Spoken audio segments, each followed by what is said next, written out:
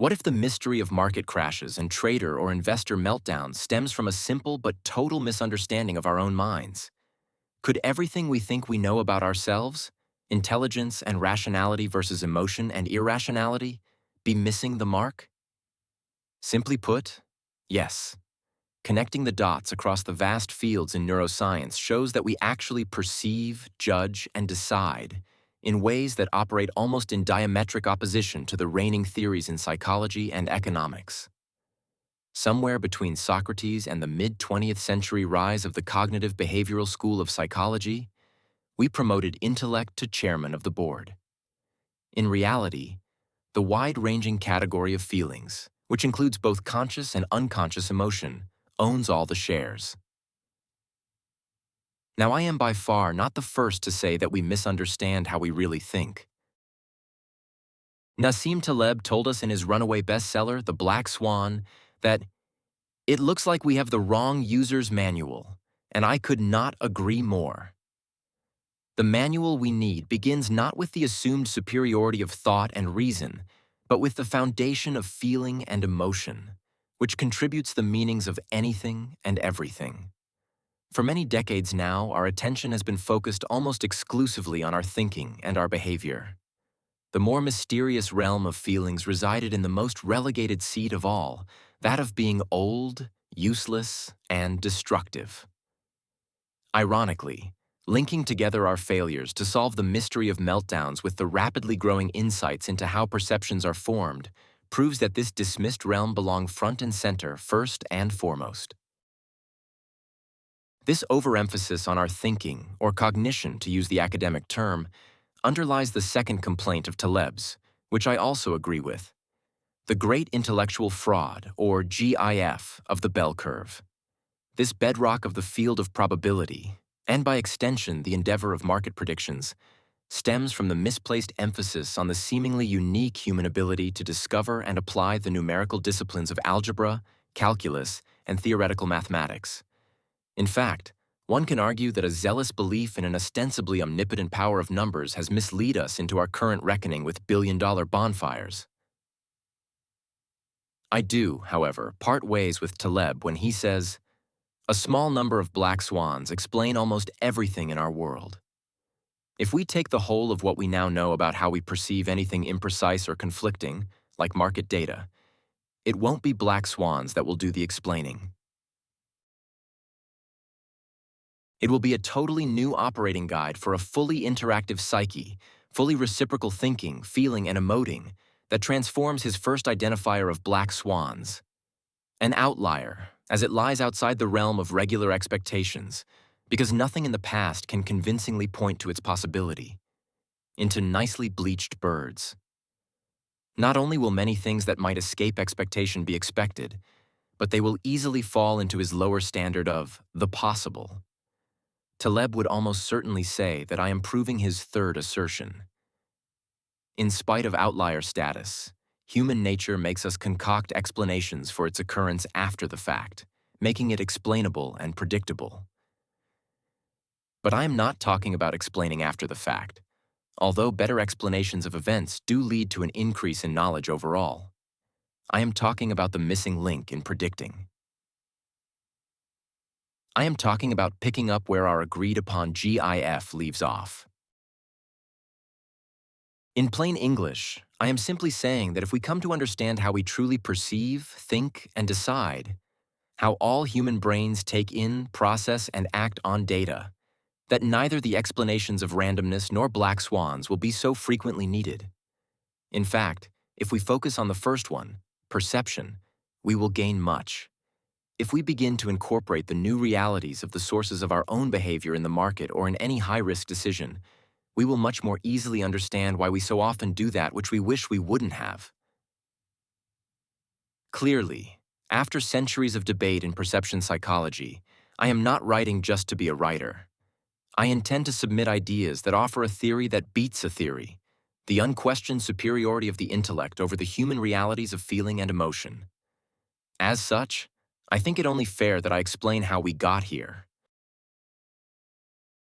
In 2003, After updating for publication my master's thesis on unconscious patterns of perception and behavior, and after 9 years as a trader in a number of different environments, I had an idea about how understanding of conscious and unconscious emotions applied to trading. Gail Austin, now of the Chicago Board Options Exchange, found it interesting enough to publish the beginnings of the idea in the magazine SFO, Stock, Futures, and Options, which she then edited. Somewhat to my amazement, a handful of traders and portfolio managers called to ask for help in applying the ideas. A few years later, my own futures broker asked me to speak publicly on my thoughts about emotions and market decisions. Now, almost 7 years later, I have had the unexpected, enlightening, and frankly delightful experience to teach my theory and its application to a few thousand people who daily deal in markets. A truly unexpected number of them have said, "That's it, you're right. This finally makes sense." One trader who attended a CME group talk I gave for floor traders always says that he knew I was truly onto something when he watched 150 floor traders remain motionless in their seats for over an hour, while I explained how one's unconscious needs and expectations could change a market decision. In 25 years of trading, he had never seen floor traders sit still for anything. From his seat near the door, he marveled that only one person left the room. Finally, what even Taleb might agree with is that a highly unlikely number of these traders have reported notably more success with their relationship with, and not their probability analyses of, markets, risk, and uncertainty. Market Mind Games outlines my attempt to curate all that I have learned in trading, investing, neuroscience, and consulting into one coherent, logical, and usable structure. Here's the big picture of where we are going. Perception. Beliefs as the foundation of judgment. Judgment as the key to uncertainty, and the mind's recipe for making sense of risk. Finally, what even Taleb might agree with is that a highly unlikely number of these traders have reported notably more success with what turns out to be their relationship with, and not their probability analyses of, markets, risk, and uncertainty.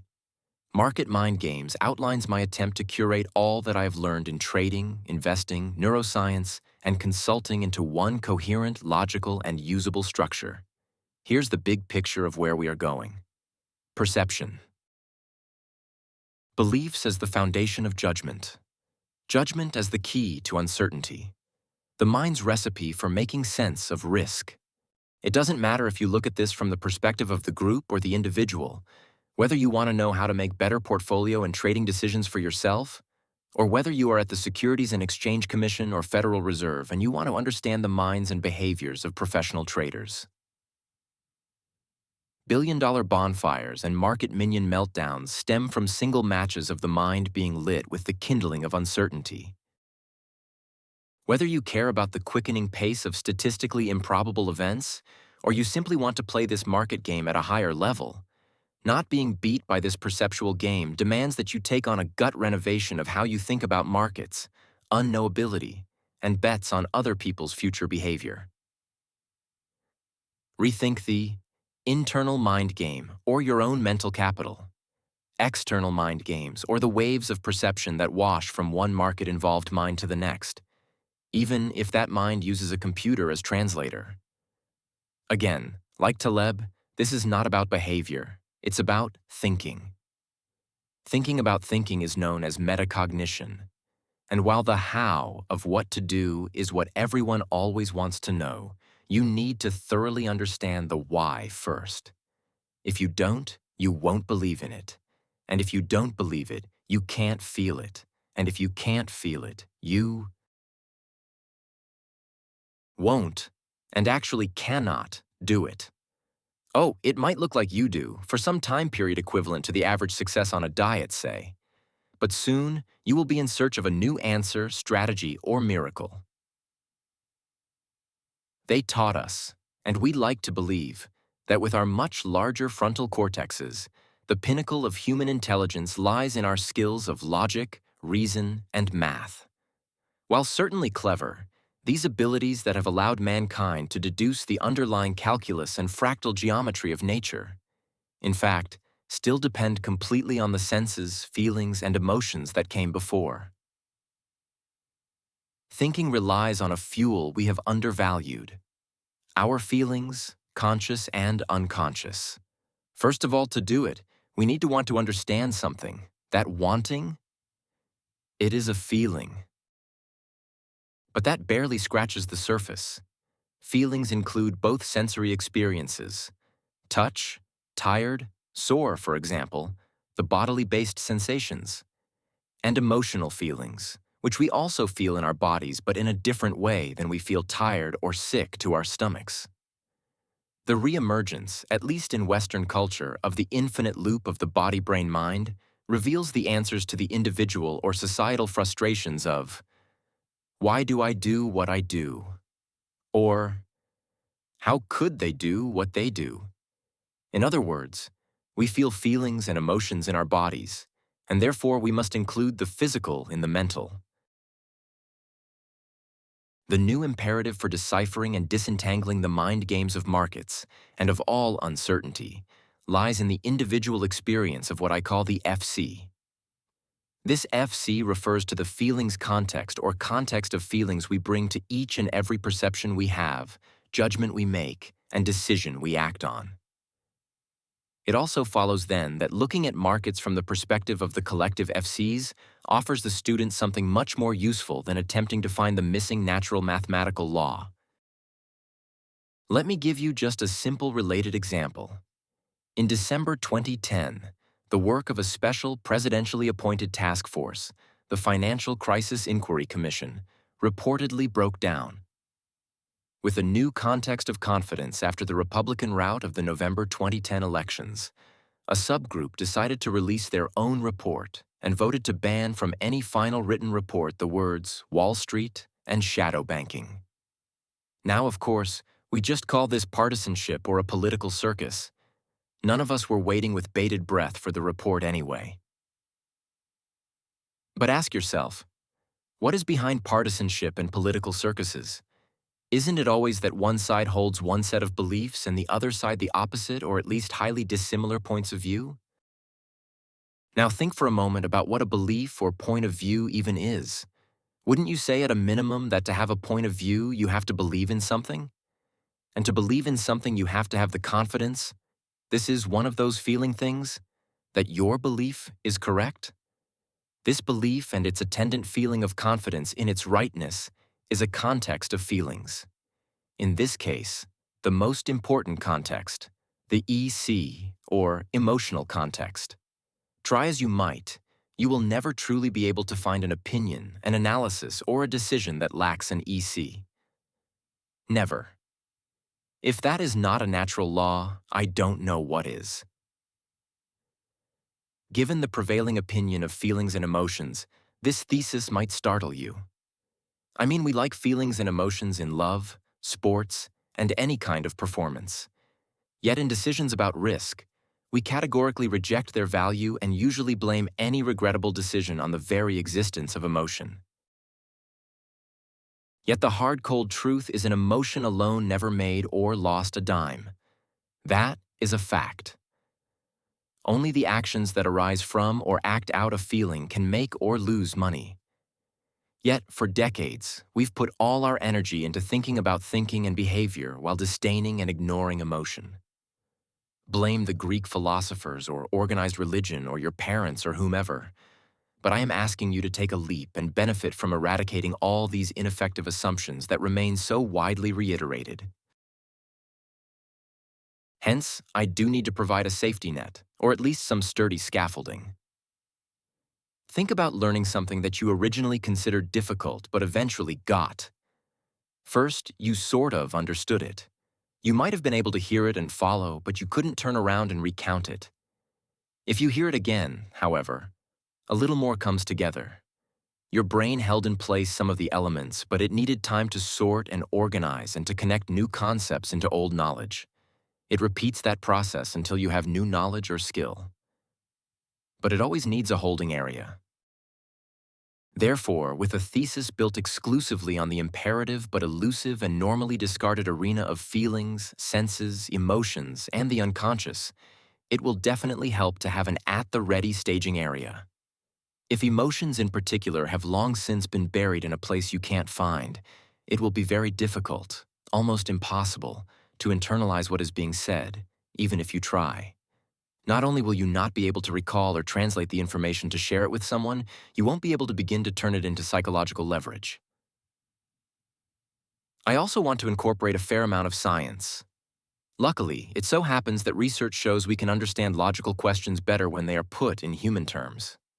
I therefore owe you a new spider web, or a mental staging area to at least catch the ideas and information while you put it together for yourself. One craft of writing, storytelling, combined with our innate ability to more easily process information when it arrives in social or human terms, elegantly solves the problem at hand. In other words, I've drafted a few fictional characters to help out. In the pages that follow, you will be joining them as they attend fictional versions of my typical lectures, workshops, and consulting programs. Hopefully, their learning curve will shorten yours. More importantly, I hope they provide the practical bridge for what will be your own mental coup d'etat over the mind games inherent in all markets. Let me introduce you to Michael Kelly, an academic about to get a real shot at running money. Richard Kelly, Michael's austere and judgmental father, who, like all parents, looms large in his conscious and unconscious mind. Renee Smith, the daughter of a former floor trader. Christopher Smith, Renee's father.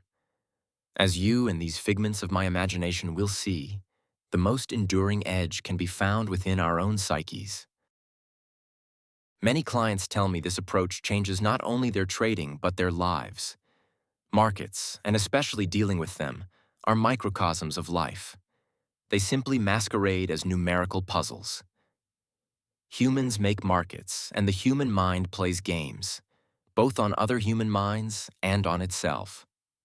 Let's now recast the playing field in a way that brings you all the winning moves. Monday, April 18th, 2011, 12:45 a.m. Michael rolled his overstuffed duffel bag into the taxi queue at O'Hare. He'd stayed an extra day because the champagne powder just kept on coming, but that meant he had just barely made it down the mountain in time to slip through the closing doors on the evening's last flight out of Denver. The 80 people now ahead of him, combined with the 15-degree wind chill, compelled an audible, "You've got to be kidding."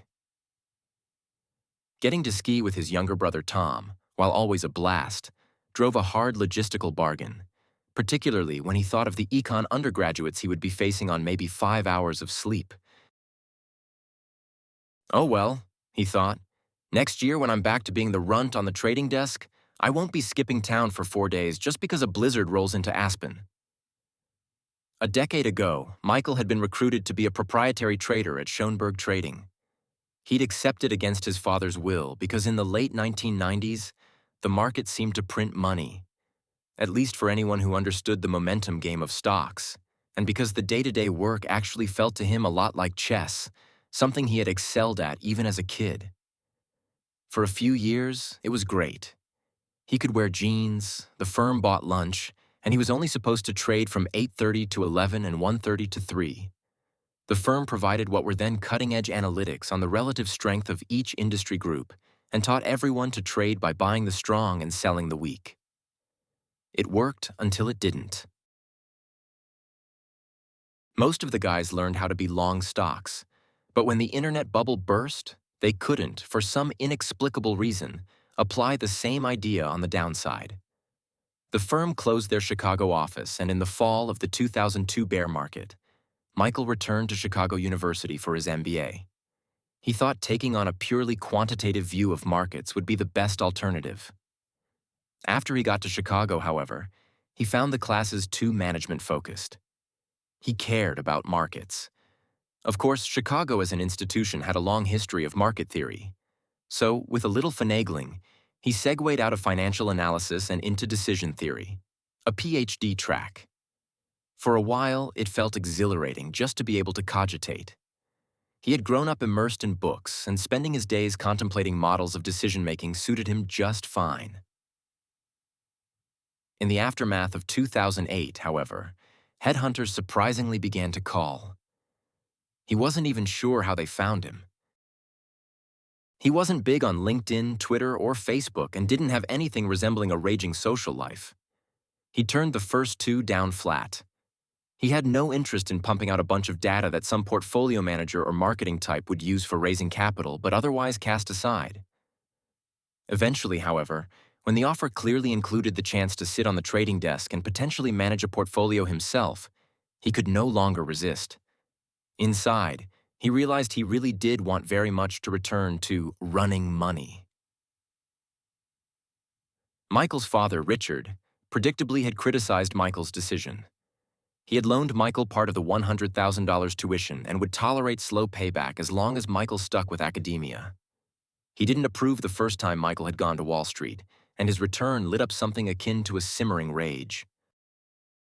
Richard Kelly believed that speculators abjectly lacked morals, and even though he dealt with hedge funds in his role as chief financial officer at an insurance company, he pejoratively referred to them as necessary evils. Finally, through his haze of half-awake thoughts, Michael realized that the people behind him were inching in on him. A bevy of cabs arrived, and the line lurched forward, putting him face to face with a tall brunette he'd noticed on campus once or twice. Instantaneously weighing the benefits of jumping the line versus humiliation, he summoned his most gentlemanly voice and asked, "Pardon me, but don't I see you around at Chicago U?" It worked. In the cab, Renee explained her graduate work in the university's Biopsychology Institute.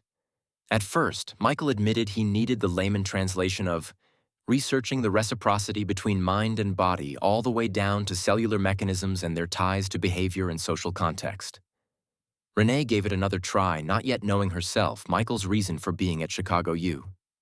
"Well, look," she said, "for a long time, and even today in some circles, not only is the mind different than the brain, but the brain is virtually detached from the body, at least in terms of theories about how we think and decide. The work in my department brings all three back together." Michael, as a decision researcher himself, felt intrigued. "Amazing," he said. "I teach undergrads out of the Decision Research Center over on Hyde Street." "Really? I didn't know we had a decision center." "Well, right back at you," he said with a smile. "I've been here for over 8 years and never heard of a biopsychology institute." "Guess we're even then," she said with a laugh. "So what exactly does this decision department do anyway?" "Well, if you read the brochures, they say we study the processes by which intuition, reasoning, and social interaction produce beliefs, judgments, and choices. Most people think we are the behavioral economics department, but labeling it as behavior narrows the scope to what seems to me to be just the end result. I mean, what causes the behavior?" "Exactly," said Renee. "Basically, that's our philosophy, too." Abruptly, he realized they'd arrived on campus. Michael insisted Renee be dropped off first, and he wouldn't let her give him more than $15 for the $42 fare. "I got to jump the line to ride with you, so we're square," he said. As he stuffed the bill in his pocket, he happily realized her card was sandwiched within the money. Monday afternoon, April 18th, 2011. With a noontime nap under his belt and a quad grande latte at his side, Michael settled into reading the stack of opinion essays he'd received that morning. The first one was entitled, "Markowitz and Beliefs." Harry Markowitz had won a Nobel Prize for figuring out what back in 1952 was called modern portfolio theory, and for what some consider the first truly quantitative approach to asset allocation. This title suggested the student had a psychological take on the mathematical approach. Interesting, thought Michael just as he heard his father's ringtone. Seemingly always at the worst moment, Richard called. He probably only wanted to find out what his brother Tom was up to. When they were kids, Dad always favored Tom, the jock. Michael's GPA never garnered much enthusiasm, or even attention for that matter. But after Tom got cut from the U.S. ski team and moved to Aspen to patrol, his father rarely, if ever, spoke to him. He used Michael, or tried to use him, as his messenger. Michael hit ignore and assuaged his guilt by telling himself he would call him back when he'd finished grading this stack of papers. Somehow 3 hours then evaporated, and Michael wanted a break. The sun shone through his windows, and the temperature outside seemed to have skyrocketed. As he rounded the first corner on his way back to Starbucks, he stopped into the department office to see if anyone wanted to join him. "Michael, good to see you. I was just wondering when you were coming back," said Professor Zanis, Michael's dissertation advisor and one of the bedrocks in the department. "Say," he continued, "a few weeks ago, I agreed to jointly sponsor a guest lecture series with a professor in the psychology department, and I thought, given that it has a Wall Street bent, it would be right up your alley." "Really? What's the actual subject?" said Michael. "Well, you probably haven't heard of them, but we have a department here called the Biopsychology Institute, and a longtime friend of mine over there recommended we invite one of their graduates who runs a consulting firm on Wall Street, a woman named Denise Shull, to speak on what she calls the new psychology of risk, uncertainty, and decision-making. It sounded like a provocative topic for the Spring Friday series, so I went with it. That's mildly amazing, actually. I just met a woman from that department last night in the cab line. I didn't know they existed. When is it? Well, that's the thing. In only a few weeks, so I was hoping you would help get the word out. There is draft flyer on the printer now. Let me know what you think. You've been around here long enough to know what might entice our quirky but lovable geeks to show up for a talk on something other than esoteric models. Aha, Michael laughed. Maybe the angle of a room full of female psychology grads might get some traction. After all, having met Renee, the pitch already worked for him. Numbers look you in the eye and lie. Day 1. Special lecture. A Radical New Psychology of Risk. Chicago University, May 13th, 2011. So, without further ado, I would like to introduce our speaker, Denise Shull, said Michael, as he took a seat beside Renee. Thank you, Michael, and thank you, everyone, for being here. Let's jump right in. 2 plus 2 equals 4. There are no if, ands, or buts about it. Express it in Chinese, and 2 plus 2 does not magically morph into 6, despite the beauty of the characters or the evidence that different cultures learn math in different parts of the brain. 2 and 4 in a different context, however, can mean any number of things. Deceptively, 2 times 2 still equals 4. 2 minus 2, however, equals 0. Go to point 2, and you could mean 2/10 or 1/5 of a whole, as in the answer you give Grandma when she asks how much of her scrumptious gooey pecan pie you want her to cut. You've got 4 relatives at the table. Or you could mean you have a 20% chance of losing all of the money you risked on a poker hand, a real estate investment, a decision for a new business, or a simple options trade wherein you bought calls on the off chance AAPL might dip below $320. Clearly, even in simple arithmetic, the purest of numerical disciplines, any given number only means something in the context of what sits next to it: plus, minus, times. If a percentage sign sits next to it, well, honestly, despite the reliance on probabilities for betting, all bets are off. When we enumerate chance, we enumerate uncertainty. Unfortunately, the satisfaction we experience from enumeration tricks us into thinking we have waved the magic wand and remodeled 20% into 2 plus 2 equals 4. Numbers make us feel good. We know we appear erudite, and we privately feel exceptionally smart if we find or have a set of numbers that argues for our point of view. We tend to feel particularly self-satisfied if we possess a set of numbers that appears to prove something that we are the first to figure out. But have you said or ever heard someone say, "just because I can"? It's an idiom and an attitude typically chuckled about behind closed doors, but I'd wager that most of us in this room have either said it ourselves or been tempted to applaud when our best buddy uttered it. However, isn't the subtext of such a statement, well, maybe I should have, but probably I shouldn't have, but I did it anyway just because I could? Or, I felt like it, wanted to, or thought no one would know? And there we have the crux of many matters of human decision-making and behavior, perceived consequences or the lack thereof. We do what we do because we expect the things we want to occur as the result. Likewise, we also don't do what we don't do because we expect that if we did, things would happen that we expect would be, unpleasant.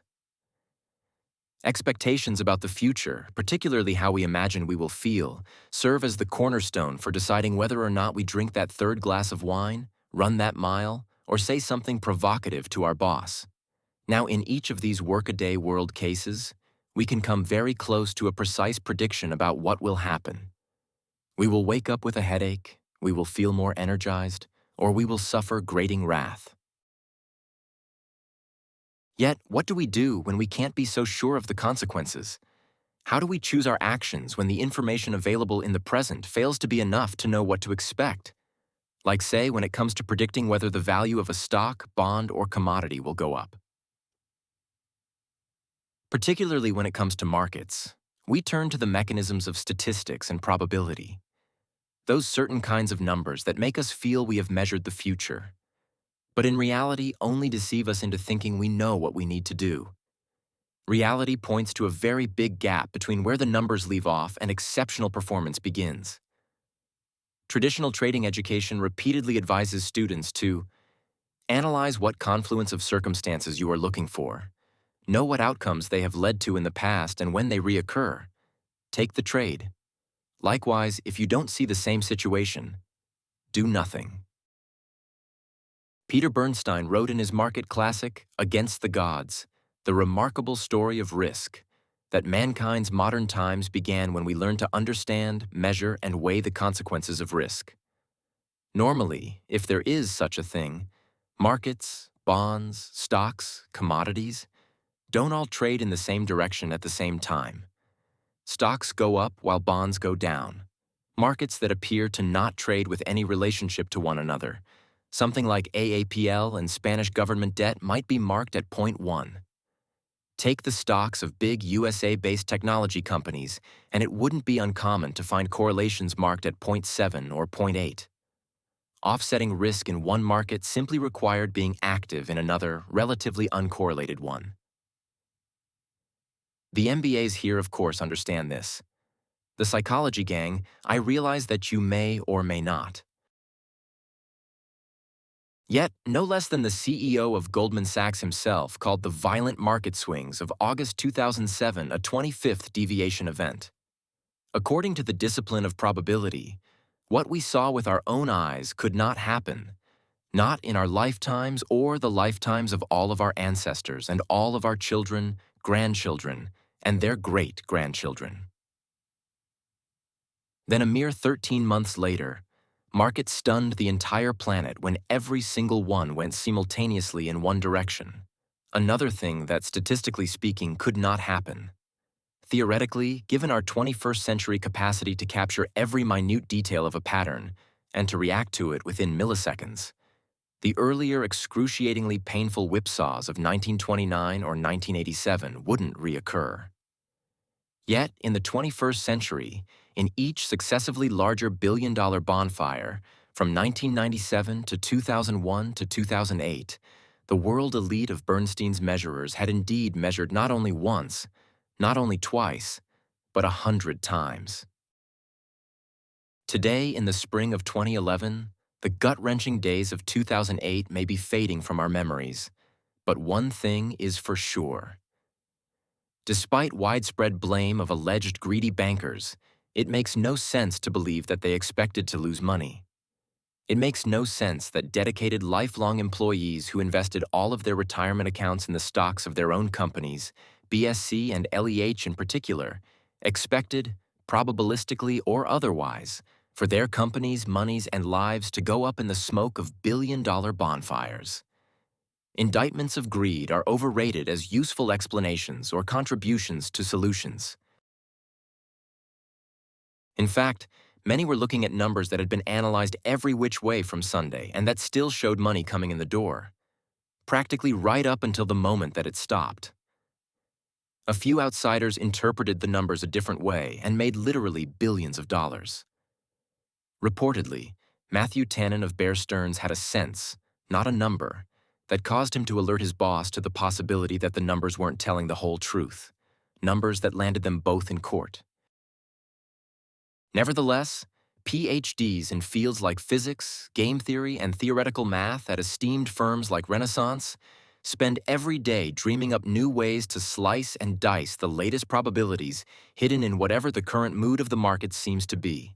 But you've got to wonder, if it truly was a matter of uncovering the market data equivalent of E equals mc squared, then wouldn't they have found it by now?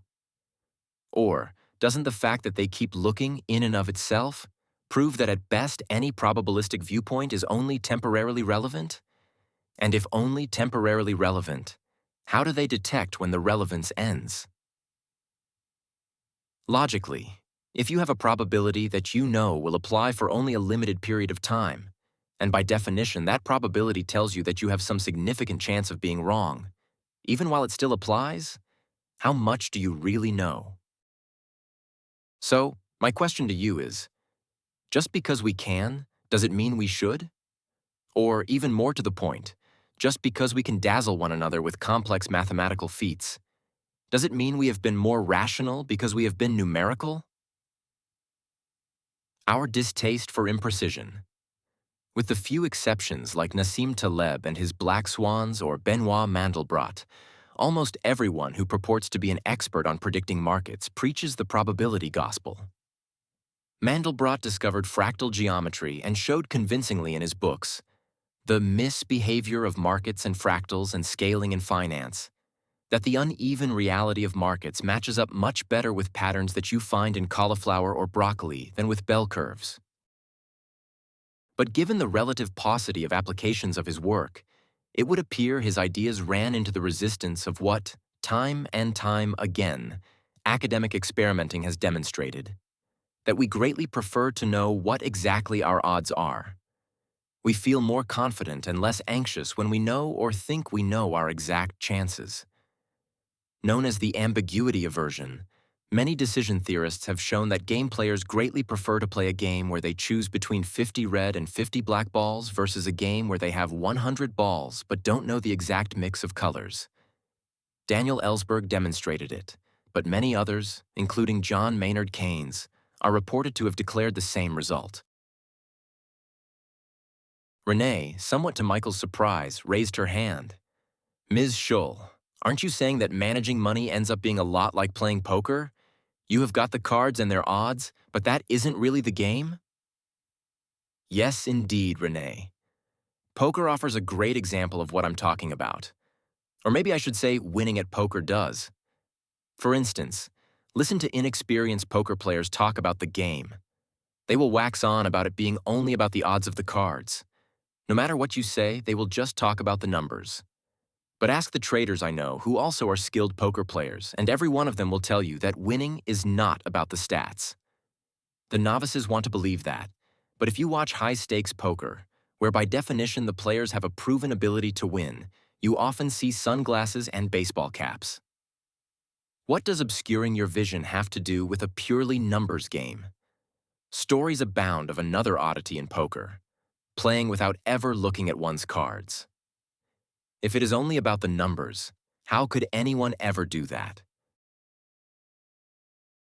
Indeed, poker provides numerous market decision parallels. An irrefutable fact, even if we don't like it. It is impossible to know the future. After all, being the future, it has not happened yet. Live in the moment may be the mantra of many a hedonist and Eastern philosopher alike. But in the ever-quickening pace of a world on a non-stop grid, most lives roll from one decision about the future to the next. In the moment or in the macro, starting about the time our parents let us stay home alone for the first time, we begin very clearly deciding what is and what isn't worth it, and what will be the likely outcome of a choice. Yes, we get a little lackadaisical about it during the hormone rush of high school. Even so, whether we should or shouldn't play soccer, join the drama club, date that wild child guy, try to get into Harvard, sleep through Art History 101 simply because we can. It all boils down to what we perceive and therefore believe the future will bring if we choose A, B, or C. Our imaginations paint a picture of what life will feel like if we do this or if we do that. As time passes, what we imagine may turn out that there is nothing new under the sun. And then again, it might not. In fact, there may indeed be a better than 51% probability that the future will look like the past. But what about the other 49%? Unless time travel becomes a reality, we have literally no way of knowing the anythings that can happen in the next moment, month, or month after that. Things that have never happened before happen all the time. In this day and age of nanosecond global communication, at a very minimum, everything happens faster and more people know about it instantaneously. This means that reactions occur more quickly, and just the dimension of speed creates phenomena never seen before. To a great degree, that technological change alone added fuel to the trillion-dollar travesties of the recent past. Data crunching had indeed lured bankers to get more creative. Lots of money was floating around, and it seemed to need to go somewhere.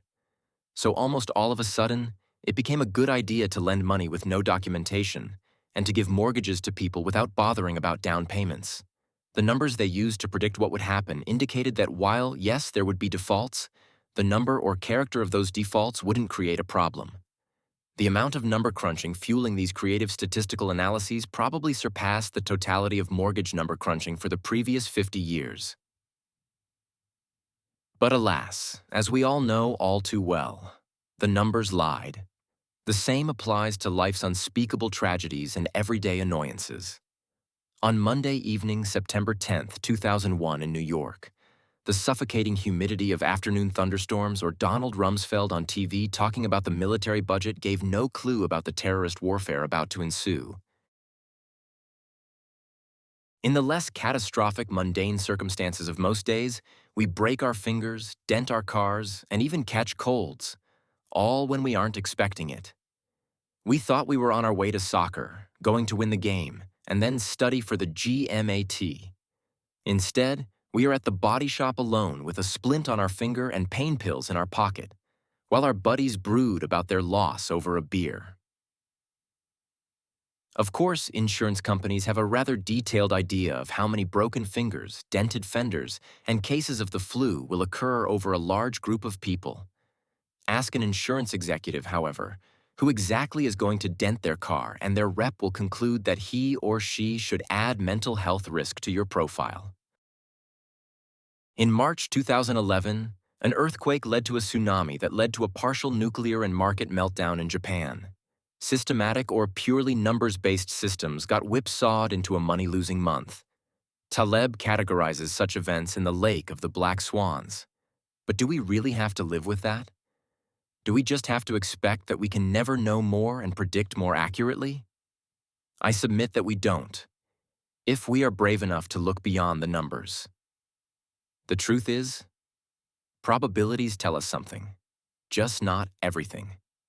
And as anyone who is a stickler about honesty will say, knowingly omitting crucial information, even without directly lying, amounts to telling a lie. Omissions can and do easily mislead. Numbers. Limitations. Neuron limitations. A coincidence? Michael had to bristle a bit. What about all the successful computerized strategies running in the markets today? He himself had been approached to join a firm that wanted his help in reverse engineering market data to deduce the probabilities of oncoming human perception in a variety of market scenarios. But before he could raise his hand, it was almost like Ms. Shull read his mind and responded. Believing in the penultimate power of numbers, some money managers market the idea that they have programmed neural networks into their market-stalking computers. Sure, it sounds sexy and sophisticated, but at a minimum, overstates reality, and at a maximum, can't be true. Despite Paul Allen's newly announced Atlas of the Brain, We would be hard-pressed to find a neuroscientist on the planet who can tell you precisely how a neural network operates, or more importantly, what chemical, electrical, and other processes specifically give rise to thought. To the layperson, it sounds like we know this because we get newsflash after newsflash regarding this or that part of the brain being responsible for this or that. But in reality, that knowledge typically relies on associating areas of the brain with tasks through an fMRI machine and can't technically prove causation or even be regarded as a finely calibrated tool. My point? If we don't actually know how something works, then how can we presume to duplicate it? Even more importantly, however, recent research reveals the whole idea of a neural network as the model for the brain to be grossly incorrect. Known as the neural doctrine in academia, the idea actually is an artifact of early research, like the original geocentric idea of the solar system. Actually, neurons make up only about 15% of the brain. The rest has until very recently been relegated to the term junk. Indulge me in a bit of neuroscience here, as I think it will help you be able to absorb the gravity of the need to rethink our dependence on numbers. And in fact, rethink thinking altogether. Neurons and synapses work with an electrical charge passed through a liquid chemical substrate, what in this day and age we all know as neurotransmitters. To date, all of our mental capacities have been assumed to emerge from this electrochemical communication. The other classes of brain tissues known as glia cells were thought to simply clean up any extra fluid or voltage. The key word there is were. Now we know that the cells formerly assigned to janitor duty communicate without electricity, and in a model more like a broadcast than a node-to-node network. It gets even better, or at least even more revolutionary. These cells not only sense the electricity coursing through the neurons and synapses, but have the power to change, modify, or even control it. R. Douglas Fields recently wrote in his book, The Other Brain, "Glia are the key to understanding this new view of the brain." Work done on Einstein's brain helps prove his point. A careful counting of Einstein's neurons versus 11 other male brains showed essentially the same number of neurons in all 12. The difference, however, in Einstein's brain tissue showed up in the glia. The 11 comparative samples of brain tissue from men in their middle to older ages had 1 glia for every 2 neurons. In Einstein's brain, the ratio was 1:1, or twice as many neural glue cells. The key word there is were. Now we know that the cells formerly assigned to janitor duty communicate without electricity, and in a model more like a broadcast than a node-to-node network. It gets even better, or at least even more revolutionary. These cells not only sense the electricity coursing through the neurons and synapses, but have the power to change, modify, or even control it. R. Douglas Fields recently wrote in his book, The Other Brain, "Glia are the key to understanding this new view of the brain." Work done on Einstein's brain helps prove his point. A careful counting of Einstein's neurons versus 11 other male brains showed essentially the same number of neurons in all 12. The difference, however, in Einstein's brain tissue showed up in the glia. The 11 comparative samples of brain tissue, from men in their middle to older ages, had 1 glia for every 2 neurons. In Einstein's brain, the ratio was 1:1, or twice as many neural glue cells. According to Fields, the biggest differential in neurons to glia existed in areas known for abstract concepts and complex thinking. Glia clearly not only aren't junk, but they may be the greater arbiter of a type of intelligence we all recognize. In short, numbers in fact are relatively easy. They are clean and clear, and, as we have agreed, make us feel secure. But time and time again, we have manipulated them, and they have manipulated us into false senses of security. Maybe we just have to step up and admit we shouldn't trust them anywhere nearly as much as we do. What makes an electrical counting machine smart? Maybe the other quant buzzword of 2011, machine learning, holds the missing mathematical clue. After all, IBM's Watson beat two human Jeopardy champions, relying purely on the zeros and ones that underlie all computing firepower. Isn't that proof enough that numbers alone in the end will still win? No, indeed, it is not. First of all, there was a known answer to every question Watson answered. Watson had read all of Wikipedia and enormous amounts of historical and current texts. He had analyzed plays and movies. Yes, this anthropomorphized computer performed brilliantly, but every question already had a known answer. More importantly, what tends to escape everyone's notice is how IBM's Watson emulated the actual human decision-making process. Can anyone think what I mean by that statement? I'll give you a clue. Watson calculated a number for it before he decided to answer. Furthermore, the government releases a monthly numerically interpreted version of IT, but as an entity, it proves to be elusive, ephemeral, and instantaneously changeable. In any team sport, or for any athlete in general, it can reverse and reverse again within moments. The play goes well, and the running back scores, and it appears. They run the kickback for a responding touchdown, and it disappears. Yet Watson, an inorganic, electrically driven player, depended on it, or the simulation of it, to win at Jeopardy. If his calculated confidence level, the it, wasn't high enough, he didn't ring the Jeopardy bell. Is that machine learning, or are machines emulating humans? I submit that if a computer figures out how confident it feels about something, then indeed the discovery says more about us than it does about our ability to give a computer enough information to deduce answers to known questions. The bottom line? We all know that we can get the numbers to say just about anything we want. What comes before, the context, and what we infer or what comes after from our models makes the difference in what we expect. Wouldn't we therefore be able to extract a powerful advantage if we spent more time logically analyzing what the numbers cannot tell us? Misremembering the caveats of the early quants day. 2. Special lecture on a new psychology of risk. Chicago University, May 20th, 2011. Thanks everyone for returning for a second Friday afternoon.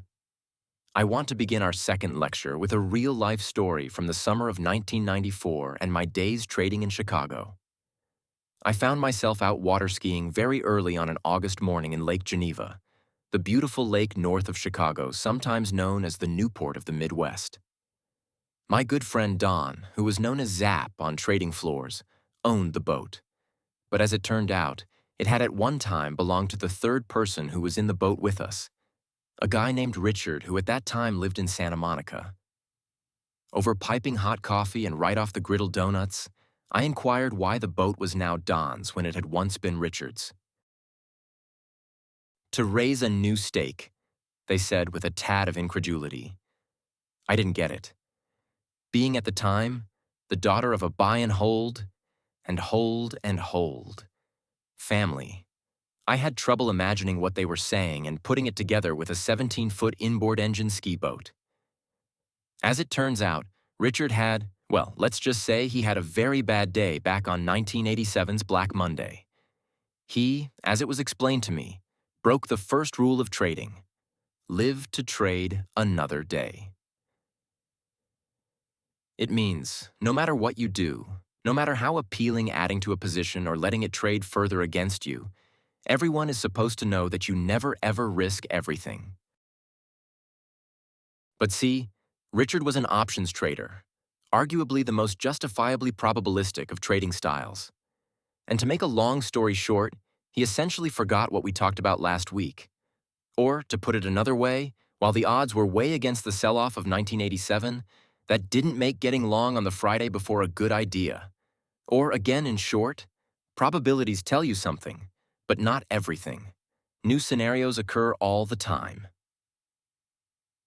I understand that market players resist the reality that models can never be more than approximations. I know that the line between where the model ends and the judgment ensues varies. But hey, isn't that why we get paid the big bucks, by the way? And yes, I know about Fisher Black and Myron Scholes and their competitors, who produced a very useful options pricing model that can come very close at certain points to predicting the exact prices. Nevertheless, the key words there are very close to versus exact. The delta between the two, very close and exact, looms large. Risk versus uncertainty. It comes down to what one historical market master defined as the difference between risk and uncertainty. Most of us would think they are the same, but I think you will find it interesting that this question has been around for a long time, and actually a clear and known difference in definition exists. In 1921, Frank Knight declared it in his classic book, Risk, Uncertainty, and Profit. To preserve the distinction between the measurable uncertainty and an unmeasurable one, we may use the term risk to designate the former and the term uncertainty for the latter. 90 years and incalculable amounts of measuring power later does not change the fact that the only thing about the future that we can be sure of is the turning of the earth and the attendant sunrises and sunsets. We know nothing else for sure other than time will march on. In money running, however, let's say that your models indicate there will be a downturn in big cap tech stocks like GOOG and AAPL. Would it tell you exactly when that would begin and for how long it will last? Would it tell you the exact minute when it would reverse? Of course not. We all know that these things are impossible to predict. Yet we forge full steam ahead with our ever more complex analyses, as if some piece of data will magically reveal the missing details. Obviously, infinitely more data points are measurable today than in Knight's days. We can see inside the human skull and map the relative size of major parts of the brain. We can watch the blood flow from one area of the brain to another, and when matched up with a given task, like playing cards or picking stocks, we can see how long it takes for a decision to be made about something that is certain versus something that is not. Nevertheless, just because we now have the technology to see where we couldn't, and the instrumentation to measure a molecule doesn't automatically mean we have eradicated the reality of unmeasurability. Dice or poker, anyone? Let's return to our poker analogy that we began last week and contrast it with another game of chance. Tonight, risk means literally rolling dice. Poker, on the other hand, illustrates uncertainty. In a pure roll of the dice, only 11 outcomes can occur. Added together, the sum of the numbers on the two die can only result in a number between 2 and 12. The probabilities of getting a 2 versus a 4 versus or 6 differ from one another because there are multiple combinations that roll 4 or 6, 5 and 1 or 2 and 2 for a 4, let's say, whereas only one that adds up to 2, but nothing except die that have been tampered with will ever change the odds, probability, or chance of rolling a 2. Furthermore, while we don't need to do the calculation here, we could determine the exact chances of rolling any given number because there are a finite and immutable set of outcomes. Conversely, while many people think of poker as a probability game, they err. Maybe they can fairly say half of the game consists of such numbers, but it wouldn't be hard to find hordes of good players who would disagree. Sure, only so many combinations of cards can be held or played, and while you need a computer to help you figure out all of the permutations in which cards can be dropped, what about when the fun begins? When the wagering begins, uncertainty sets in. Winners in poker rely on the human perception games of the betting. An effectively limitless number of outcomes are possible when human choice enters the picture. Theoretically, I suppose a computer could even calculate all of the possible bets for all the possible combinations and sequences of cards. But even if you had that, you would never know. You could never know if the bettor was bluffing. And then, even if you added a bluff or no bluff, computers like those either-or questions dimension to the mountain of data you had, what about the next hand? Or what if someone left the game and a new player came in? Could you ever accurately predict the betting patterns of every player who might sit at your table? Worse, what if they ordered one too many scotches? Would their betting change? We could go on, but hopefully you get the point. The cards give you a framework, something to work with to anchor how you begin to think about the game. If you want to win, however, you will need to assess the meaning, intention, and veracity of your opponent's plays. Yet those critical dimensions cannot be measured in anything that even vaguely represents precision. No one ever knows for sure what the player to his left will do or what someone on his right has in his hand. I don't know whether Frank Knight played poker or not. I do know that winning at it means you are dealing well with what today's game theorists recognize as Knightian uncertainty. Call and raise. Now let's suppose you want to be a player in the global game of the markets. You've just been called and raised in the matter of uncertainty. At least in poker, you only have 4 suits and 52 cards to deal with. It doesn't take a track record in calculus to see that investing, managing money, or trading gives you orders of magnitude of more possibilities, and therefore, if you want to win, however, you will need to assess the meaning, intention, and veracity of your opponent's plays. Yet those critical dimensions cannot be measured in anything that even vaguely represents precision. No one ever knows for sure what the player to his left will do or what someone on his right has in his hand. I don't know whether Frank Knight played poker or not. I do know that winning at it means you are dealing well with what today's game theorists recognize as Knightian uncertainty. Call and raise now. Let's suppose you want to be a player in the global game of the markets. You've just been called and raised in the matter of uncertainty. At least in poker, you only have 4 suits and 52 cards to deal with. It doesn't take a track record in calculus to see that investing, managing money, or trading gives you orders of magnitude of more possibilities, and therefore, more combinations than a card game. How many stocks can you trade? In the United States? In Brazil? What about bonds? How many currencies? What about arbitrages or ETFs, exchange-traded funds? And I mean, heaven forbid you speculate in oil. Add to that neither the cards nor time runs out. Prices just keep on changing and either changing back or continuing in a direction. And some weeks those changes make the weather look like an exact science. Think back to March 2008.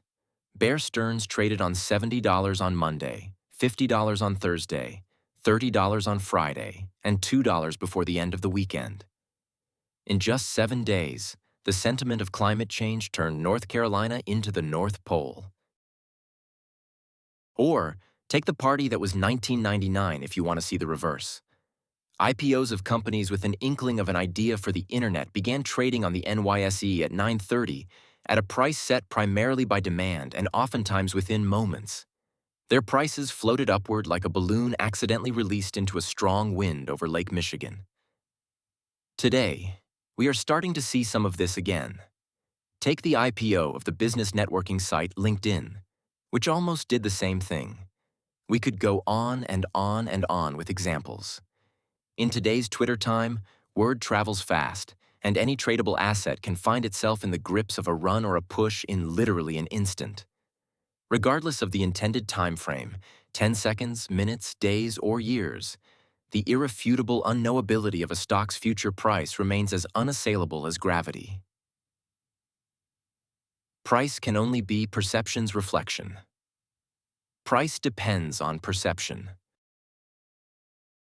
As with poker, no inorganic matter offers much assistance in predicting with any accuracy the twists and turns of human opinion.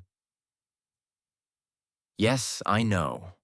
Facing this tends to induce an argument, either, but that is what probability is for, or the worry of, where does that leave us? Those protestations frankly prove our aversion to ambiguity. I suggest, however, that you will fare better when you face reality, admit to the anxiety, and accept the game you want to play for what it is. English footballers may prefer there be timeouts as in American football, but what would happen to their teams if they played in denial of the reality that there are not? I think you would agree that it might be impossible to consistently play anything well if you approach it without an understanding of the true playing field. May I ask a question? Michael asked as he half raised his hand. On one hand, I totally see your point, and I think it makes sense. On the other, however, I am wondering, given that the vast majority of market players have always treated the markets like a numbers and probability game, couldn't you still say that? All in all, it hasn't been that bad? I mean, here we sit, back at Dow 12,000. The market seems to always bounce back from whatever dislocations, as they call them, come around. Is it fair to say that no one can consistently play well? That's a fair question, Michael. I think the focus, however, needs to be not on the fact that somehow, some way, we get market rebounds, but more on the lack of widespread understanding of how major drops occur.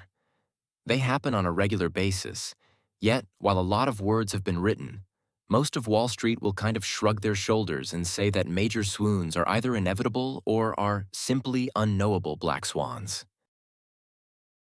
Conversely, I think that the players who put all of the numbers and probabilities in their proper contexts can indeed truly consistently and reliably play well. In fact, our next topic reveals a very useful bit of irony to help. The irony of one of the first real quants. First we had Uncertainty Frank over at the University of Chicago.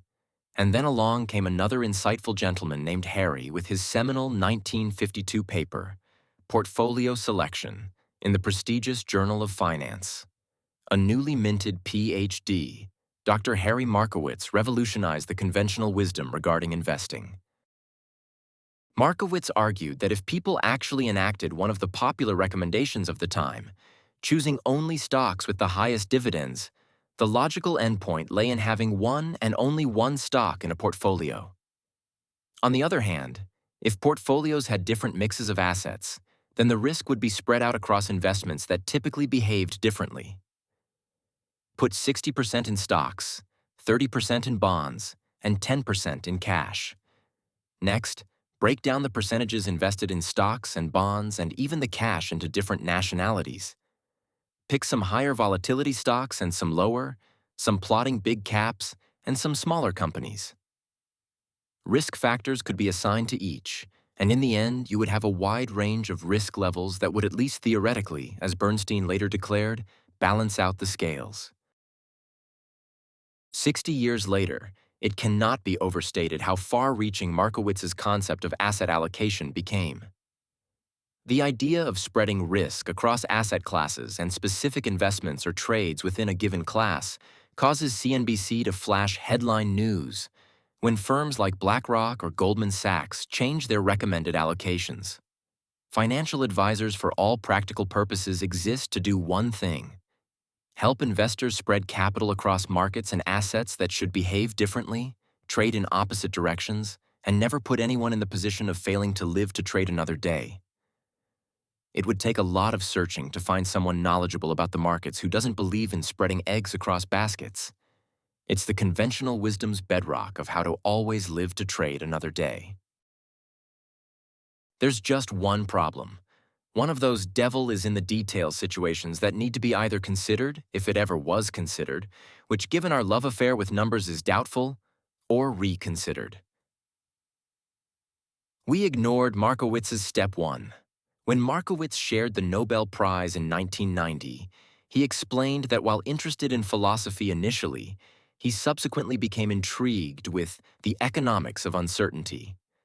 He admitted to always having given thought to applying mathematical techniques to problems of uncertainty, and when it came time to choose a topic for my dissertation, a chance conversation suggested the possibility of applying mathematical methods to the stock market. I would like to know his thoughts on Knight, who we can imagine may have thought he shouldn't waste his time or talent on the immeasurable. But as it turns out, his application of math always existed in a context that absolutely gave nod to Knightian uncertainty. It may come as a great surprise to many of you, but Markowitz's first paragraph states, "The process of selecting a portfolio may be divided into two stages. The first stage starts with observation and experience, and ends with beliefs about the future performances of available securities. The second stage starts with the relevant beliefs about future performances, and ends with the choice of a portfolio." This paper is concerned with the second stage. What? This paper starts with the second stage? Did he really say that? So what happened to the first? And how can the whole world of finance, investing, and trading have skipped step one? Honestly, I don't know how they did it. I don't know how market academicians and real-world Wall Streeters ignored this for 6 decades. But I can promise you, in our minds, in what makes our decisions, lay our all-important beliefs. Those beliefs architect and color what we see. Markowitz wanted us to keep that in the forefront of our minds. People want markets to be fully quantifiable. They want that certainty. Some are rumored to believe there is natural law-type truth somewhere in the patterns. But could skipping over the foundation, analyzing the beliefs that build the numbers, be the turn where we went and still go wrong? Markowitz himself couldn't really emphasize this point enough. Later in the paper, he said it again. This paper does not consider the difficult question of how investors do or should form their probability beliefs. Before we go any further, let's take a stab at what he called difficult. Let's say that in September 2008, you firmly believed in the widely held market view of reversion to the mean. After all, September 2007 saw dizzying drops only to see all-time highs in October. Wouldn't that strengthen your belief in what goes down must come up?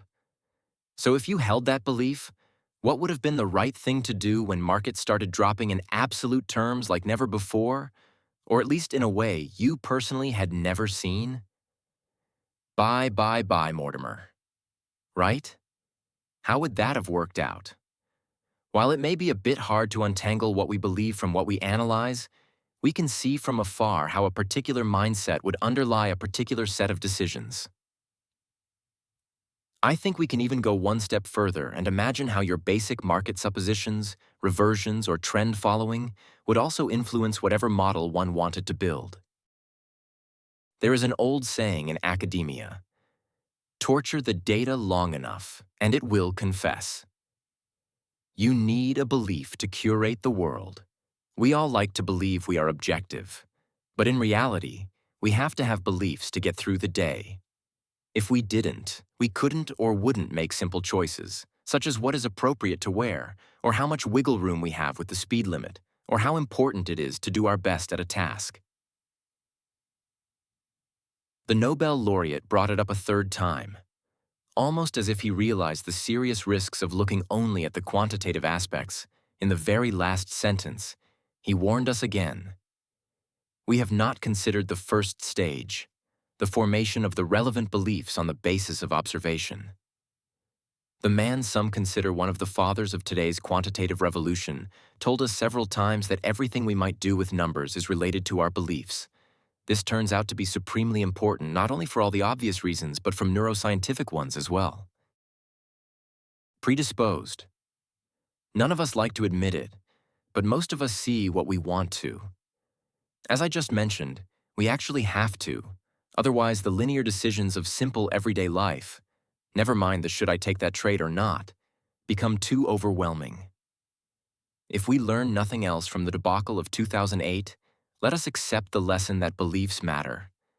When no one wanted to bid on a tranche of mortgages, it was because they believed, at least temporarily, that the price would go down, maybe to zero. Conversely, we got in that situation because, hey, if you believe the value of homes will continue upward, then hey, give that mortgage. If you believe that people who have never consistently paid their bills will somehow start to, then hey, give them a chance to lose your money. After all, you can put together a model that shows that even if you are wrong on 20% of them, if you mix those assets in with mortgagees who have better credit, the risks will be offset. In short, if you really want to measure your risk, if you really want to know as much as possible about the odds of a trade or investment, then you better well keep your assumptions, which are beliefs, front and center. Skipping or forgetting about stage one adds risk. Otherwise, the numbers will look you straight in the eye and lie, without a shred of guilt. Now, if 3 warnings about the role of the qualitative weren't enough, Markowitz actually went one step further and said, Judgment should then be used, on the basis of factors or nuances not taken into account by the formal computations. But wait, wasn't the whole idea to remove judgment, to remove any subjectivity and play a numbers game with the ultimate in numbers tools? Evidently not. To judge means to assess and choose amongst scenarios of the future for which we can have only incomplete information. Markowitz clearly understood that despite his outsized contribution of calculable risk, certain details, nuances to use his words, defy being the objects of computation. And this, dear class, is what you need to understand, at least if you want to reduce the risks that inevitable and immeasurable uncertainty entail. The bottom line is that, in general, we have abdicated our need to use the judgment demanded by a fundamentally uncertain situation under the illusion that the answer is always in the math. Market performance emerges from owning the need to always be improving our judgment. Picking up right where we left off last week, let's think about beliefs, judgment, and thinking itself. If we review the collective evidence from both experience and science, we easily find that the subset of skills we focus on in school, the linear, deliberate, and often mathematically based analyses, has in effect been mistaken for our most intelligent dimension of thinking. I submit, however, that the obsession with 1600 or today's 2400 SAT scores has surreptitiously betrayed us. To give a little perspective, or the context that is proving to be like the Dewey Decimal System of brain organization, two dominant veins of metacognition, thinking about thinking, weave their ideas through many, many years of history. Early records indicate that even before Socrates, a man called Alcmaeon reportedly completed the first dissections on animals and discovered the optic nerve we all have connected to our brains. He correctly conjectured that our senses send information to the brain, which in turn uses the input to concoct a perception. In short, making judgments from the evidence of what we can see, hear, taste, and experience turns into the school known as empiricism. Protagoras, obviously another of the Greek thinkers, theorized that indeed empiricism, the theory that all knowledge derives from our experiences as perceived through our senses, logically led to what my manager at IBM tried in vain, at least back then, to make me see: perception is reality. Contrast that with the school of rationalism, which for practical purposes says that our perceptions can fool us and we need the mental gymnastics of reason and logic in order to gain insight and wisdom. Aristotle, for one, didn't buy the perception argument, and to pile on the argument for rationalism, Plato then deemed perception too ephemeral, too mean much. Reasoning, therefore, could be the only viable method of understanding. Jump a few millennia ahead, and the tradition of rationalism continued with Descartes and his famous saying, "I think, therefore I am." But what do these philosophies of thinking have to do with trading, you might be wondering? It's not a far jump from the concept of rationalism to the economic concept of the rational man and his decisions based on the proper understanding of expected value.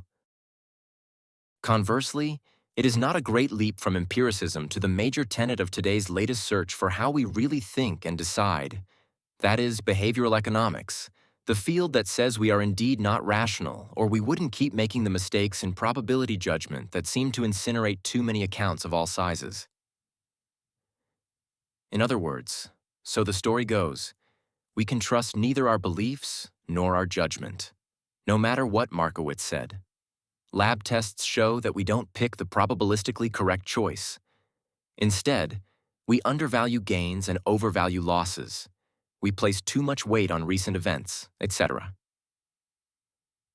The solution offered, however, dictates more of the same kind of thinking, the rational and probabilistically correct. I will tell you what, gang. I don't buy it. I hesitate to take on the establishment, particularly when part of it invited me here to give this lecture series. But really now, the problem seems to lie more in a form of laziness. Harry Markowitz said it would be difficult. He knew that, like Freud at the turn of the previous century, he didn't have the tools, yet, to delve into what literally is a belief or a judgment or the psychological side of the matter, but that the pay dirt would be found there. Markowitz hit the nail on the head.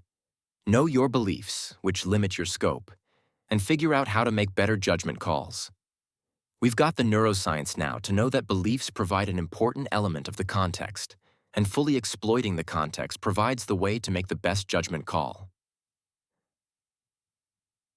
On the other hand, we have been strikingly irrational in not noticing one thing about ourselves. In much of economics and psychology, we have been looking for the answers in only two of the three dimensions of the human mind and psyche: thought and behavior. This approach leaves a logical or rational gap no matter which way you prefer your metacognition. Clearly thinking and doing includes a third dimension, the much messier realm of how we feel when we are thinking or behaving. We kind of sort of give credence to it in an abstract way. CNBC of late has cried out for animal spirits. We gauge sentiment with monthly research reports. We, or at least portfolio managers and traders at major banks, talk about confidence and conviction. But in the ivory towers, where people who spend all of their time thinking about models of decisions, the focus remains mostly, although luckily not exclusively, on expected utility and emotion regulation, that is, perceived value and emotion reduction. The assumptions about the superiority of our cognitive capacities are just that: assumptions. Assembling data from multiple fields of neuroscience, however, demands that we realize we are more than our thoughts and our behaviors.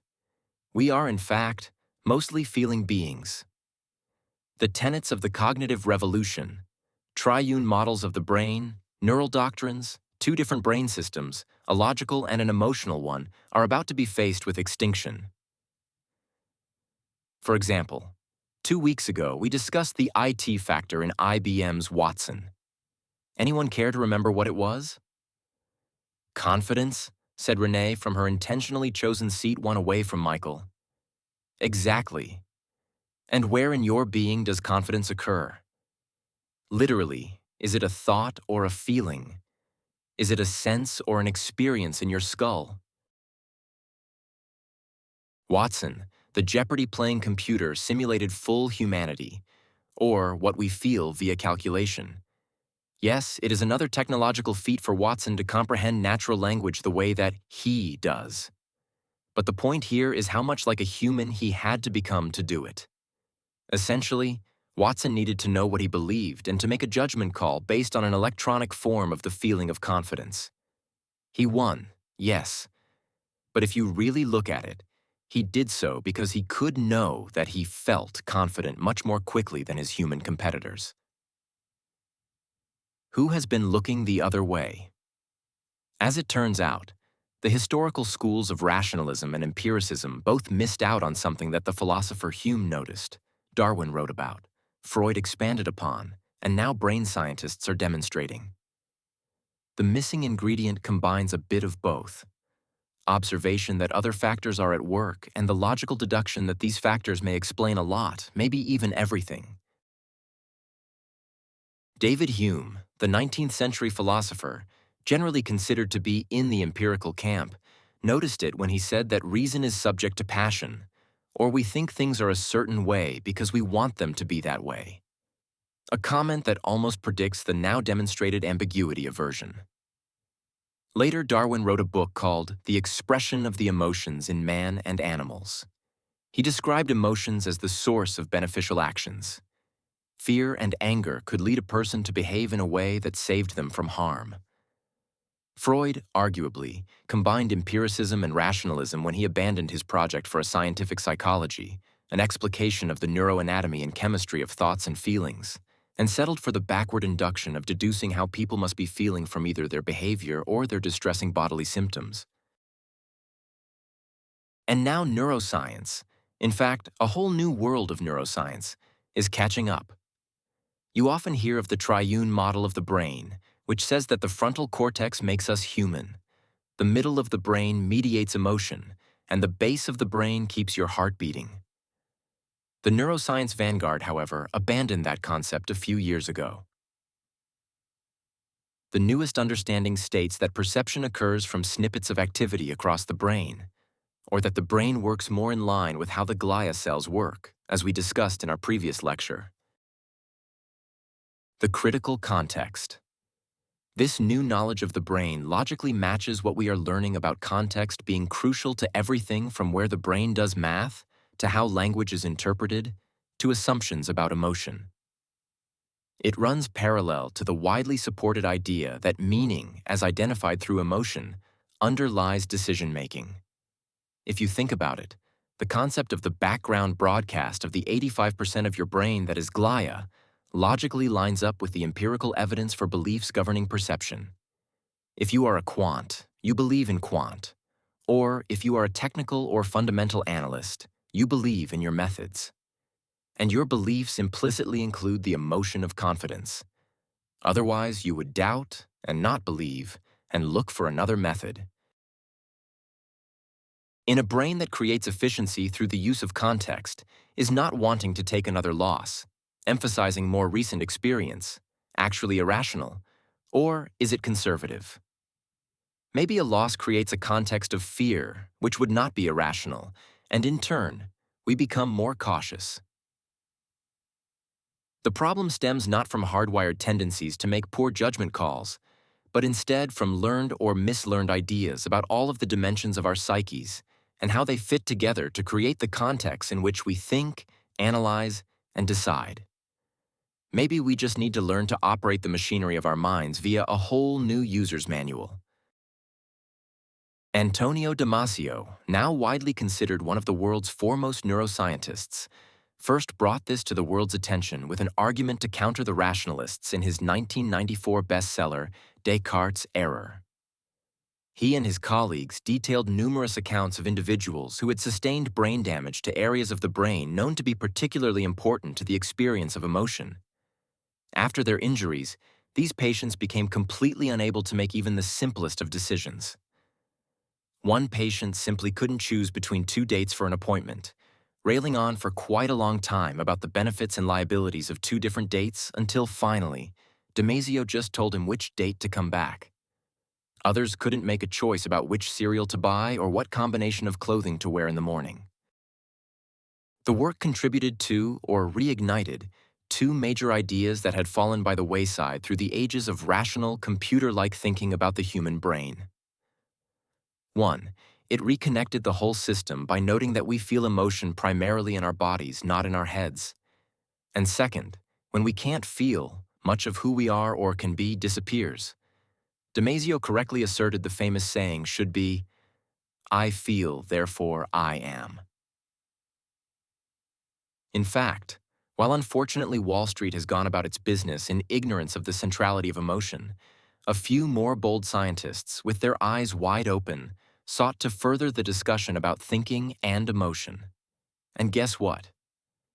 Every day, more research proves that not only are emotions not something to be shunned, dismissed, or overridden, but we need them for meaning, we need them for vision, and we use them for essentially everything. We might be able to resolve an equation without being attached to it, but if we didn't want the answer for some other reason, why would we? Therefore, ironically, the last thing you want is no emotion. We can't actually apply math or logic, let alone do other analyses, make judgments or decisions, if we lack feeling and emotion. If A therefore depends on B, then how can B be inferior to A? Thinking it is ironically and exactly illogical. Your brain, on risk, neuroeconomics and neuroemotion. Neuroeconomics specifically studies the brain making economic decisions. In 2005, a great article ran in the Journal of Economic Literature, titled Neuroeconomics: How Neuroscience Can Inform Economics.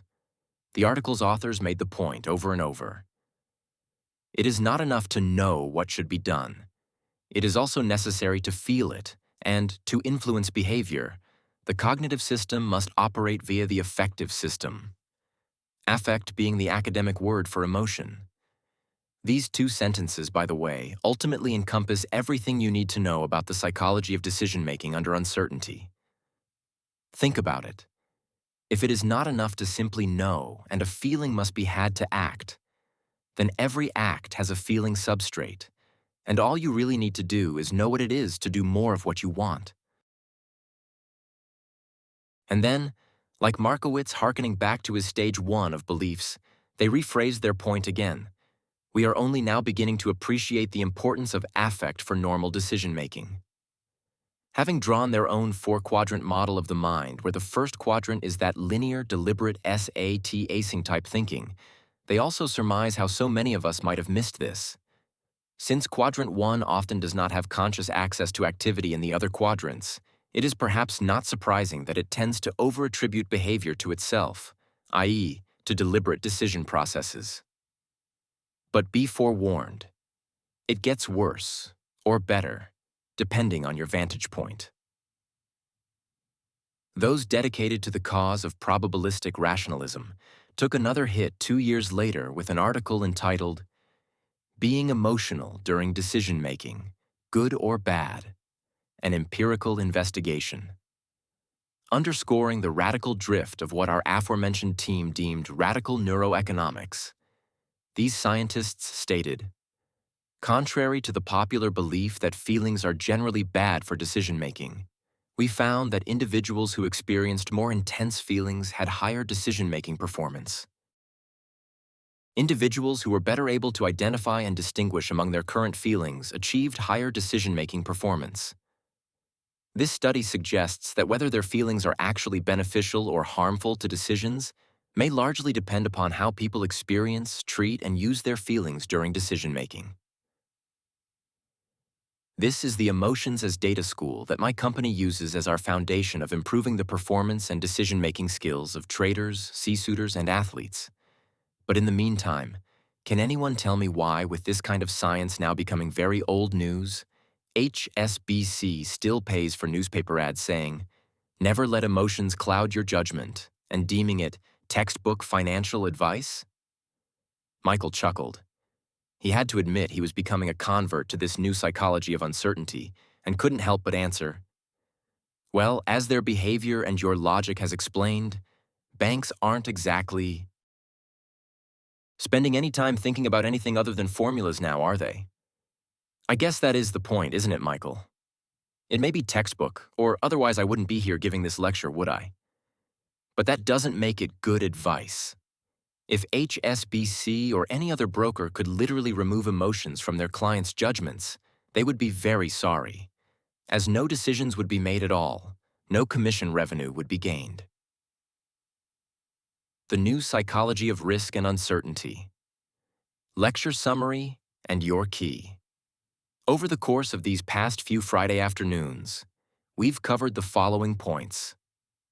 Despite our desire, we can never know for sure what will happen tomorrow. Probabilities tell us something, but not everything we would like to or need to know. Deciding how to divide up a pot of cash should be done only after one explicitly knows what they believe and why they believe it. Even then, at the end of the day, judgment will come into play. Judgment requires emotion. Don't think you aren't using it. So here's the challenge.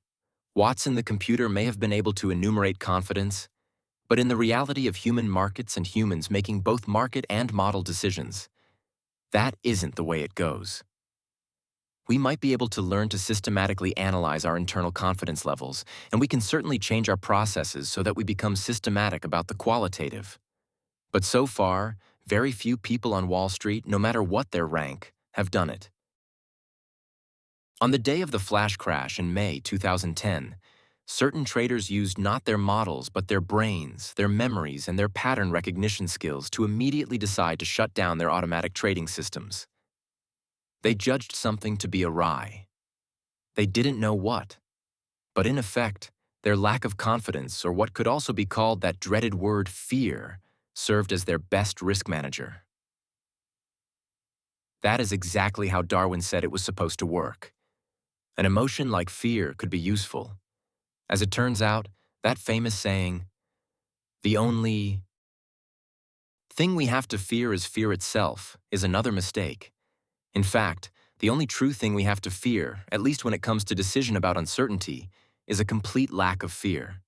To trade or make any decision under the auspices of uncertainty, one should always explicitly know where they stand on the spectrum of fear to confidence. If they do, they have a shot at knowing their pre-existing conditions of beliefs and, in turn, at making their best judgment call.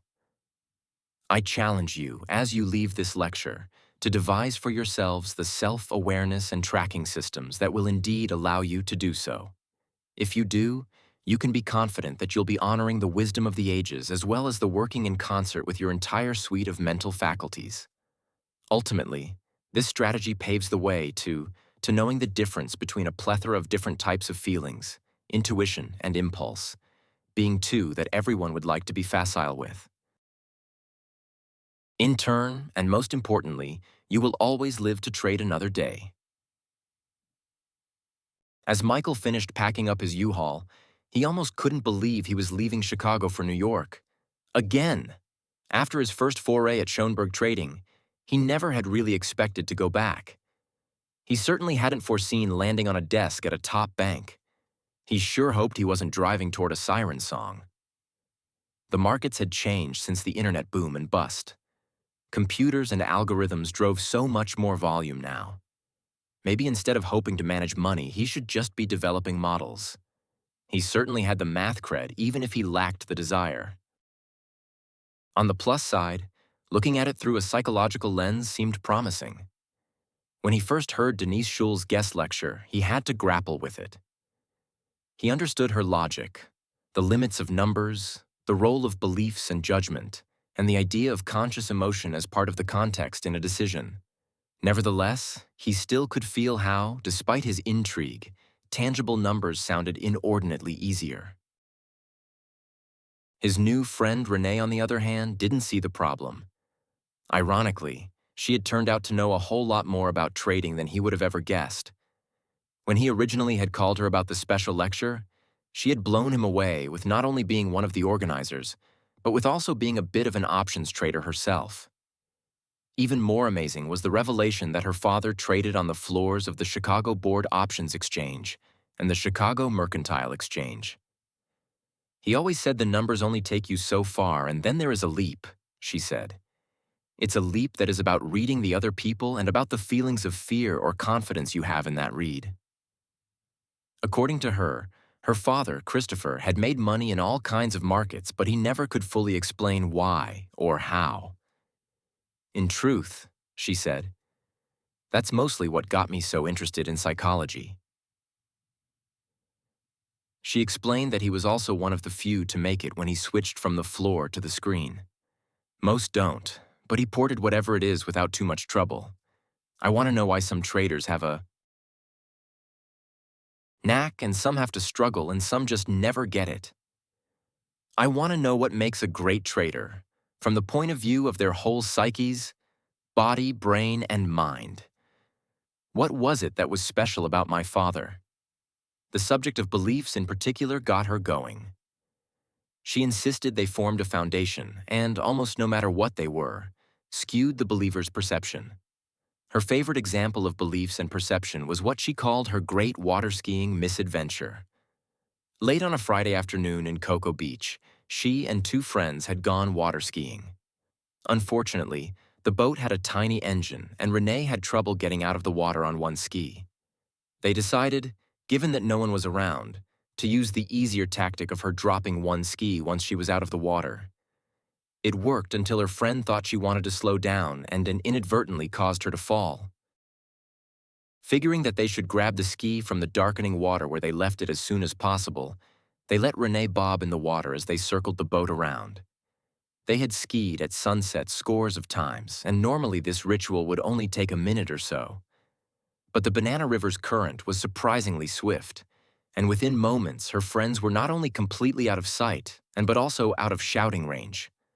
When they didn't return within 3 or 4 minutes and she couldn't see them anywhere on the water, she distressingly intuited that the boat's engine had failed. Earlier, while putting on her skis in the water, She had heard her friend Zap curse as he had to turn the key a couple of times to get the engine running. With a palpable panic, she knew she was completely alone in the water. The sun was setting fast, and she was quite sure her friends were floating downriver. She simply had no choice but to swim in. She pointed herself northeast toward a lobster sign on shore and did a kind of side stroke in order to hold onto her ski. Yet, she quickly realized that at very best, she was only keeping pace with the current. She would swim for what she estimated as 5 minutes and then look up to see where she was vis-a-vis a hotel perpendicular to her position. After a few of these 5-minute intervals, she seemed to actually be farther south of the hotel. Stopping more than a few times to save energy and to assess her worsening circumstances, she eventually noticed a white sailboat anchored a ways offshore. With the sun now completely down and the river lit with bright moonlight, the white of the boat attracted light like a neon dress under a 1970s-style black light. Within moments of changing direction yet again and pointing herself towards this beacon instead of towards the shore, she surprisingly realized she was finally making good time. As she drew nearer and nearer to her new goal, she marveled at how previously she couldn't seem to make any progress.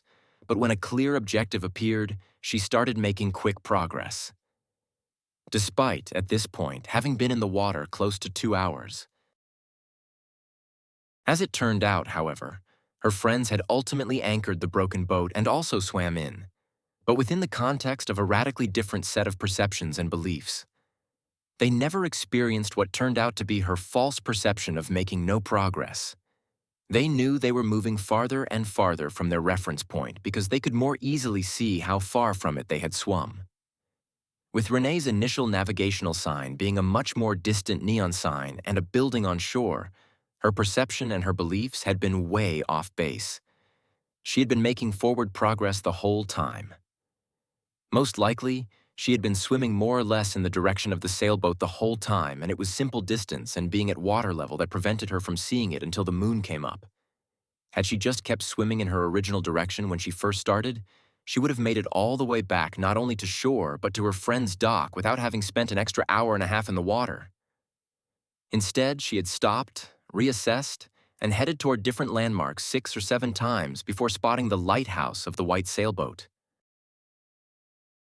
As she relayed to Michael, "My belief that I wasn't making any progress, even though I was, meant everything to the repeatedly incorrect assessments and decisions I made. The incorrect belief stemmed from a skewed perception, but I didn't know it, despite my repeated attempts to accurately analyze what was happening." He understood, particularly in the case of swimming in the dark, but he disagreed that there was virtually no such thing as complete objectivity. After all, everyone sees and studies through a lens or a context that comes kind of pre-packaged. There was also the matter of emotion. Everyone on Wall Street says, "Control your emotions." How do people reconcile needing emotions and controlling them at the same time? Michael's mother, the divorcee who went back to get her own PhD in cognitive psychology, always said the research showed you could regulate, and really, isn't that the same as control? Your emotions with your thoughts. But Shull seemed to be saying in the lectures that the research unequivocally proved that you almost couldn't think without emotion. Emotion gives meaning, and without meaning, how does one ever know anything? The two clearly conflict. Which is it? Rely on or regulate?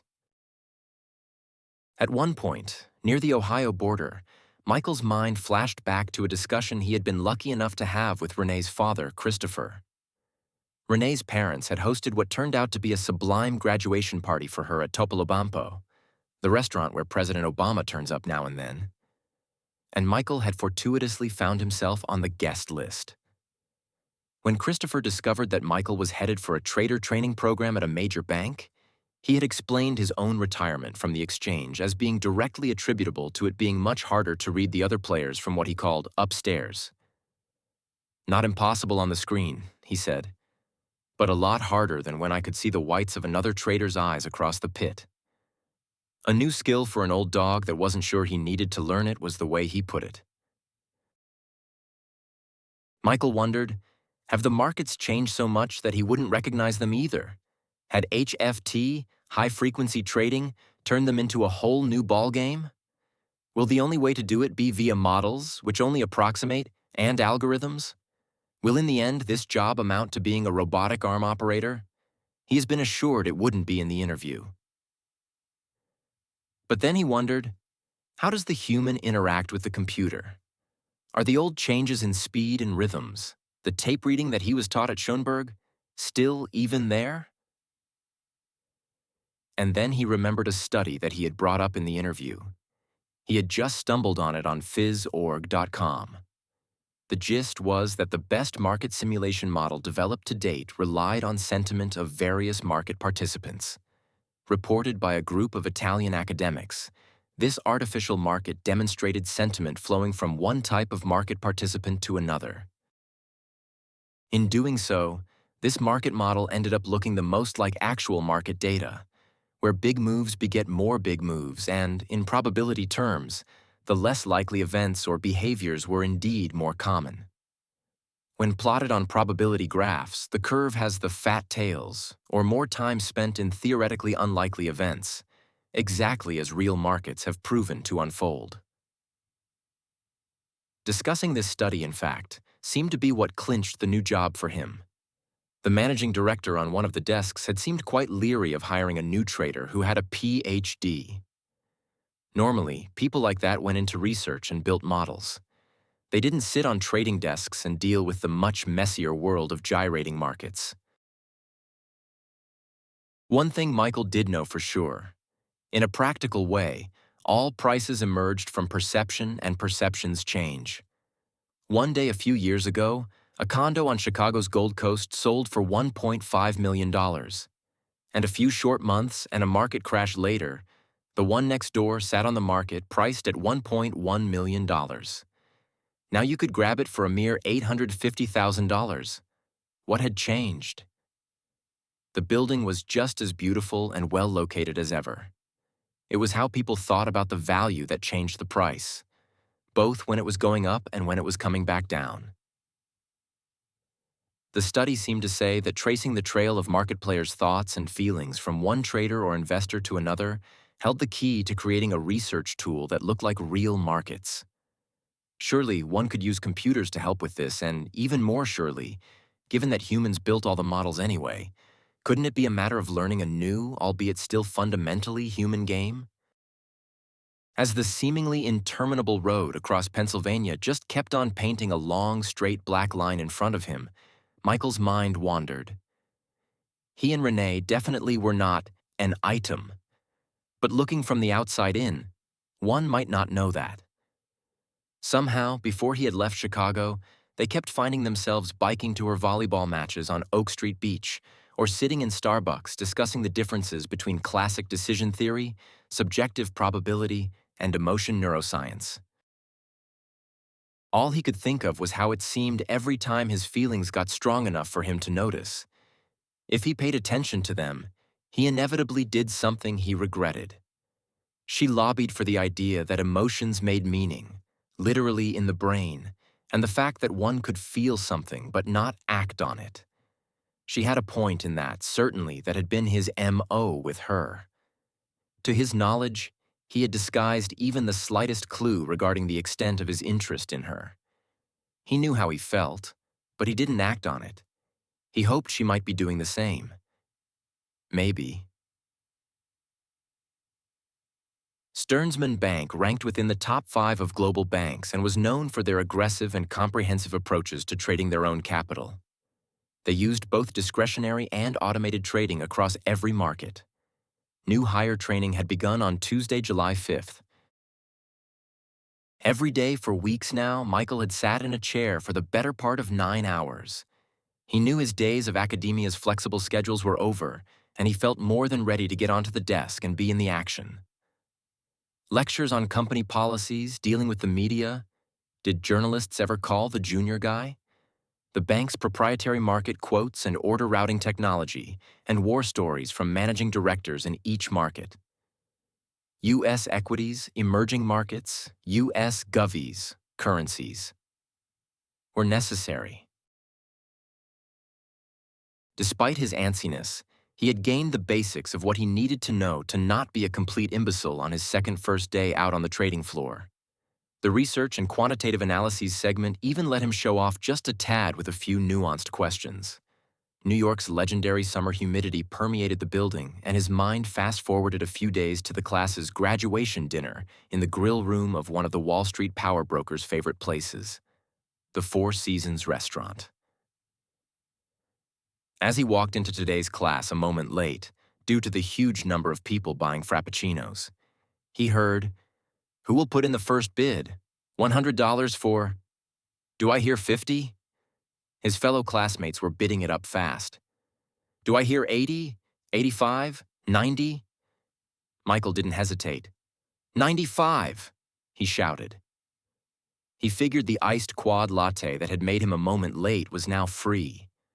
Then he heard that guy from MIT bid 100 and wondered why everyone giggled. "Michael, unless you bid 105, you have to pay him 95, his new buddy Bill explained with a smirk. "That's what you get for walking in late, chump. The second highest bidder pays their bid amount."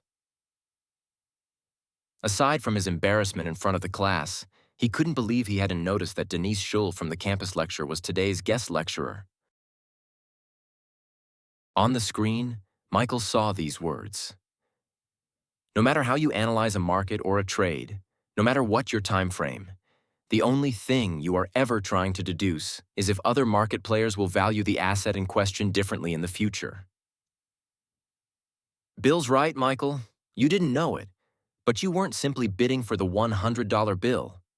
In fact, you were playing a slightly modified version of the 1930s newspaper beauty contest game that John Maynard Keynes used as an example for the correct thought process of investing and trading in his classic economics book, The General Theory.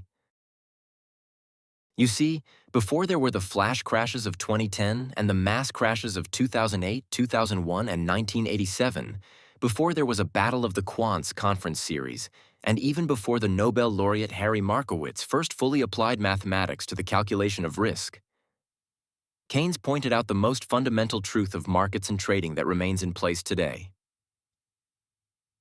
He showed how winning the market game required invoking the same process one should go through in order to win the beauty contests that were then posted in the newspapers of Keynes's day. Just as the current media do with their provocative opinion-based journalism strategies intended to garner viewership, various newspapers had begun publishing beauty contests using photographs and write-in voting to boost circulation. Typically 100 pictures appeared and 6 were chosen by the readership. Eventually, the women themselves who were voted to be the most beautiful ended up in Atlantic City for the fall frolic. But readers could also win by picking the 6 that would win the most votes. Everyone could win. Keynes' point was that this newspaper premonition of American Idol provided an object lesson for successful trading and investing. It wasn't about picking the one you thought possessed the greatest beauty, although that seemed on the surface as the obvious thing to do. The way to win, if you were the average player sitting at home, was to choose the women other voters were most likely to pick. It is not a case of choosing those faces that, to the best of one's judgment, are really the prettiest, nor even those that average opinion genuinely thinks the prettiest. We have reached the third degree where we devote our intelligences to anticipating what average opinion expects the average opinion to be. He actually described his strategy as not one derivation, but 2 whole steps removed from what the contest appeared to be. This carries the trading analogy through. In market games, it isn't your opinion that counts, nor even the immediate opinions of others' opinions of whatever asset you are trading. Winning the market game means that you need to deduce what the perception of others will be about, for example, GE or Goyug in the future. Unfortunately, Michael, in our object lesson here, there is almost no way to win. You can play for the fun of it, but you have to realize that the only risk management strategy that doesn't get you into trouble is to be the 3rd highest bidder as the bids get within striking range of fundamental value. Just like in trading, where you want to exit when the momentum really picks up, if you bid no higher than $80 or $85, most likely someone else will think there is still $15 to $20 of undervalue in this stock. Hell, I'll pay $90 for $100, they decide. And then some naive bystander who doesn't understand the real game jumps in at $95 on the same basic logic. For some reason, people get focused as $100 approaches, and the rules become clear at this point. Instantaneously, everyone remembers or realizes that the only way out of paying $90 becomes to bid $100, and then the only way out for you, Michael, of paying $95 is to bid $105. They use this game at Harvard's behavioral finance executive class, and I've been told of the auction ending with numbers like $120 or $130, which frankly reminds me of what happens in a short squeeze. In fact, the short squeeze lesson brings this exercise home. Short squeezes present an easy place to see Keynes's reality. You can lose lots of money fast if you are caught in one, and over the long haul, remembering that just because you think something is highly overvalued doesn't mean everyone else isn't in the throes of the fear of missing out and therefore continue to try to buy the rapidly rising stock, or gold future, or whatever. I myself had an instance in 2004 where my broker's research showed someone's technology to be ineffective, but their marketing continued to be so good that the stock just kept on going up. I finally gave in for a big loss, and I still see that ticker on CNBC at around my original entry point. In other words, so much for my opinion and for the opinion one removed from me. It was the opinions in the third degree that counted more than anything. We go about making our market decisions based on facts we try to find, but in the end, they don't tell us what we want and need to know. Facts can never be more than clues in a puzzle. We, if we are going to consistently get it more right than wrong, need the explicit strategy of predicting people. The irreducible truth of speculation. You make money by correctly predicting the opponent's future perception, not the facts. Now, I know this reality doesn't go down easy.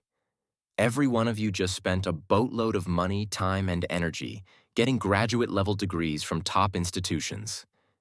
You have been training to get good at facts, and I am here to tell you that you might be better off studying to be a psychic. It's not that the facts, or what are likely to be the future facts, have no value at all, but they have to be put in the proper context. When will other people know the same thing? When will they see it? What other factors will obscure the truth from being widely known? Answers to these types of questions can't be black and white. Regardless, you need to be thinking about how the future will play out in other traders' minds. Remembering that in the end, this is all that counts. Thinking socially also puts your brain in the right frame of mind to make the best judgment calls. It gets you in tune with the real game. Question in the back of the room? Yes? But what about the fact that so much of today's trading stems from algorithms executing on models, and no human really is involved? Asked a guy who had just graduated from MIT's financial engineering program. Yes, I get that question over and over, but think about it. Where did the model and the algo come from in the first place? Sure, we have some rudimentary true machine learning now, but even behind, in a market context, some human somewhere made decisions about implied volatility and assumptions about other factors that they can and frankly often do change. It's called recalibrating the model, and it goes on a regular basis. In other words, the models behind the matrix of electrons began as perceptions and clusters of ideas in human minds. Hence, no matter how computationally complex, cash flow fundamental, technical, or esoteric your analyses are, you still are searching for one thing. Why will anyone pay a different price in the future than you are paying now? What does the price, any price, of a stock, future, or tradable bond really actually mean anyway? Take the price of AAPL today. What does it tell you? At any given moment, doesn't it simply reflect the net perception of the value of Apple as a company? Actually, does the price of the stock reflect market players' views of the value of the company today? Or does it reflect their view of the value of where the stock might be trading at tomorrow? Or wait, there is even another possibility. Does the price simply communicate that more people believe Apple Incorporated will make more money next year than they did last year? We can go one. Right after great earning, you might see a pop in the price. Wow, everyone is buying iPads. But wait, if everyone is buying them now, who will be left to buy next year? Maybe their revenues will decrease. Price reflects perception, and perceptions can stem from almost innumerable combinations of factors. Market numbers, therefore, differ as a category from other kinds of numbers, such as arithmetic or algebraic numbers. The trading price of AAPL or a 10-year treasury only ever conveys the collective but relatively momentary judgment call of everyone participating in that market at that moment. A market number contains nothing precise or absolute in and of itself. Furthermore, the saying "that's what makes a market" comes into play here in that you've always got to have a buyer and seller, right? In a pure world, it's logical to assume that buyers buy because they think the price is going higher, and sellers sell because they think it is going lower. Sure, there are forced buys and sells that impact the market, particularly when it moves in one direction over a relatively short period of time. But generally speaking, we can accept that transactions have two parties with mostly opposite perspectives. Therefore, a single, very underappreciated, fluid, and elusive force prints each and every price to the tape, the joint perception, for whatever reasons, of two human beings or the algorithms they control. Because the number by definition quantifies the perception, it appears orders of magnitude more factual than it is.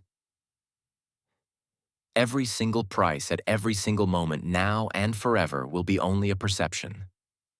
Nothing more and nothing less. To make matters even more perceptual and less precise, the numbers change every nanosecond.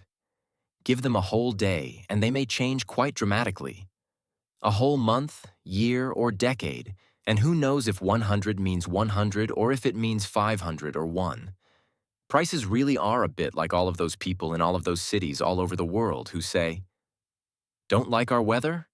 Stick around an hour, it will change." Truth only partially exists in stocks when a company goes bankrupt and their stock goes to zero.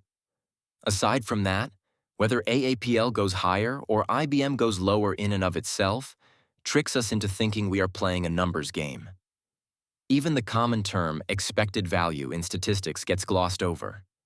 We focus on the value part and not the expected part. Expectations are simply that, what we think will happen. But certainly, unless you are an extremely talented psychic, not what will actually happen. At the moment of an IPO or merger, something akin to a truth may also fleetingly exist. But what happens when trading starts the next day? If nothing else, the fact that the next buyer or seller can bid higher or sell lower, for whatever reason they may have, perceived value, need to raise cash, or for want of a manipulated perception created for other market participants, proves that truth simply does not exist. What if a news story or a no-bid situation in one corner of the market causes a reaction and a selling or buying wave moves quickly through other markets? When prices are down, you can argue that they are undervalued, or you can argue that the trend is down and prices tend to keep going in the direction they are going. Finally, what about the ever-present trading question of, what if I just hold on to it a little bit longer? The essentially infinite number of choices when it comes to the question of how much longer to hang on to a trade means, by definition, certainty and truth cannot exist. It might seem like I am beating a dead horse here. Yet I know that in the back of your minds, this imprecise business of perception goes against the grain of almost everything you learned in school. It gets said without anyone actually saying it. Somewhere there is a mysterious formula for the truth in the market, and all assets traded on one. We semi-consciously keep looking for it, and that is a waste of time. Time which can be better spent putting our numbers into the proper context. I'm not saying that mathematically based analyses should be thrown out. I don't mean that at all. However, The math we do should have the right purpose, and you shouldn't mistake models for truth when they are only a clue to the real question. If the real question is, what will other players perceive in the future? Then quantitative analyses make sense in their right context, as clues, but not as answers. From my perspective, this remains the proverbial elephant in the room even today with all the post-crash talk of irrational behavior. Markets serve many functions in the overall economic picture, but their actual operation, the waves that move the numbers in one direction or another, are more social. And by that I mean the perceptual waves that travel from market player to market player than anything else. For example, the fear of missing out or not getting the trade the other guy got plays a huge role. It's part of something called regret theory, a particular type of academic decision model that factors in the role of regret or, more importantly, the prospect of regret. The potential for regret drives prices in ways much more profoundly than generally recognized, particularly in bubbles and upward pushes. Call it Shull's social market hypothesis if you like, but remember, this game remains messy and imprecise and political and variable. An endless poker game where even the cards don't have clear values. Internalizing this truth and organizing your market strategies around it automatically puts you in the very desirable one-up competitive position against those who continue to fiddle with numbers while not understanding the essence of the game. Now, obviously, trading couldn't occur without numbers. We can't completely ignore them if for no other reason than we need higher ones than we had before to be making any money. But the process for growing bigger numbers differs from what it seems. Think of it this way. Our lives happen via our bodies, but our bodies alone are not our lives. Transportation happens via trains, planes, and automobiles, but the trip isn't the plane. In each case, the container, the human body, or the plane, is the envelope, the transport mechanism, the vehicle. The end goal, however, exists beyond the mechanism. Likewise, when it comes to markets, numbers actually serve a whole different master. A master less precise, more artful, and much more subject to interpretation, the function of a language. Languages, even those based on the same structure as American, British, and Chinese English, convey or attempt to convey meaning from one individual to another. The same word in two dialects might mean something completely different. Ditto for the same word in two different contexts. Take the word fixture, for example. If you live in the United States, you most likely think bathroom faucet. If you live in England, you hear the word fixture and immediately think about the schedule of your favorite football team. Words never amount to more than subjective symbols. Symbols deliver a meaning, but they exist to refer to something else and inherently have none of the intrinsic or immutable law of 2 + 2 = 4. Solving the eternal puzzle of markets depends entirely on your ability to fluidly wield the sword of numbers as a language, and not as a law. Mistakenly co-opting numbers' language role into investigative formulas intended to discover some definitive answer contributes directly to financial mayhem at every level. It misleads us into thinking we have indeed managed the risk of the numbers deflating on us. It tricks us into believing that we know what the future will bring. Think of it this way. If the numbers in the market's case serve only as breadcrumbs to the real answer, other players' future perception, it makes no sense to focus all of our intellectual firepower on the bread, wheat, rye, or pumpernickel. We need to think in terms of why the crumbs of clues are developing in the way that they are. The gaping hole in today's risk management. The optimal risk management would put quantitative analyses in the proper qualitative contexts to deduce their real meaning. Had this kind of qualitative interpretive language perspective been in place in the years preceding 2008, then the anecdotal accounts of the fairly widespread fear and anxiety may well have had a shot at being heeded. The optimal risk management would put quantitative analyses in the proper qualitative contexts to deduce their real meaning. Had this kind of qualitative interpretive language perspective been in place in the years preceding 2008, then the anecdotal accounts of the fairly widespread fear and anxiety may well have been heeded. Instead, back in 2008, what you had were assets that were making money right up until they weren't, only a few players to trade in them, and then a fast-spreading rumor that the music was about to stop. But if a common-sense context, instead of the alchemy of mixed credit classes, had been able to even get a seat at the table, then more players might have been on the short side. If more people had been shorting those complex credit instruments, the demand would have been mitigated, and most likely so would have the price. Had that happened, the billion and trillion-dollar bonfires might not have been quite so dramatic. This holds true for any market decision. People who got annihilated buying the first dip when the internet bubble cracked could be told the same thing. Ditto for the people who shorted it in 1999 when it had a year and a blow-off top to go. And certainly double ditto for the people who could have looked past the relatively mundane returns of Bernie Madoff. Systematically checking for the human or social perception context would have led to wider awareness and less acting out of the insidious fear of missing out that pervades the trading mind. Know that you are trading or investing against people who at the end of the day read the same books you do. You want for people to see what you do, just after you do. You don't need to know what everyone is doing. You only need to imagine that the people you are buying from or selling to are indeed more like you than you tend to think. Traders get scared that they have to find something no one else knows. They worry that Goldman Sachs controls the whole market. Trust me, I know traders at Goldman and at plenty of other major institutions.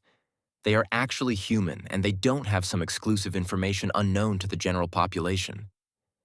They do, however, think in terms of social markets, whether they realize it or not.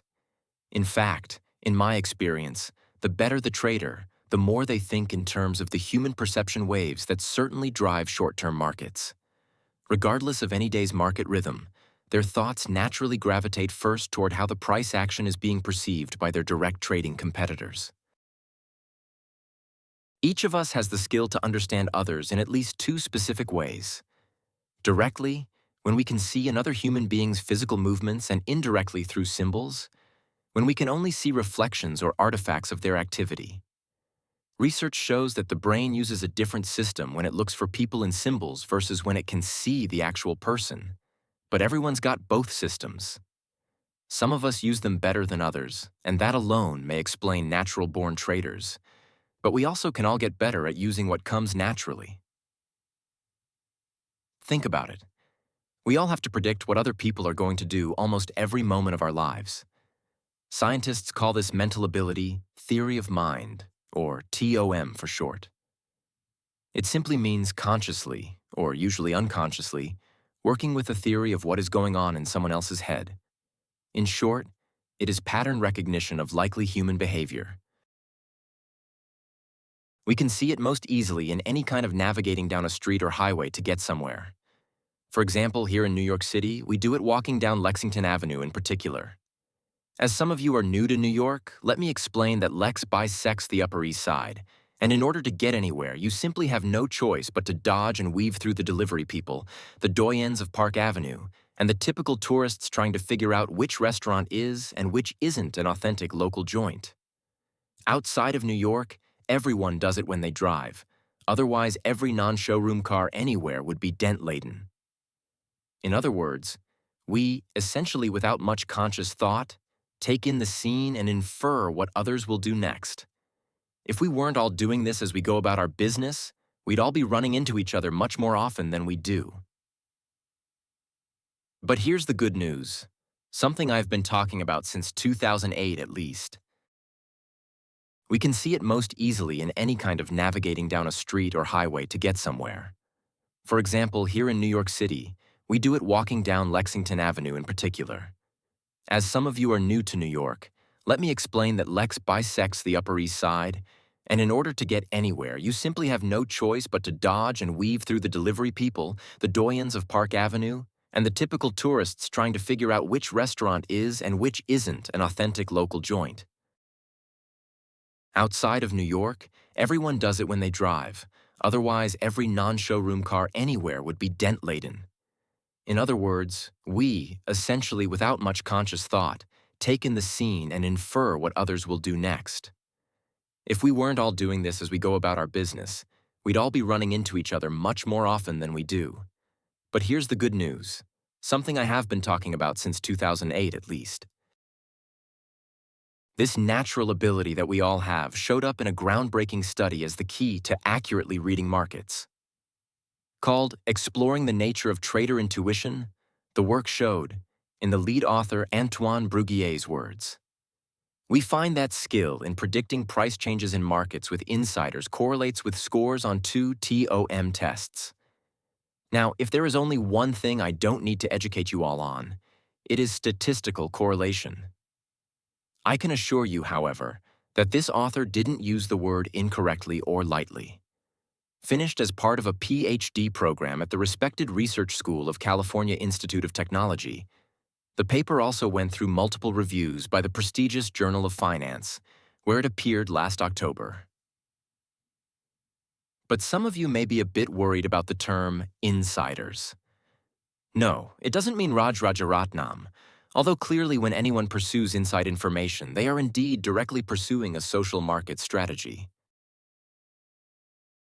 In this case, the term insiders refers to players in an artificial market who traded in that market with a more detailed understanding of the dividend payout scenarios. That understanding caused them to trade their experimental assets in a slightly different way. But the important part comes when completely uninformed players in the next phase of the experiment were asked to detect whether there was effectively intentional buying or selling. In the second part of the experiment, some players could see the purposeful price movement and some couldn't.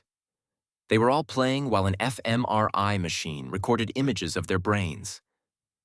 Researchers could then infer what kind of thinking was going on from what parts of the brain were being more heavily taxed. Each participant pushed a button each time they saw what they thought was purposeful buying. And in fact, they also paid a small penalty if they missed it in order to keep their attention. The team found that increased activation occurred in areas of the brain known to be key to theory of mind skills when the artificial market data had informed buyers and sellers in it versus when it did not. But here's the real kicker of this particular experiment. The parts of the brain typically associated with formal mathematical thinking showed essentially not much at all going on. Now I realize that this result could be a tad disconcerting, but I am confident that with the training and resulting skills this group has, you will be able to capitalize on your natural theory of mind skills and put your entire mathematical prowess to better work. When you do so in the right context of trading other people's current and future perceptions, even if instantiated through computer models and algorithms. Real traders predicting real markets. Does anyone here happen to recall seeing or reading the issue of Vanity Fair magazine that was out last summer? The one with a very young and beautiful Elizabeth Taylor on the cover? Now, I know you all probably don't put Vanity Fair at the top of your regular reading lists, but this one also highlighted an article about a very well-known, albeit normally very private, trader, who clearly has got it down when it comes to reading markets as people's perceptions and not as numerical truths. The article described Stevie Cohen, a 9-time repeat member of Absolute Return magazine's The Rich List, which has been running 10 years, who has been described as having a Rain Man-like gift for reading stock tickers. Gary Goldrin, formerly the CEO of his clearing firm, was quoted as saying, "I've seen all his records, hundreds of thousands of trades, all of it, and my conclusion is simply that the guy is an artist. He looks at a stock market in chaos and sees order. He was just right over and over and over." I know the SEC is currently snooping around his offices, but even if they were to find something not right, it doesn't change Cohen's legendary ability. Reportedly beginning in the spring of his 9th grade year and continuing right through college at the University of Pennsylvania, Cohen did far better at the poker table than in the classroom. So he graduated to the windows in front of the Philadelphia Merrill Lynch window to watch a stock go by at, say, 50, 50, 50, 50, and then it might go up or down a tick. You could see the trade happening. You could just watch it in slow motion. And later, not right away, I found I was pretty good at guessing which way those numbers would go. There's kind of an art to reading the tape. I can't really explain it. It's about pattern recognition. Bruguier's study explains it, at least in my opinion. For whatever reason, and maybe someday we will find out, Cohen clearly has well-honed people-reading skills, even if he doesn't know it. The question of natural-born traders gets asked over and over and over, and I think we really do have our answer in this research about leveraging one's theory of mind abilities versus relying on what we can see through the masquerade costume of a numbers game. I am sure you all know that almost a century earlier, Jesse Livermore, memorialized in the book Reminiscences of a Stock Operator, said essentially the exact same thing. Originally published in 1923, ostensibly as a report of a series of interviews with the legendary stock picker, the book indicates him to say, "Interested in the behavior of prices. I could remember in detail how the prices had acted on the previous day just before they went up or down. A battle goes on in the stock market, and the tape is your telescope." Actually, my original trading mentor, Don Winton, had a similar talent too.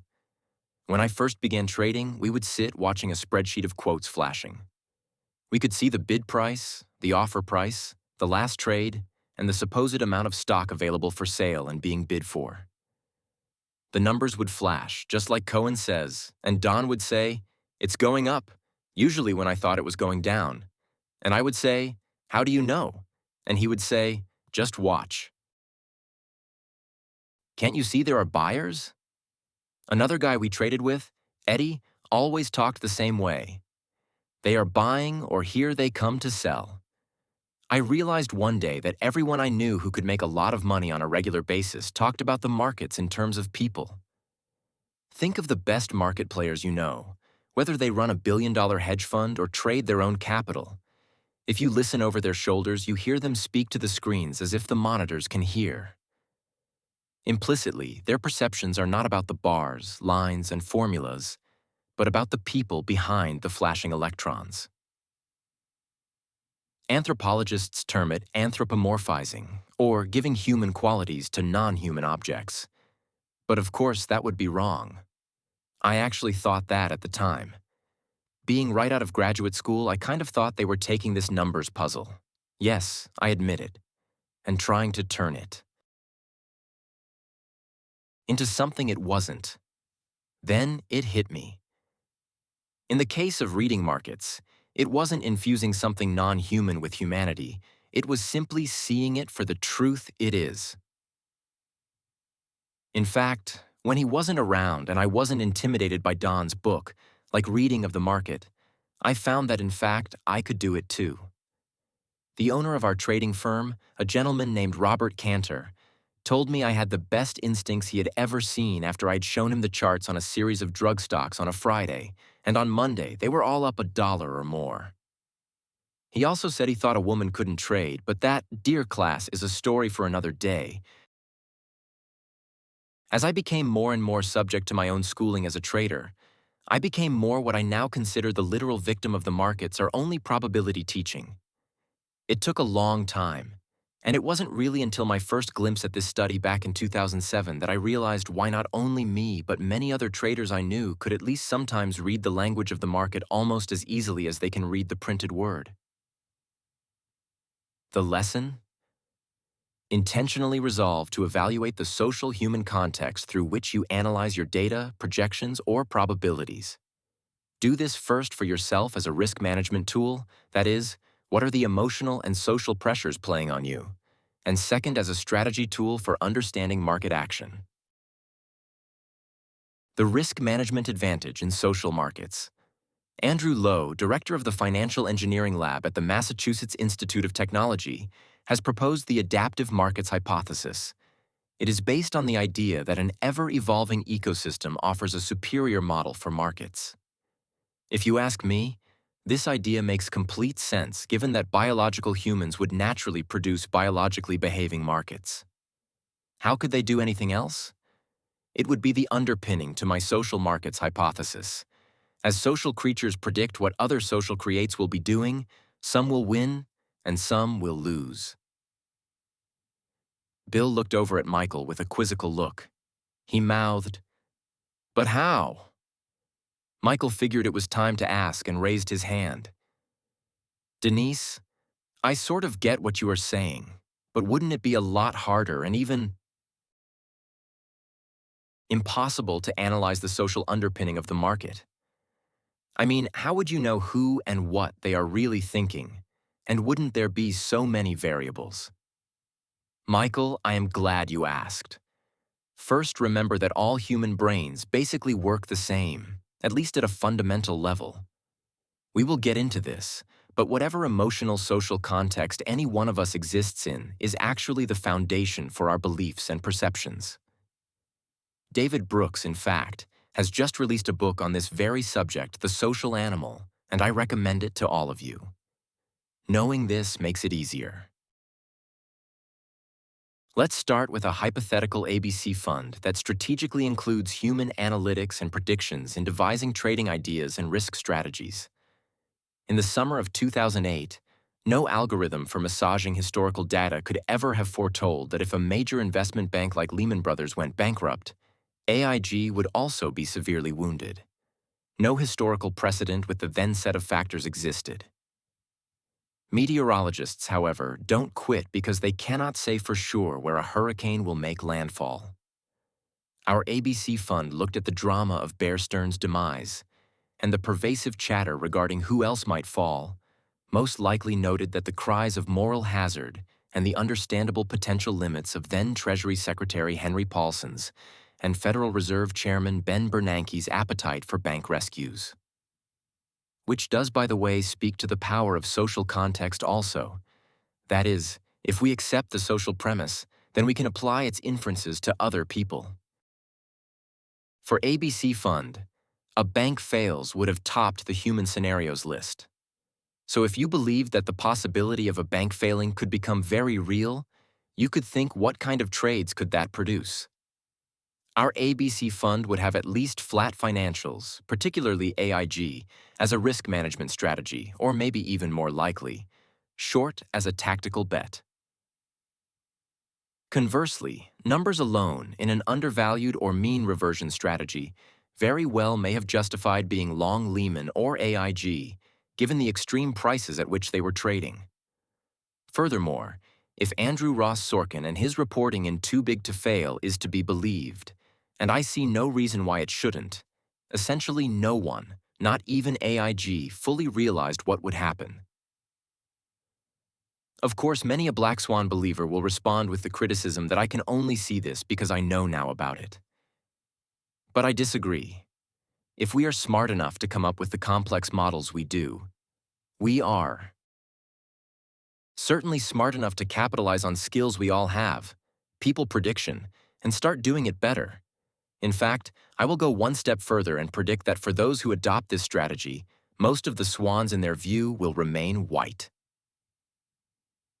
The human model of markets. Think of an auction. Christie's or Sotheby's publish their expected or hoped for sales prices in terms of what prices are conveyed by numbers. Auctions, however, frequently end up with the art changing hands for prices substantially different from what the experts anticipated. What can we ever infer about the meaning of any particular price? In an auction, the last price influences the next price and stems from the antecedents of previous prices, but neither are ever a straight line. Someone bids out of expectation for reasons unknown to the crowd. A telephone bidder mysteriously bids even higher. Bidders worldwide are competing to buy a valuable asset, and likewise sellers are hoping to simultaneously sell their treasure to the higher bidder. So while trading isn't the same as auctioning off both the house and the contents from the most expensive house in town, it is akin to having internet access to all of the auctions all over the world at the same time. Diversifying means picking and choosing the best combination of what will work in your house.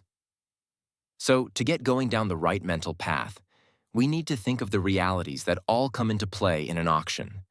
A bidder wants something, and he or she wants it bad. So does another bidder. They bid beyond any previously stated objective assessment of the value. But where did that or any market value assessment even come from? Ah, what other people paid for it the last time? Let's imagine that an auction for antique convertibles is being held in Palm Beach. 100 cars sit on pedestals ready to be on the auction block. But this particular auction differs from the typical one squawking auctioneer in front and bidders with paddles in the audience. The auction house decided to try something a little different this time. Instead of one car at a time, they decided to auction all the cars at the same time. Each owner or seller will stand with an auctioneer, and 100 auctions for individual cars will happen simultaneously. 10,000 people have shown up, or are on the simulcast, to bid for these 100 convertibles. So we have 100 cars, 100 sellers, and 10,000 potential buyers. Some are just trading in simulation, so they won't actually be buying, but they may make a bid or two. As the bell rings, what happens? For one thing, it sounds chaotic. But is it? No, of course not. Certain buyers came knowing they wanted to go home with 3 cars and they had a maximum of $100,000 to spend. Others came thinking that if they get a good deal, they'll buy one. And still others showed up thinking that they want that cherry red Mercedes at any cost. If all goes well, all 100 cars will sell above their expected price. But what if all doesn't go well? Can you imagine how this scene would play out? What if someone shows up at the auction with a report from the local Better Business Bureau regarding a complaint about the official repair shop of the auction house? What if someone tells the person standing next to them that he has heard that some of the cars were in accidents, but that fact has not been disclosed to the public? Will that guy bid? What about the other guy he told? Or will that second guy go tell his wife, who will run to stop her best single friend from overbidding on the lily white 1973 Mercedes coupe? And if that happens, if she backs out suddenly, what will happen to the auction going on right next to that one? In market terms, let's take the alarming flash crash of May 6, 2010. Even without knowing the literal communication networks and bottlenecks, it gets a bit easier when you understand the fundamental auction model of markets. Reportedly, one firm tried to sell 75,000 futures contracts valued at more than $4 billion. If truckloads of more antique convertibles started pulling into our Palm Beach auction, what would happen to the buyers' willingness to bid up the prices? In fact, would there be any buyers at all? In the case of today's hyper-computerized market and the unfortunate reality, in my opinion, of so many venues where one can send their order, it is very easy to have a situation where at one simultaneous auction no one wants the goods. Word travels blindingly fast to the other auctions, and instantaneously, the value of that stock or piece of art or car plummets. Furthermore, the no-bid situation defines essentially all market meltdowns. We call it a liquidity crunch, but that simply means there are no buyers for those who want to sell. In 2008, the market, for what were known as structured financial products, actually had very few players overall. It had no central marketplace, and the trades were done direct from buyer to seller with no middleman. I realize that literally millions of questions, answers, and words in print have analyzed what happened. But at its core, once one of the main players let the cat out of the bag that they weren't bidding anymore, 2 things happened. Everyone else questioned whether they should be bidding. Think musical chairs where everyone sees that one chair is gone and someone isn't going to get a seat. Then, as a courtesy of the way prices of assets are declared daily at the close of business, known as mark-to-market accounting, everyone had to mark down the value of similar assets, artwork or convertibles, on their books. As assets were marked down, none of the relatively small number of eligible players wanted to bid for more, and that in turn drove the prices that could be agreed to for any sale even lower. It is an auction, and when word spreads through the crowd that all the Monets or Mercedes are knockoffs of the real deal, the prices plummet. As the saying goes, and as many a great thinker has pointed out over time, perception is indeed reality. Ambient, circumstantial, and contingent reality. Stearnsman Bank New Hire Training Day 2. Market, Risk, and Trading Psychology Lecture. August 4th, 2011. Welcome back, class. I trust you had a few moments to think about our discussion last week. We ended with auctions, and today I want to talk about context and its criticality. Did you know that how a human brain deals with even 2 plus 2 equals 4 depends on a pre-existing condition? Wouldn't that, given the machine and mechanistic conceptions of the brain that dominate so much of formal psychology thinking, make you think that something as straightforward as elementary arithmetic would work the same in all human brains? As it turns out, exactly what happens within the structures of your brain when you think through or recount 2 plus 2 equals 4 depends on whom you were born to and at least what language they spoke. Native Chinese speakers, for instance, use different structures than native English speakers. The implications of this for what we know about brain development are nothing less than revolutionary. It further underscores the now unlikely design of the neural doctrine and should call into question any report of the this does that type of brain research, even one that I'm about to tell you about. Nevertheless, over the years, we were all taught the triune model of the brain: the higher thinking frontal cortices, the limbic emotional or lizard brains, and the ancient brainstem that keeps our hearts beating. While you will still hear that repeated, particularly in the world of finance, now you could consider the idea 2 generations behind. Supplanting it first was the idea that even a memory could be stored in bits across an entire brain, and now the growing research that says the area used for language and math in one language isn't the same as used for math in another. Who's to say that it isn't just language, but that maybe being raised by an engineer versus an artist even influences which brain elements come into play in a given task? A model of mind development like this would actually fit an evolutionary paradigm better than the predetermined feature function assumptions that remain standard to too many thought centers. But why does this matter to someone who makes their living making decisions about uncertainty? For one thing, just about everything is uncertain. But more importantly, what drives the end result of analyses, a decision to risk capital, if it is not the mechanistic procedural designs we thought were in control? To use the words of the contributors to The Mind in Context, our perceptions come from an embodied embedded model that situates thought in the middle of a continuum that includes the physical body and its environment. This concept completely reverses the conventional wisdom still at work in standard market, risk, and trading psychology. The idea that a risk decision maker can operate like a machine becomes essentially laughable. His or her entire psyche exists only in a reciprocal and recursive relationship within a series of contexts, and not as anything that looks like a sequence of computer code. Instead of finding that the more we reduce the brain to its parts, the more we understand, we are finding that the whole, at least for now, is greater than the sum of its parts. Situational specifics. Meaning arises out of the situation. Ironically, a German mathematician turned logician and philosopher, known as Gottlob Frege, deserves the original credits for noticing that essentially nothing means anything in isolation. History credits him with the context principle. But even more ironically, at least to me, is that reportedly, he first articulated this in a book entitled The Foundations of Arithmetic, which apparently was largely ignored by the intelligentsia of the day.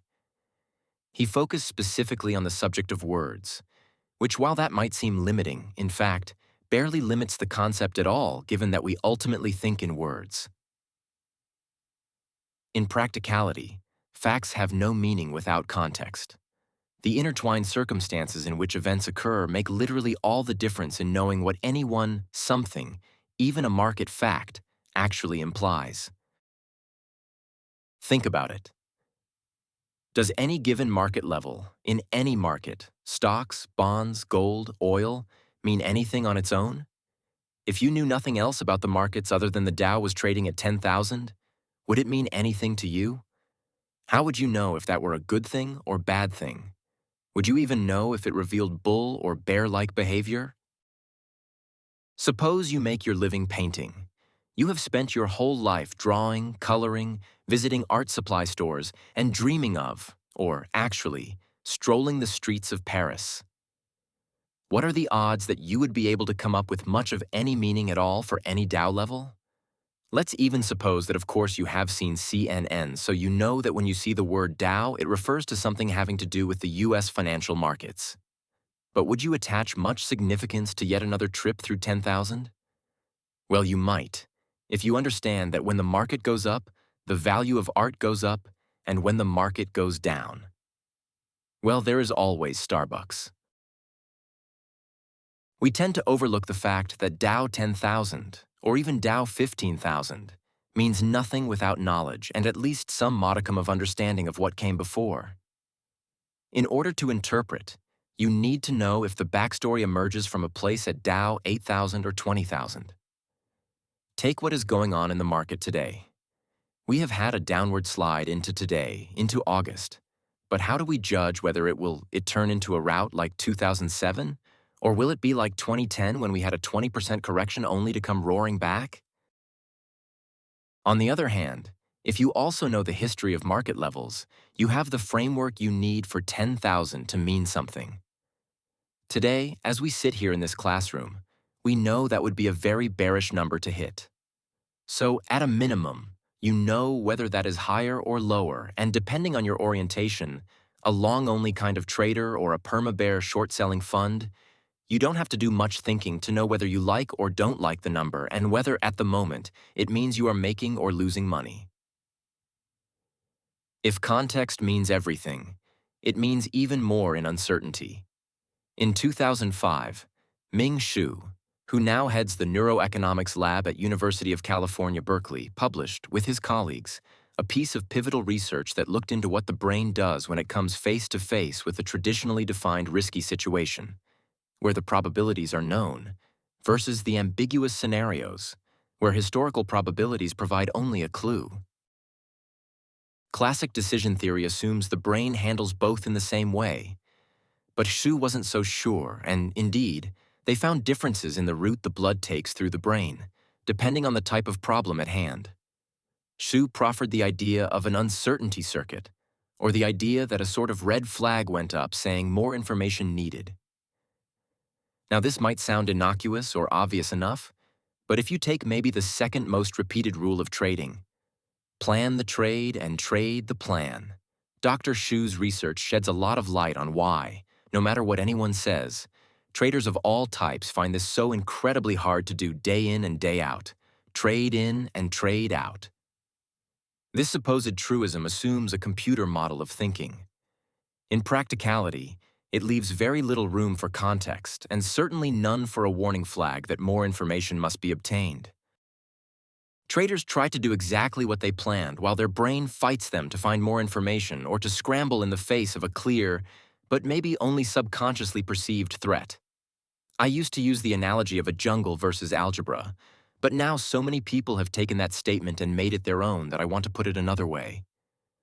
Your brain automatically and immediately understands the difference between counting out change at Starbucks and leading a football team, and you cannot fool it into thinking or reacting as if the latter is the former. Whether you are a goalkeeper in European football or a quarterback in the NFL, you know your game plan only gives you a framework. If you see another player headed straight for you, you're going to make a split-second decision to get out of the way, get rid of, or protect the ball, no matter how many hours went into a plan dictating your actions. Give it up. You can't force the uncertainty of an ever-evolving athletic contest into a formula that must be followed at all costs. Or at least you can't if you want to have any chance of winning the game. Michael raised his hand. Doesn't it seem as if traders generally don't appreciate how much their craft resembles sports? I mean, what you are saying is that the data only goes so far and then you have to put current factors together to make a judgment call, right? And really more importantly, if I am understanding this research, is that our brains are going to call up a judgment call play whether we like it or not, right? Yes, that is it exactly. In fact, shortly after the Hsu team's uncertainty circuit idea hit the academic streets, a group at Duke University led by Scott Hewittell took a slightly different direction and showed that depending on whether you are flipping coins, working the equation 2y equals 6 minus 4, or deciding about buying GE stock, your brain will engage distinct mechanisms. In the words of this study, Something special occurs in the midst of ambiguous incoming information, and that something is analysis of context. For example, in a game of dice, you don't need very much context to know the odds of getting a 6 on any one roll of any one well-built die. 6 evenly sized square faces. 1 out of 6, right? You have all the information you need to make a pure probability bet. When faced with a market question, however, you have at minimum incomplete information and most often conflicting data that must be interpreted. Even worse, you aren't interpreting to solve for why, but to properly gauge the future perceptions of other market players who will buy when you want to sell or vice versa. How do you decide what they will likely think? Or, more importantly, when they will think it? According to Huetel, our brains go into what I like to think of as jigsaw puzzle mode. You look at the shapes and colors that seem to match, and indeed you actually find them, even though they are simultaneously very different and very much alike. When these numerous possibilities present themselves, the brain mixes and matches until a given scenario seems to fit better than the next. It assembles a working context or set of perceived relevant factors from both what is known and what is predicted. In uncertainty, we rumble through different possible pattern matches and choose which factors we believe and more or less how we rank each factor. These researchers say we actually mentally create fresh contexts built on the pieces and parts of prior knowledge. So when you think about whether or not to sell AAPL, should you outright exit at $400 because everyone who wants an iPad has one? Or should you move a stop-loss order to protect against giving money back? The context creator goes to work to assemble what seems to you as the most plausible and likely scenario. Unfortunately, markets, at least for the average trader, don't supply the immediate right-wrong feedback of a jigsaw puzzle, which often frustratingly leaves us stuck in never-ending wonderment over whether whatever decision about the risk we took is, was, or will be the right one. We will get to the ever-present fear of missing out that comes into the contextual play here. But first, I want to underscore the importance of these first glimpses into part of the brain's uncertainty processing. The Duke team showed, at least in their experiments, that a critical node in the brain's scenario, the posterior inferior frontal sulcus, or PIFS for short, apparently thrives on uncertainty. It lights up with oxygen flowing through it like a Christmas tree when you flip the switch. It lies beneath the temples, and it strikes me as possibly a non-coincidence that many of us, when thinking hard, feel compelled to massage our temples. Checking Google for rub your temples, in fact, yields pages and pages of how it helps headaches, serves as an acupressure point, and is used in yoga. Theoretically, you could extrapolate that the massage increases blood flow as massage does, and in turn sends even more oxygen to the part of the brain which needs it most. More ironically, this PIFS evidently works faster than other nodes more associated with known probabilities. Counterintuitively, we deal with uncertainty faster than we deal with arithmetic. Could this be because the vast majority of what we deal with is actually uncertain, even though we typically forget that in reality, we don't ever know what will happen tomorrow? Whether we talk markets or life, instead of uncertainty being the exception, it is the rule. Known precision is the exception, and as such, it appears to take more time to hand off this relatively special circumstance to some odd part of the brain that deals in linear, serial, and exact questions. Maybe the broadcast of the glia cells simply works faster than the electrical network of the neurons.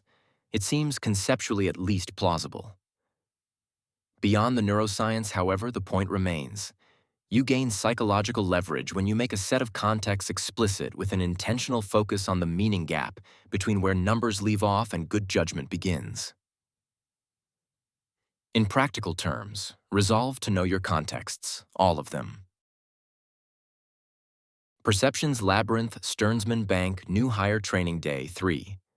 Market, Risk, and Trading Psychology Lecture. August 11th, 2011. Again, welcome back to this series. What a week we have had. Last week, we focused on context and, serendipitously, at least for our purposes, we have had a spectacular opportunity to watch firsthand the net market effect of decisions made under unusually uncertain circumstances. While we were talking last week, the Dow was falling over 500 points due to what became clear throughout the week was the interpretation of statements and actions of the European central bankers in relationship to whether they would buy Italian and Spanish debt. This social perception context was no sooner understood than Standard & Poor's gave us another one, the downgrade of U.S. long-term debt. This in turn created a short-term vacuum in context, at least for Monday morning, as no one really has any memory of what happened the last time a downgrade occurred, reportedly by many pundits in 1917. The week has worn on with the market looking like a ping-pong game between plus and minus 400 Dow points, as market players worldwide try to predict what all of this means.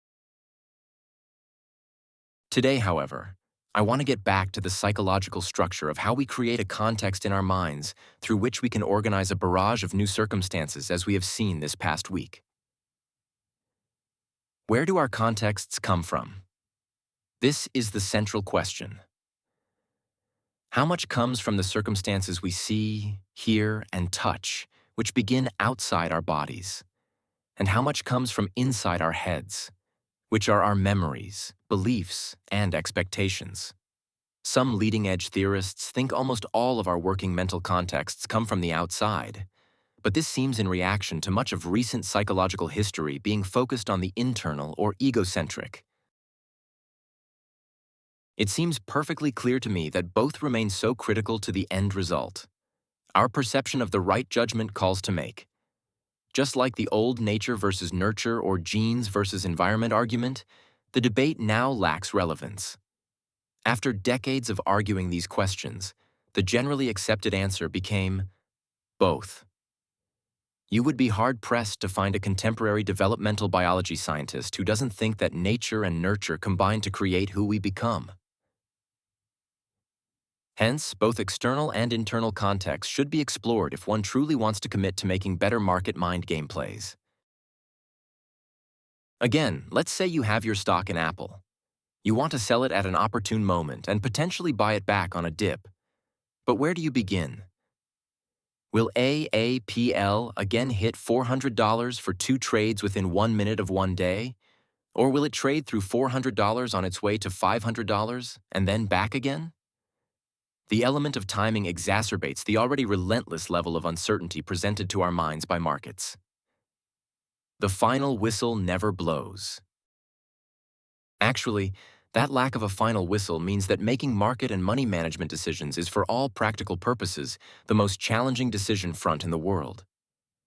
I used to say that obviously being in the military was harder than trading, but after a long conversation with a Special Forces agent, we agreed that military personnel, while under obviously the greater threat of loss of life or limb, actually at least have clearer decision paths.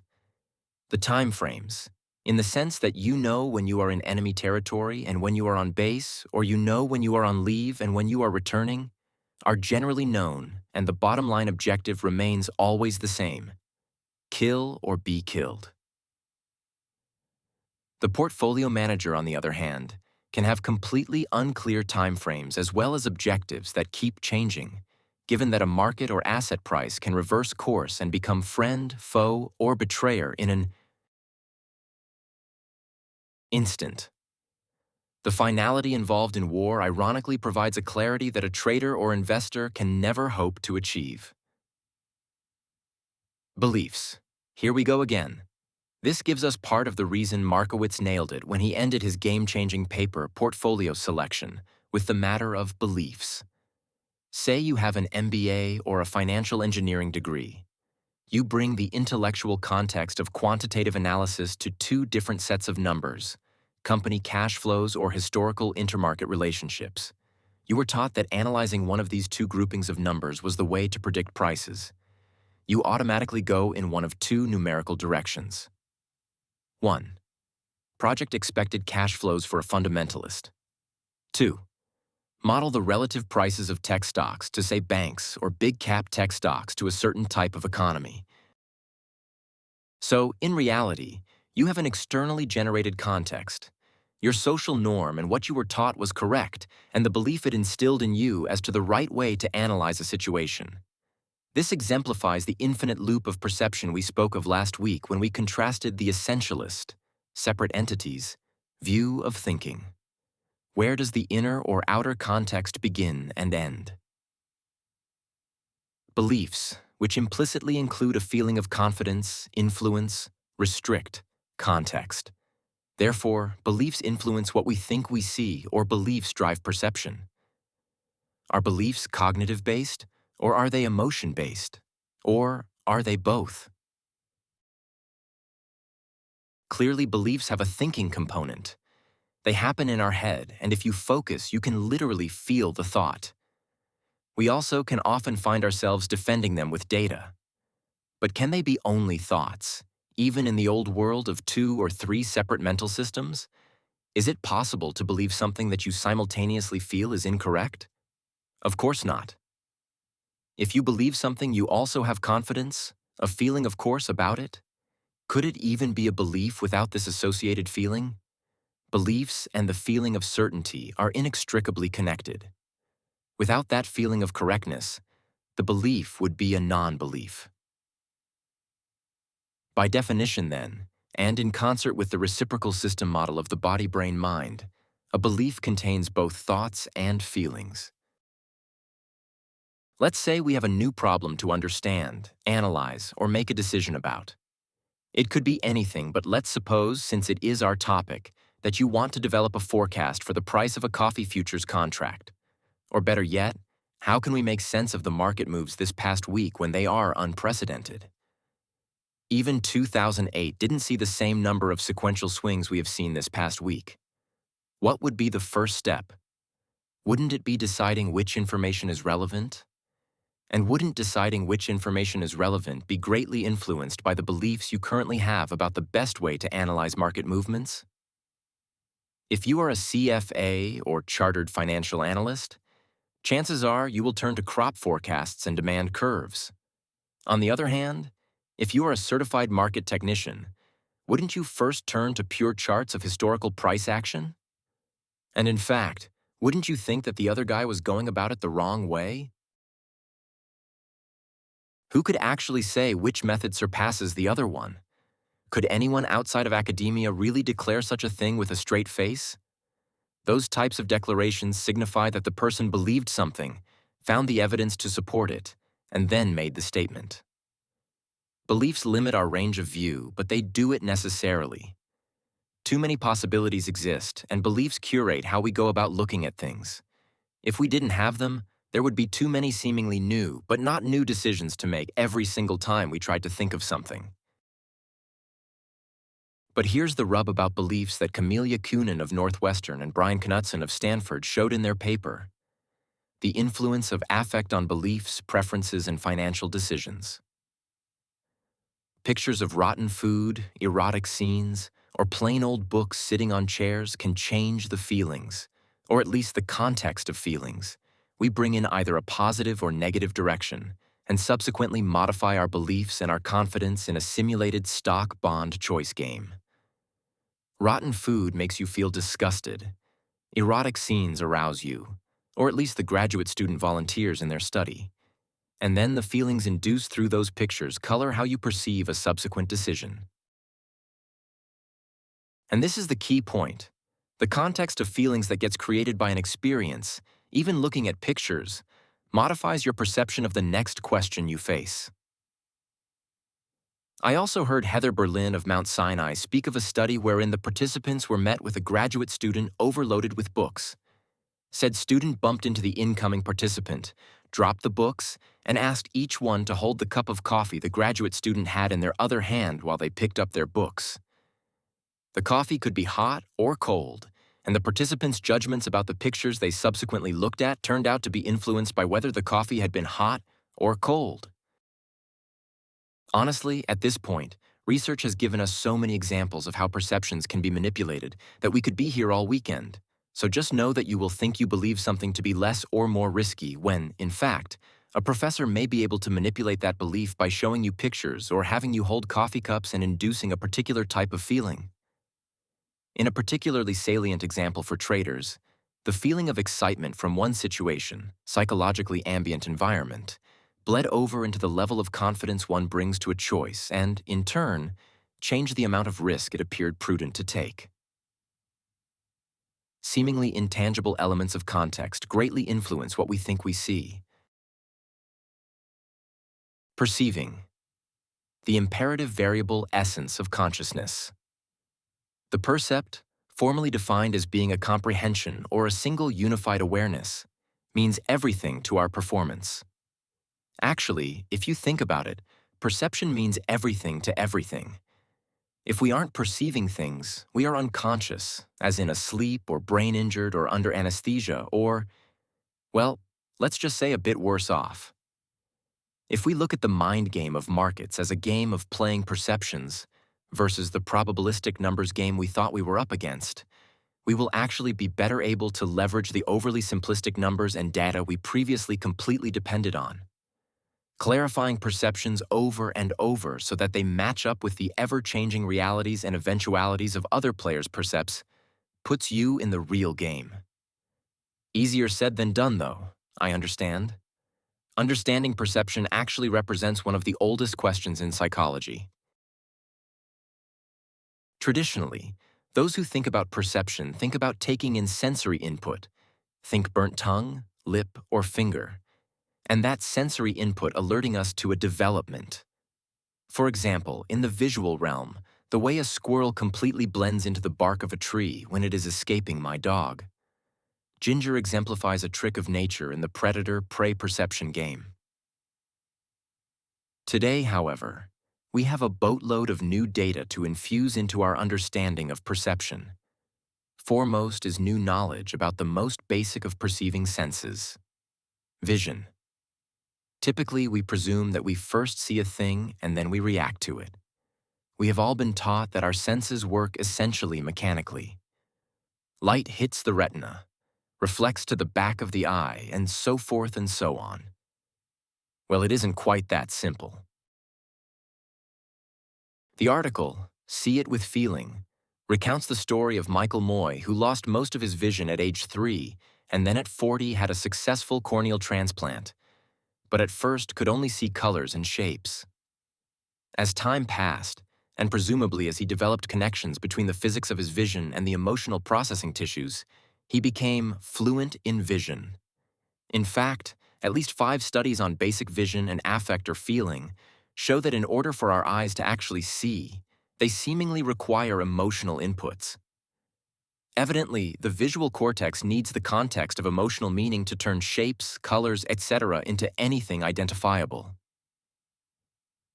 So it appears that to be able to identify the fact that at this moment you are looking at letters, words, paragraphs, a book, your system for vision used the feelings it had long ago associated with letters, words, and paragraphs to even recognize that indeed a book rests in your hands right now.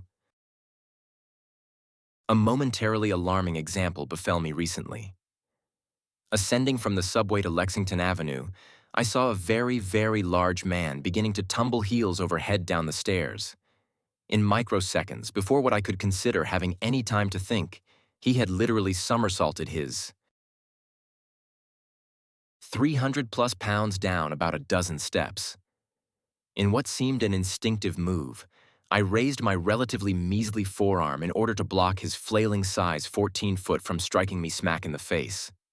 Said foot did meet its resistance in the form of my sternum, but seemingly miraculously I didn't fall backwards, because I had also reflexively grabbed the railing to my right, which levered the resistance I presented. Of course, this incident took maybe 3 seconds, at the very most, from my upward glance to his landing place on the mid-stair platform. 300-pound men being overcome with gravity works that way.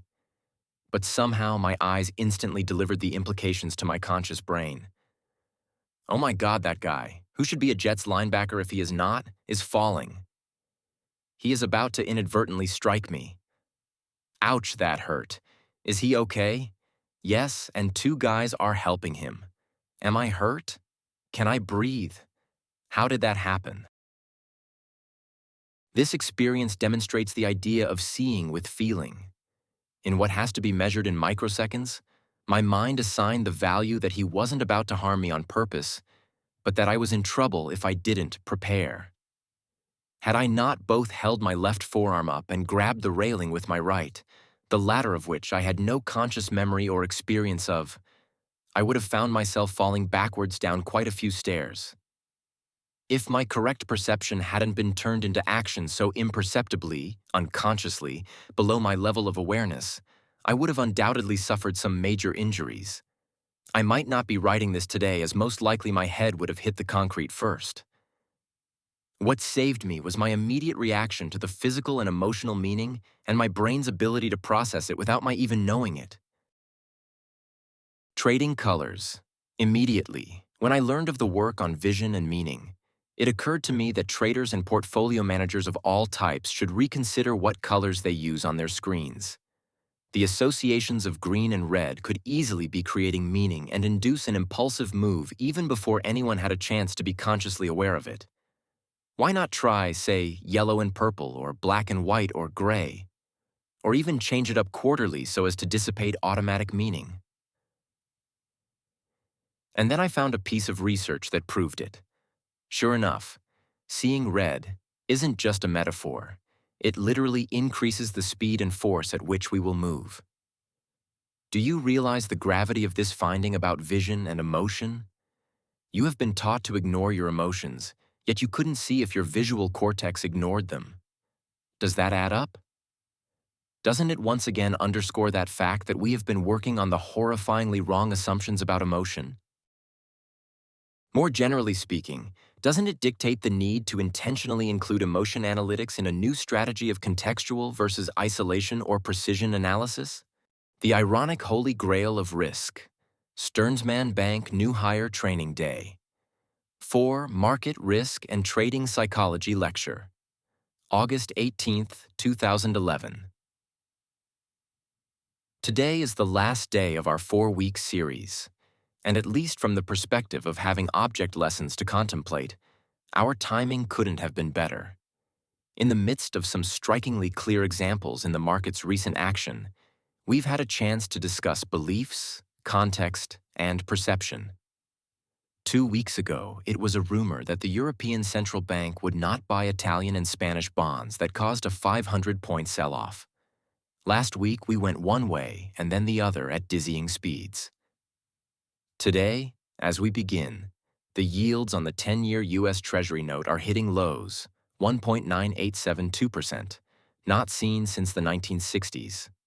While the ostensible reason for this is a rumor that a major European bank had to borrow $500 million overnight. Reporters all over the planet have been talking about fear and panic while mutual fund managers try to tell everyone to be calm. This TV talk actually leads right into our subject for today. Of course, most of the world still takes for granted the idea that our thinking brains reign superior over the dimensions of feeling and emotion. 11 years into the 21st century, it remains axiomatic to assume the wisdom of controlling one's emotions. Whether we are talking markets or golf, the conventional wisdom preaches that logic and reason offer the obviously superior path. We assume, virtually without question, that logic and reason, and somehow by extension mathematical calculations, represent the pinnacle of our power. Yet, purely logically speaking, how can something that provides the fundamental, pivotal, and required element be inferior? It seems to me that, given the neuroscience regarding emotions' required role, this prevailing assumption of emotions' inferiority ends up being the irrational part. Glimpses that we don't fully buy it do exist. As the sluggish job growth drags on, CNBC repeatedly mentions bringing back Bob Shiller's animal spirits to the economy. In another arena, sportscasters across the globe never fail to highlight momentum changes, which, if you think about it, really refers to the collective emotions of the team and the crowd. Sure, the physical play or the score changes the odds, but momentum means emotion. After all, what happens to the mood when the leading team fumbles and the other team scores? Everyone on both sides instantly feels differently. We even try to answer what has historically been this core issue through entertainment. In 1982, it was Blade Runner and its replicants who were trying to fake or even gain real emotion. Before and after that, the Star Trek series' central plot involved the never-ending competition between Captain Kirk's human judgments, which clearly includes his feelings, versus the logic of the half-breed Vulcan Spock. Vulcans theoretically had learned to control their emotions and were therefore supposedly capable of better judgments. Somehow, however, even in fiction, everyone turned to the very human Captain Kirk to make the tough calls. We seem to advocate one thing while simultaneously hinting that we suspect it isn't true. Is the human being inferior because of emotion or superior because of nuances in meaning that we recognize on a feeling level? Why control? What your brain depends on. If a data source held valuable information, why would you want to limit your access to it? If information that you needed was there for the taking, why would you try to suppress it? If the same information served as a vital entity in your brain, wouldn't you want to know about it? If we have to have a feeling to see, to know, and to decide, how can controlling feelings be beneficial? But yet the manta drones on. Control your emotions. Control your emotions, and control your emotions. In and of itself, even the mantra lacks any real objective perception. Really now, can an emotion alone do anything? And I do mean anything? Can an emotion enter an order to buy 5,000 SPYs? Can a feeling alone sell an entire portfolio at the low of the day, month, or even bear market cycle? An emotion alone never lost a dime. In order for anything to happen, one's physical body has to move, even if it is only to type a few strokes on a keyboard. We used to need to call a broker who called the floor. So we used to have to exert more physical energy in the form of picking up the phone and moving our jaw than we generally do now. Regardless, our bodies have to move for something to happen.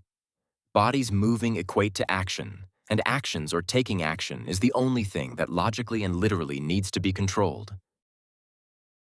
Somehow, somewhere, the thinkers of the ages failed to notice that feeling something and doing something truly are two separate psychological events. Yes, emotions do tend to have an urgency to them. They make us feel as if we want to act. But does wanting to act mean we have to act? Are they the same? Given that we can all learn to feel something without doing anything about it, and given that we all learned many of those lessons just to get to adulthood, when exactly does the supposed re-merger of emotions and actions occur? It doesn't matter what the feeling is. Fear, frustration, hurt, anger, joy, all of them can be felt, examined, described, and understood without an action, or really without an acting out ever taking place. While the role of emotions has been debated at least since the ancient Greeks, we really do need to ask ourselves how we continue to mistakenly combine feeling and acting into one event. They are two and one. The emotion doesn't automatically mean the second, an action. A coherent theory proposal for behavioral economics. Critics and proponents alike will say that the observations of our behavior gives us just that, a set of observations. But that behavioral economics or behavioral finance, the compendium of observations of our purported irrationality, lacks a coherent theory. And it does, for the same reasons we have been discussing, the dismissal of emotion in deference to the other psychological phenomena of thinking and acting. If you have to have a feeling to make a decision, then all decisions have a feeling fueling them.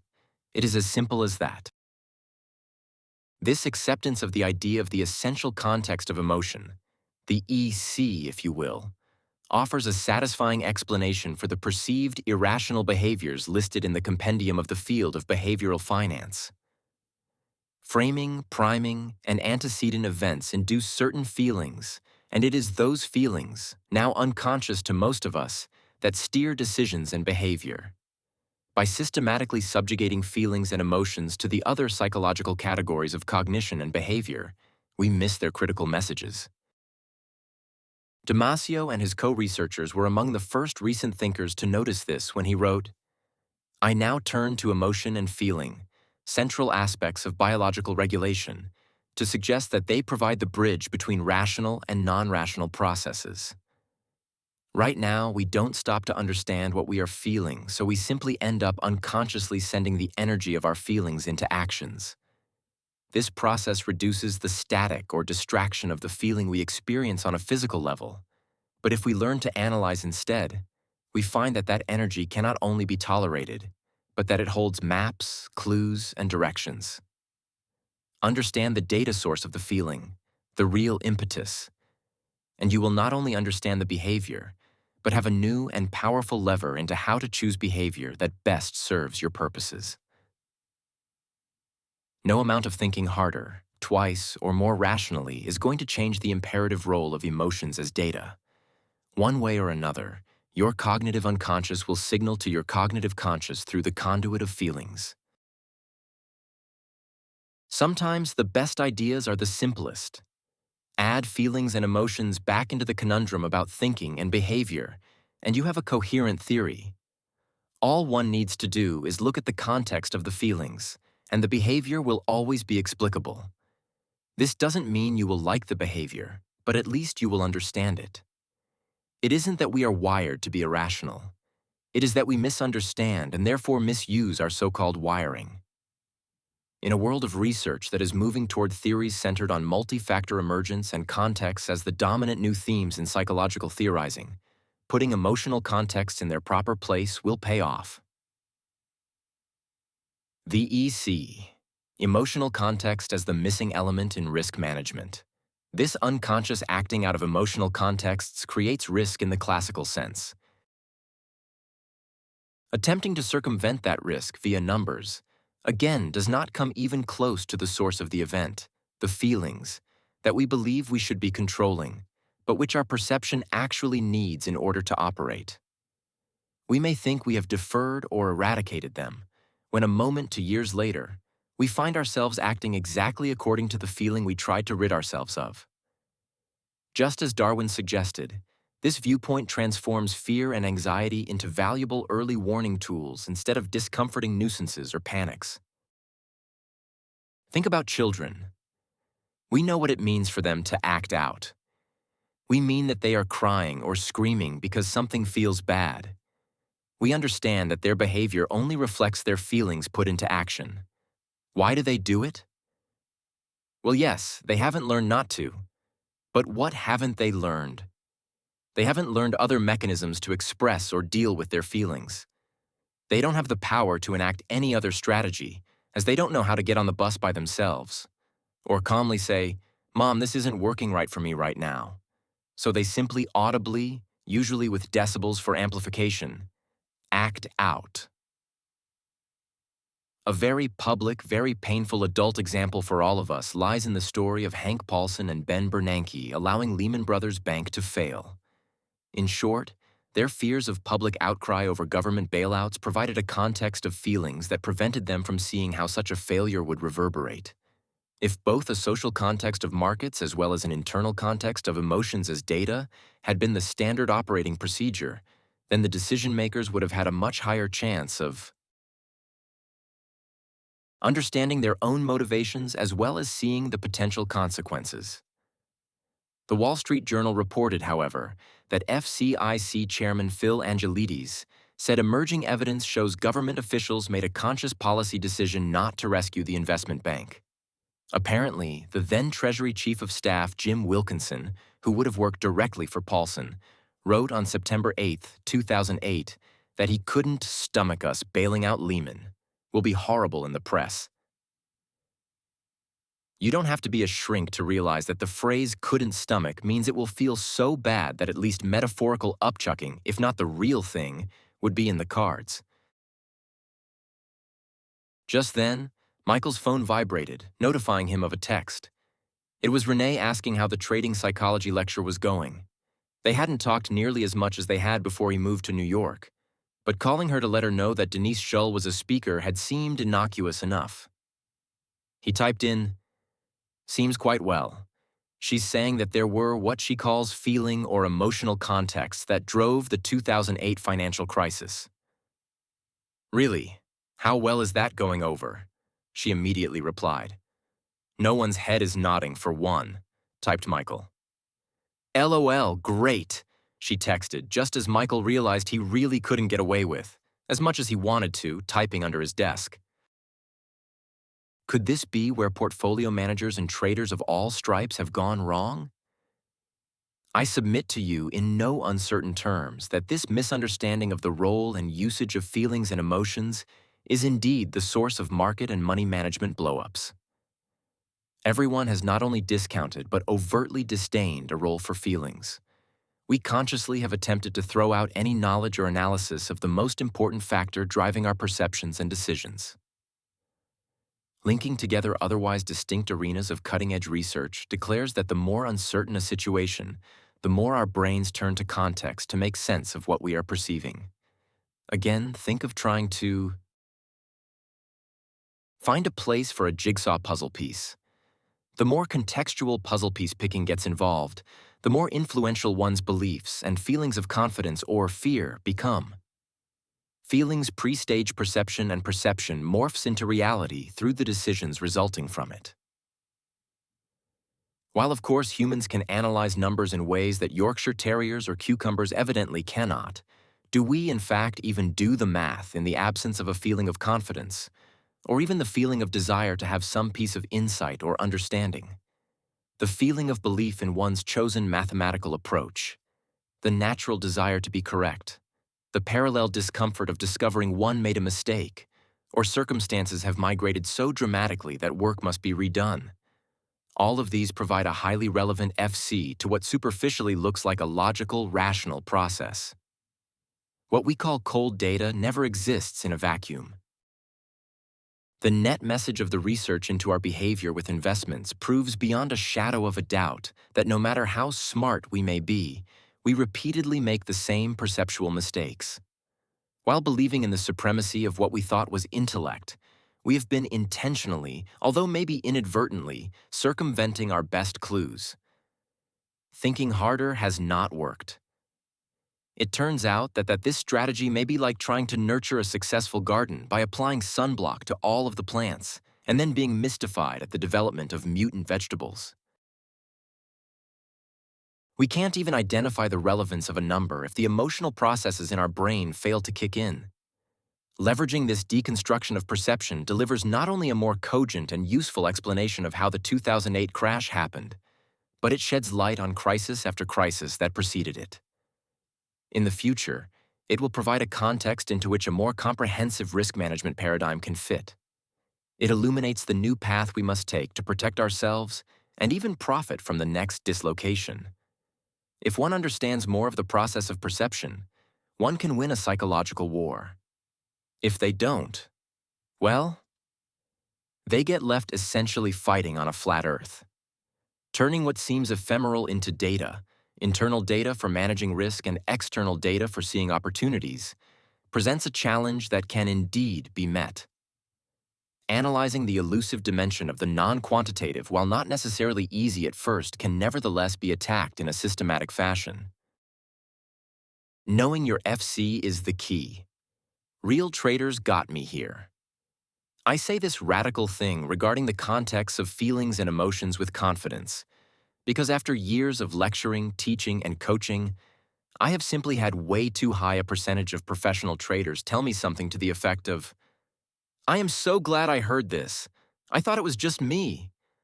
I've always suspected it, but everyone kept telling me to stay 100% in my head, control my emotions, and not listen to my feelings. This makes so much more sense to me." In fact, one gentleman at CME Group in March 2009, the day of the first big rally off the bottom of the 2008 swoon, came up after a talk called The Brain on Risk and said something very much like, "I have heard you before, but I have one question. I get anxious and I don't hold on to my trades as long as I intend to. I try to talk myself out of being nervous, but that generally never works. Almost every time I get afraid of giving my profits back, and so I stop myself out only to watch the stock go on a tear. What do you advise?" I told him to put the feelings into words and write out exactly how the doubt and fear felt. The conversation lasted a few more moments, but nothing else of substance really transpired. 6 months later, I got an email from the gentleman saying that his profits had improved and he'd been handling his trade much better. And, in fact, I have heard variations on this hundreds of times now. In fact, one could argue that Harry Markowitz had this rule in mind when he began thinking about the mathematics of a new way to construct portfolios. Returning to his stage one, bringing one's beliefs to the forefront and systematically uncovering the relevant FC completes the objective he seemed to have had in mind. Knowing the feeling context you bring to any uncertainty decision effectively vaccinates you against ever being in the position of losing all of your capital. The second way, the primary derivative of EFC, mark-to-market emotions, enhances your mind game occurs when you understand your own psychological position. As you become more and more adept and facile with your own decision dimensions, it becomes easier to understand to read the collective FC operating in the market via all or even a relevant subset of competing market participants. Well, we're just about done, gang. But if I can leave you with one thought, it would be this. As you begin to think about how to know, analyze, and capitalize on this FC or feelings context, think first in terms of managing risk by reducing unnecessary trades. As you become more and more comfortable with using an awareness of all that you are feeling, on a physical as well as emotional level, you will find that you make fewer poor decisions. In turn, there will be fewer times you need to recover from a bad day or drawdown. This alone will change your bottom line. But it gets better than that. The more self-aware you become, the more easily you will be able to see waves of acting out occurring in the market. The fundamental job of trading the markets through theory of mind or understanding other people will naturally get easier. We all know that the traders who make money year in and year out, and there are plenty of them out there, always work the game in this order anyway. Manage risk first, seize opportunity second. It may sound a lot less sexy than shooting rounds of ammo into the enemy camp, but it keeps you alive and available to trade another day. New York, January 2012. Michael wasn't caught completely off guard when he got to his desk on the Tuesday after New Year's only to find himself being called into a major inter-office meeting. The memo said, "Regulations against proprietary trading by banks." He had known this was a risk when he took the job, but figured, like everyone else did, that the traders would end up somewhere. He knew enough now, even with only 6 short months on the inside, to know that everyone would just start a hedge fund, join one, or move to Switzerland or Singapore where the US financial industry seemed to be headed anyway. Sure enough, Stearnsman Bank was phasing out all proprietary trading. His choices were 1. Internally apply for a more traditional banking job, which sounded utterly boring. Or 2. Take the severance and run. Between round 1 10 years earlier and being on the desk now, he was far too smitten with the markets to even consider for a moment going back to academia. He resolved that no amount of, "Son, I told you so's" from Richard could lure him into a corporate container either.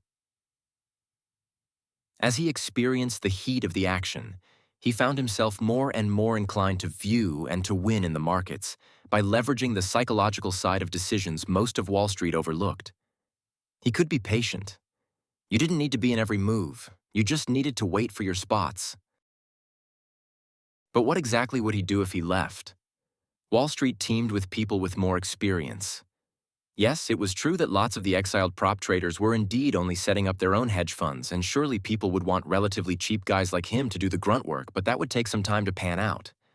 Financially, he figured he could go a year before he had to have a paycheck.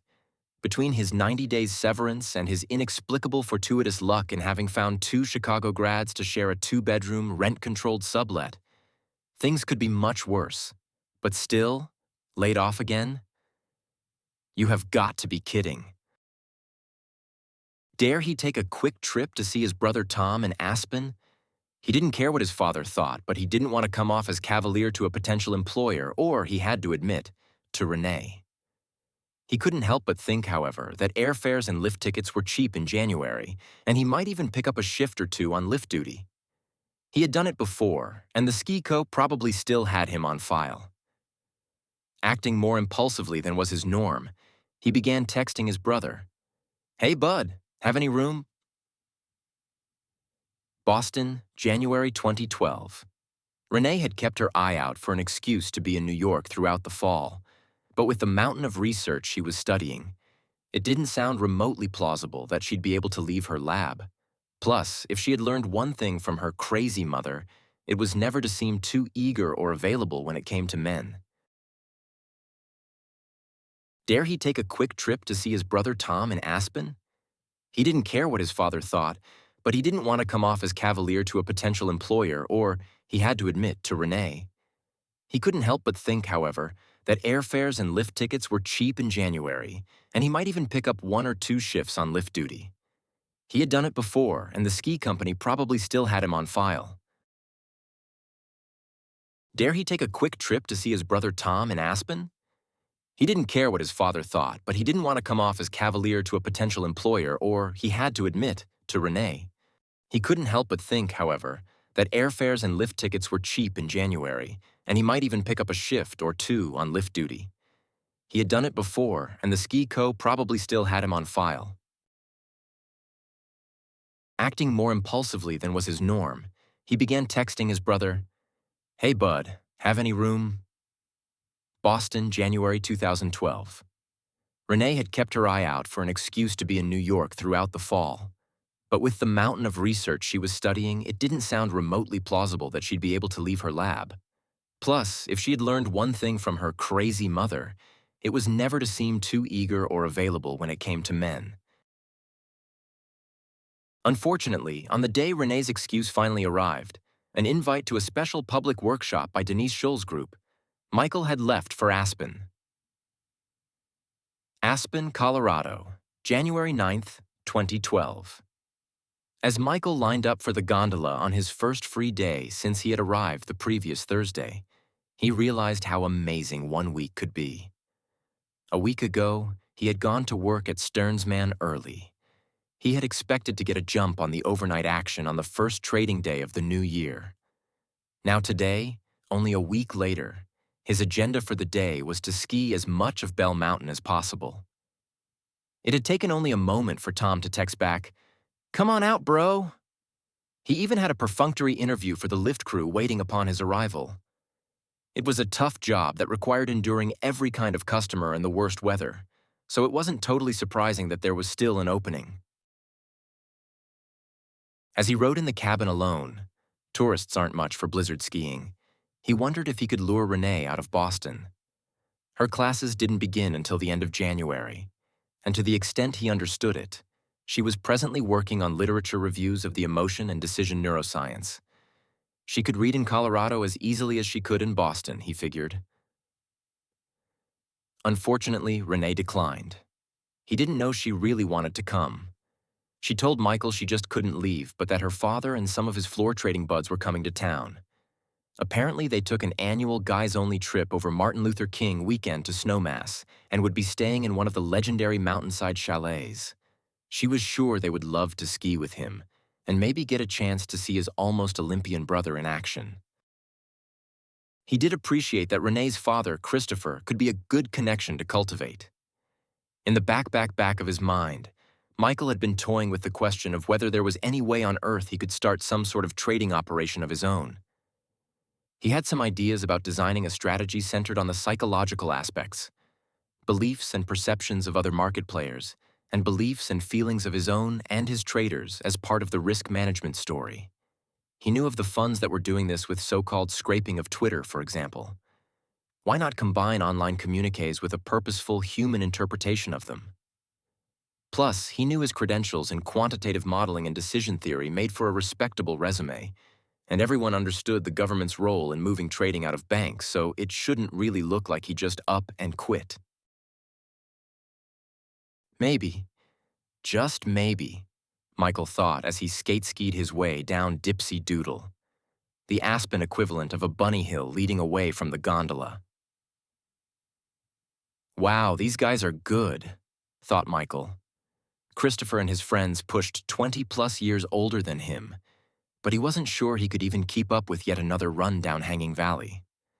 They had been up and down 6 times already, and it was only 1 o'clock. On the lifts, they told story after story of their good old days in the 1980s, the boatloads of money that were made and lost, the wild parties, and the crazy investment schemes they all got involved in, like penny stocks, fantastical tech ideas, and even Hollywood.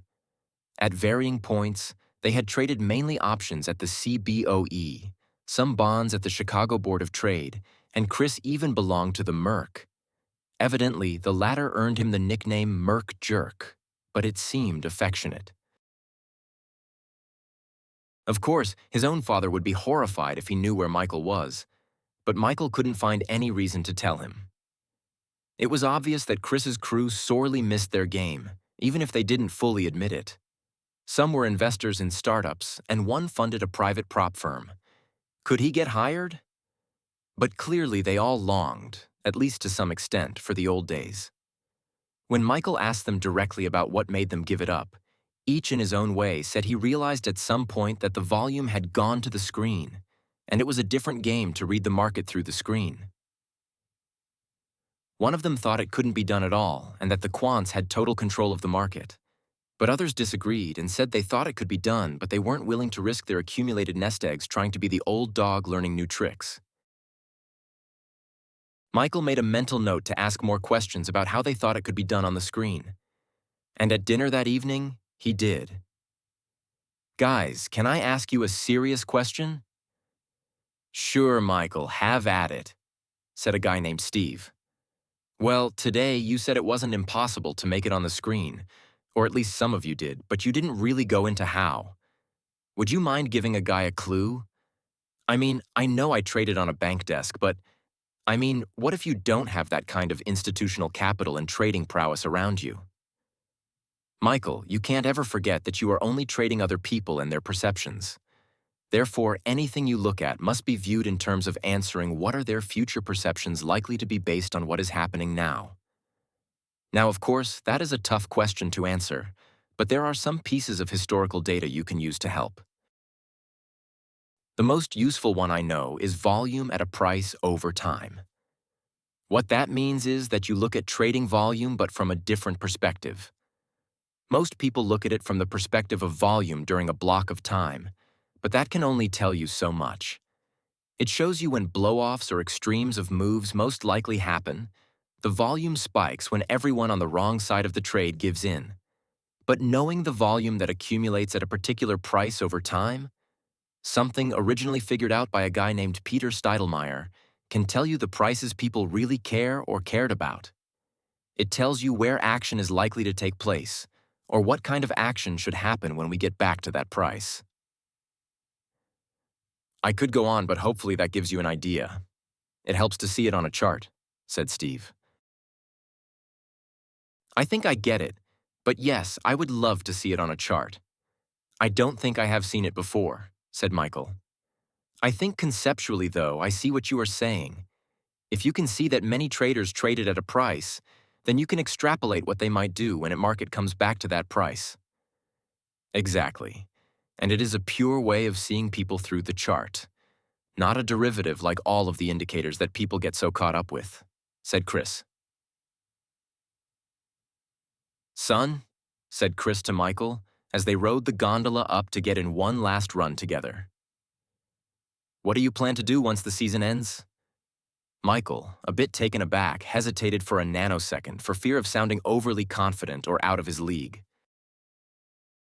As his brain registered the thought of, what have I got to lose, he answered, well, sir, I know I am short on experience on a trading desk, but I have actually been wondering if there would be a way for me to start a fund or a trading operation of some sort. Really? Well, that's exactly what I was hoping to hear, said Chris. Michael couldn't believe his ears when he heard, would you consider coming back to Chicago? Well, frankly, I haven't given the where any thought at all. I've thought about strategy, infrastructure, and if I could raise any seed capital or how to raise some seed capital. But honestly, that last one has had me more than a little stumped. My dad wouldn't give it to me. My friends are academics. And well, as you know, my brother is a high-class ski bum. Perfect, said Chris to Michael's amazement. The guys and I were talking while we were packing, and we want to consider backing you if you are willing to work in Chicago, and at least one of us has a management role in the operation. We figure between just us, we could easily chip in a few million in capital, plus the startup cost for 2 years, and see what happens. It would be a way to get back in the game without doing it full-time, and you seem like you have the right blend of the art and science in your thinking about how to consistently make money. Honestly, we noticed it in your skiing, the blend of technique, your concerns about having the right equipment for the conditions, and your subsequent willingness to go for it once you had the facts accounted for.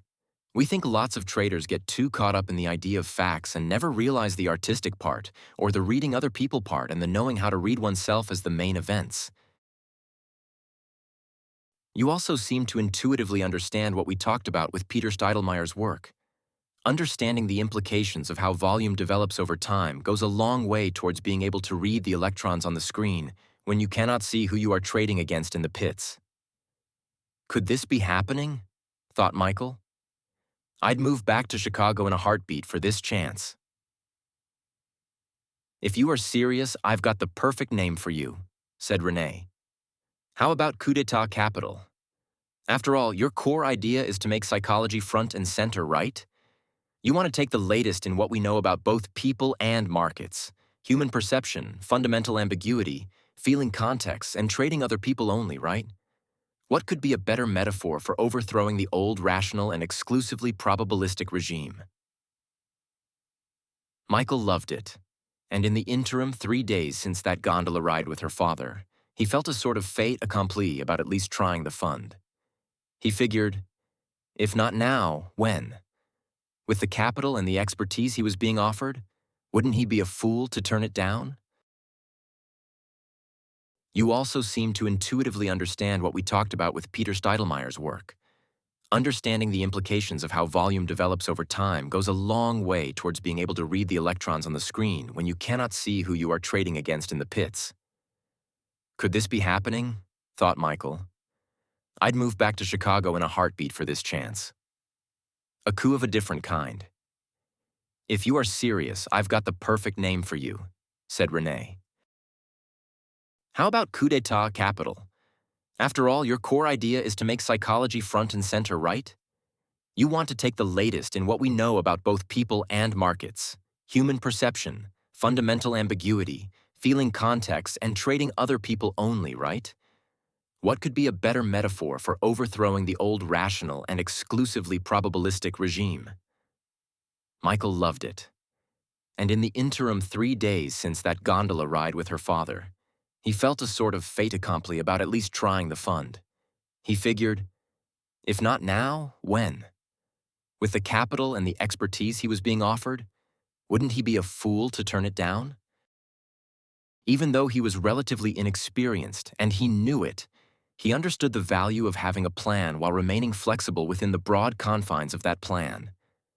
The mistake too many people make, it seems, is either not having the plan in the first place or once they do, treating it as immutable law. Markets can have what these days is called multiple or dissociative personality disorder, and a trader has to be ready to recognize a new personality within a very short period of time. If nothing else, August and September of 2010 proved that in spades. Fortuitously, Denise Shull's company was currently advertising an advanced workshop open to the public. Maybe it was meant to be. Renee had received the invite by virtue of having been on the planning committee for her special lecture back at school, and she, to his delight, had asked Michael to meet her in New York for the event. Mental Capital and Psychological Leverage Advanced Workshop, presented by the Rethink Group and Trader Psyches, February 22, 2012. Thanks everyone for attending our advanced workshop. As you know, this is a second-level course where we will extend the basic ideas about the brain on risk and begin to turn them into a real plan for psychological leverage. Here's the high-level outline of the 4 modules. Review the basic concepts of the new psychology of risk and uncertainty. Mental and emotional or psychological capital. the spectrum of fears, the fractal psyche embedded in your market mind. The first will definitely be a review for most of you, but I feel it is important that we have a level set to make sure that everyone is on the same page. Some of you have heard me speak at your MBA program. Some of you have worked with me in workshops or coaching on your trading desks. And some of you came to me through a broker or an exchange like CME Group where I used to be a member. We will try to make the review quick, painless, and useful. First, let me itemize the basic tenets in our new theory of your brain on risk. Financial markets are human constructions, and therefore they do not have some hidden law of physics buried in them. The task in any sort of investing or trading is to predict the future perception of other market players. Probabilities reflect past patterns, and therefore do not include everything that can happen in the future. The numbers of markets are a language, symbols for meaning. They aren't absolute, and the real game is learning to read in this language. Judgment calls must be made to fill in the gap between where the numbers leave off and alpha, or exceptional performance, begins. The human brain relies on context to fill in the blanks when it is making a decision about something imprecise. Beliefs act as a pre-existing condition, thereby creating implicit context. All decisions require emotion. Therefore, emotion needs to be reimagined as data in order for any decision-maker to be fully leveraging their brain power. I categorize conscious or easily noticed feelings and emotions as follows. The FC, or general physical feelings, which include tired, hungry, energized, nauseated, etc. The EC, or emotional contexts, which connect ideas and experiences to judgments and decisions. Psychological capital. We tend to think our market asset is limited to our cash capital. We also tend to think only of our intellectual capacities as the avenue to an edge. In both cases, we omit a key factor in our success, our total mental or psychological capital. Think of Psych Cap as the sum total of your physical, mental, and emotional energy available to you at any one time. Like prices, it constantly varies. Recognizing the reality and influence of Psych Cap offers anyone professionally involved with performance under uncertainty a whole new kind of edge. Physical energy, for example, makes a difference. It seems very mundane, but human fuel, in the form that emerges from food, sleep, and exercise, matters. With athletes and performers, we tend to naturally appreciate the whole body-mind continuum. We expect them to tend to their bodies, their energy base, as job number one. But we rarely, if ever, think of this angle as it relates to making decisions under uncertainty. We again get caught in the idea that the job demands only our intellect. But let's say that even if it did, how can we optimize our intellect? Do you realize that the brain sits within the energy field of the body? Today's leading psychological researchers speak of embodied cognition, and anyone playing the market should too. For example, while we can't control the perceptions of the other market players, we can influence our likelihood of more correctly judging their perceptions. Beginning with physical energy and continuing on through mental and emotional energy puts you in a much better position to understand what the market, the other humans is, or we should say are, really doing at any given moment. For example, do not make any decision you don't have to when you lack physical energy. In other words, don't trade when you are tired. You will lose money. Research shows that sleep deprivation will alter your perception of how much risk you are taking in any given situation. Our intentions shift toward trying to find more profits while disregarding losses. It isn't that you will see it and take the risk. It is more like you won't even see it and truly miscalculate. In effect, your brain is firing on only part of its cylinders, and taking risks just appear or are perceived as less risky than they are.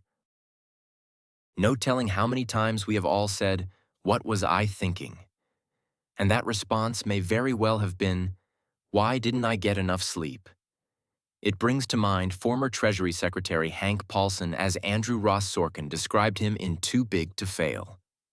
According to this book, Paulson, as a Christian Scientist, refused to take anything to help him sleep, even though the anxiety of the uncertainty and the potential ramifications of the decisions he needed to make had him lying wide awake at 3 a.m.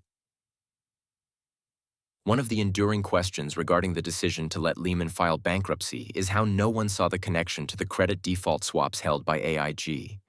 Undoubtedly, everyone involved in the late summer of 2008 was working with less sleep than they would have liked. Could it be that the gain, no moral hazard, appeared more valuable than it was? And of course, the real risk just didn't even register? The same advantage can be gained from the basic regime we all learned in grade school to eat at least 3 balanced meals and exercise. Keep your energy up. Thinking can be very draining. Studies have shown that even a simple cognitive task such as word generation can increase the residual products of energy processing by as much as 54%. Ever notice how tired trading can make you?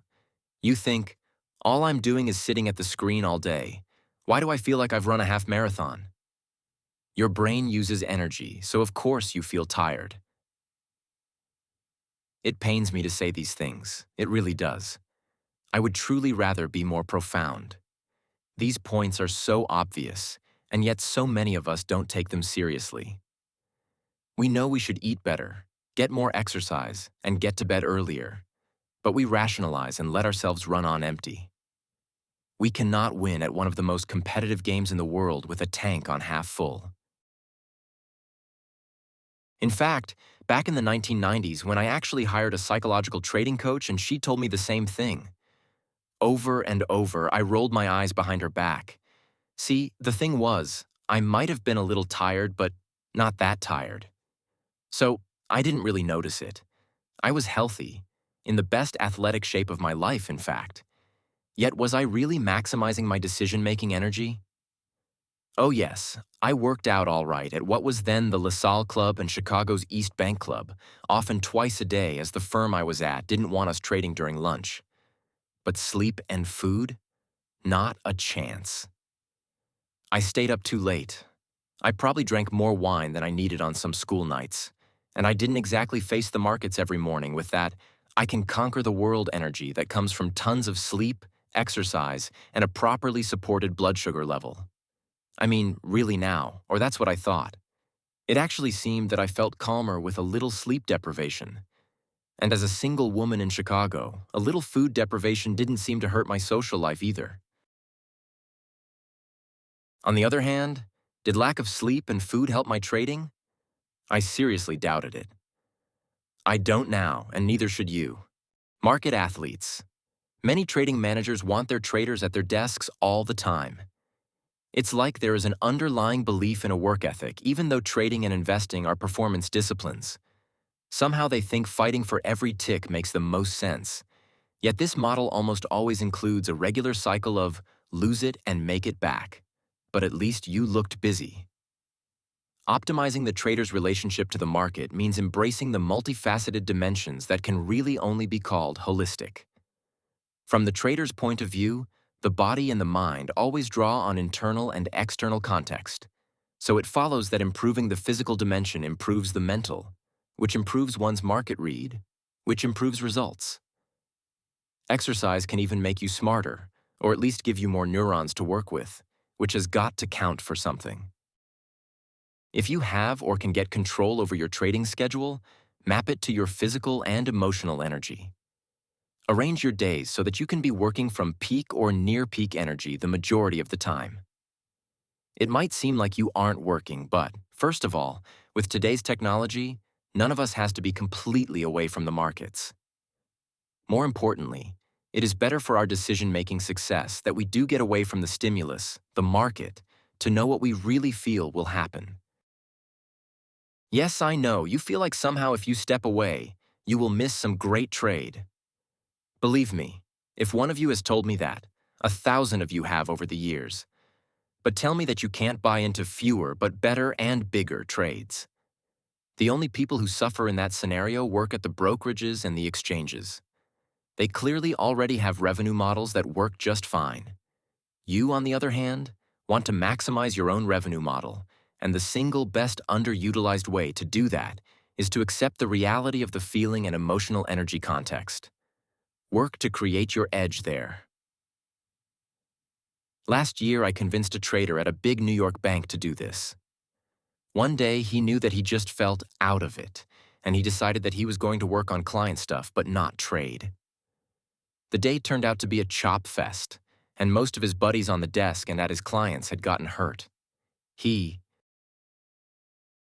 saw everyone leaving and could tell they were wiped out. And then he realized that he felt great. Okay, maybe a bit of schadenfreude was involved in that. Nevertheless, he had managed directly to his psychological capital and create what really can be thought of as psychological leverage for the next trading day. In fact, he got home and reviewed the day, and knowing the old statement, non-volatility begets volatility, or rotation leads to expansion, he knew that the odds of a breakout the next day were better than usual.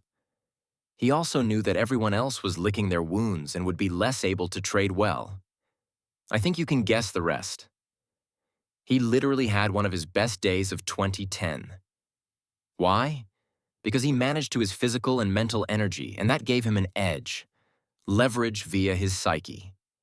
If you analyze the scenario, you can see he actually added to his edge by not debiting either his psych cap or cash capital accounts, so that when he came in the next day, he felt energized and exceptionally clear-headed. He knew where many of the other traders' heads were, cautious after a losing and frustrating day, and he capitalized. This isn't some one-off story. I have heard it hundreds of times. You can always create your own edge this way, no matter where you start from. Net-net, this means to recharacterize your job as much physically as intellectually. Write a new job description, like trading as an NFL quarterback, or whatever your sport of choice might be. Have the right type of game plan. Know that good judgment on the fly will be ultimately what wins the game. Remember, your brain, when faced with uncertainty, will make judgment calls whether you ask it to or not. Do everything you can to improve your judgment and execution in the midst of time and money pressure. This includes the very basics of sleep, food, and exercise. Never forget, everyone wants to sack you. Don't give away an edge you can completely control. For purposes of reiterating the importance of always thinking in terms of psychological capital, let's look at the issue from the opposite side of the fence: the lack of psychological capital and the natural debiting of it. Say you find yourself watching the markets, and you begin to see a confluence of circumstances you recognize. Normally, you would want to be in the action, and you have heard all the admonitions that you can't make money if you are not in the market. While things haven't quite matched up with the pattern you really want to see, you certainly don't want to miss anything, particularly if you have studied a repeated market event and worked hard on how to profit from it. So you move in and take the trade. Maybe you are a tad early, but what happens? As you know as well as I do, it rarely, if ever, works out. Or it takes longer, right? Now what happens to you while the market does its dance? First, you get a little frustrated with yourself for jumping the gun. This equals psych cap debit 1, the distraction and creation of a new emotional context of frustration. Typically, not knowing what to do with that frustration, you get annoyed, and in order to have a feeling of control, you either exit or add to the position. Most of the time, this is psych cap debit 2, because in both cases you recognize the impulsivity of the decision and feel guilty about being impatient. Guilt creates an even more debilitating emotional context, or, as we have just said, a reduction in your psych cap or emotional energy.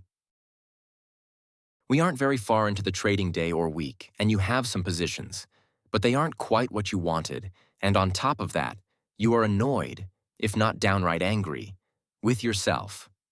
Typically, in the old control your emotions mode, let's call that CYE, your approach would be to rationalize everything you have done. You try to stay in your head. Inside your head, however, your brain is trying to get your attention by sending you a signal through your feelings. Think about it. You should be annoyed or angry with yourself. You did the exact same thing you again said you would never do again. Now if you looked at the anger and said, I see why I'm irritated. I got in too early and I added or exited. Of course I feel this way. You would have a fighting chance at deciding the best thing to do next. Wait, exit, or take a break. If you don't acknowledge that notice that your feelings are sending you, however, what happens? Don't you typically act on them even once again? Or even if you don't act out here, doesn't the feeling context grow bigger, get louder? Then how do you feel? Somewhere in this scenario, you undoubtedly experience a hit to your monetarily denominated capital. If you don't, consider it lucky. Some traders play this out day in and day out. They try the all intellect all the time approach to trading. They pay no attention to their physical or emotional energy or signals, and they wonder why they keep making the same mistakes. Creating leverage with psychological capital. Take another psych cap scenario in which you leverage the asset properly. You are in a trade, you made a good decision, and something happens to make the market turn on you. You get to the point where clearly you are wrong, i.e. the place where stop losses should be, and you get out. You lost money. It feels bad. You don't like it. However, you decided to manage to your psych cap first, and you know you have been debited. You know that like an athlete, your playing apparatus has sustained an injury. Just like an athlete, you know that the quickest way to recovery winds through rest. So you actually leave the screen. Yes, you can do it. What happens here to both your psych cap and your trading capital? Sure, you took a small hit, but while you are away from the screen, you find it easy to remember that baseball batters hit only 300 if they are lucky. You work out some irritation by hitting the gym instead of the keyboard. Then what happens? Don't you get a surge of energy, and with it renewed confidence that your turn at bat will come again? Compare the two.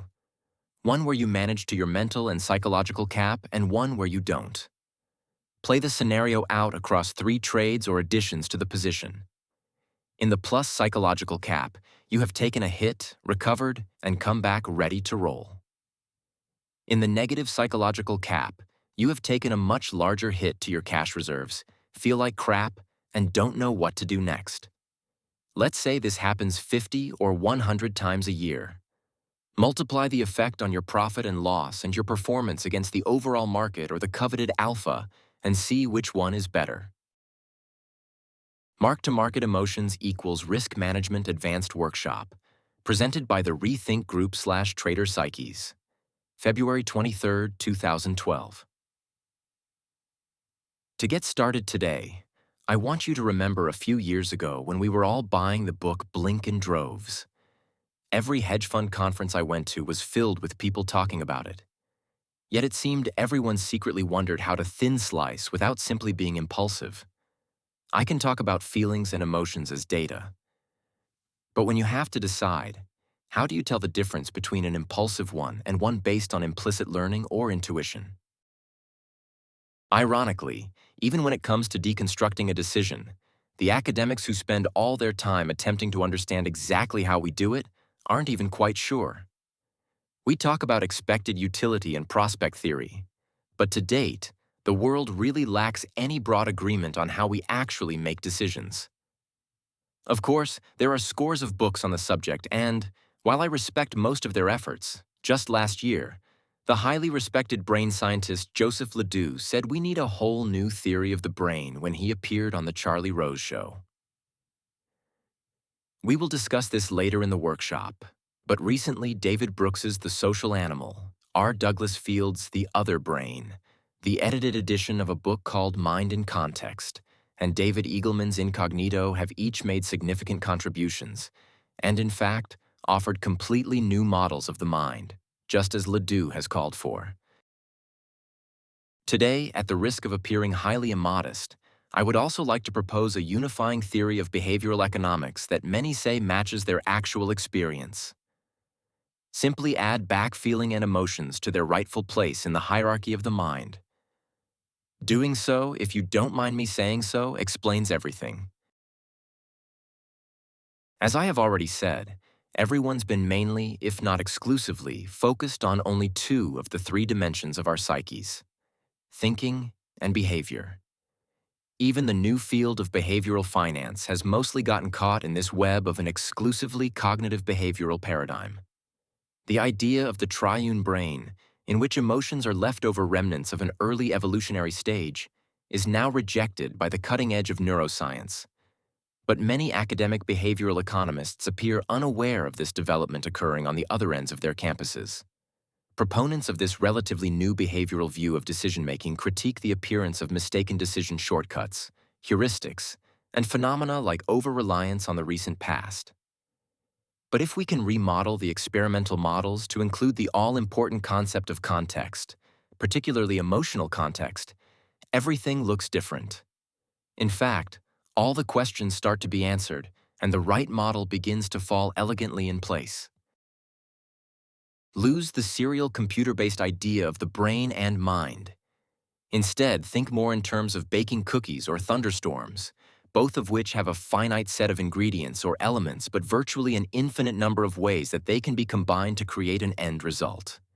And the outcome always depends on the context, what came right before, to produce the end result. With cookies, it is the temperature of the oven. With thunderstorms, it is the exact way two air masses collide. Context is key. In terms of your brain's development, it begins with a substrate of feeling and emotion. As infants, we know basically two broad categories of information: our mother as an object and how we feel. As children, we know a little bit more, but how we feel shapes how we learn language, math, and our self-concept. The latest in memory research, for example, shows that the more emotionally charged an event, the stronger the memory trace. This appears to be one of the mechanisms by which events from early in life impact us later. We may not consciously remember them, but levels in the unconscious appear to act as sorting devices. The emotion of the memory works as a built-in context. When the brain needs to search for a proper context for new experiences, the emotional tags of anything similar in one's experience come into play. In fact, emotional meaning now appears to be crucial to the initial steps operating in our visual cortex, or, in other words, in the mechanics of eyesight, one of the most well-understood parts of the brain. So the bottom line is this: the most predictive element of context is the feeling emotional one, the FC or EC. To quote Jennifer Lerner of Harvard, "The empirical literature suggests that emotions influence numerous cognitive processes: selective attention, evaluative judgments, perceptions of risk and estimates of value, causality. Therefore, take any decision you want to understand. Don't look first at the logic or seemingly lack thereof. Look at the EC or emotional context. With a trade you can't understand, ask what was the emotional context. Stop thinking about your thinking and behavior. Instead, understand the psychological environment. The emotions are your data. The data that, when properly analyzed, holds the best explanatory power." Emotions as data. How do you do a 180 and go from controlling your emotions to feelings and emotions as data? It may seem daunting, but because you are going with the flow of your mind, it can turn out to be actually easier. Think of it as mark-to-market emotions. You spend almost all of your time monitoring price action, right? You pay attention to almost every tick. Why can't you do the same with internal data? Expect to feel and then pay attention to your body and let it give you its message. Sure, there exists a whole variety of types of feelings and therefore different messages. But before you begin to decode the gamut, first you have to decide to listen to the messenger. Anticipate that you will indeed always be feeling something and make the effort to name what that is. Even if it is the basics of tired and hungry, you will be moving in the right direction.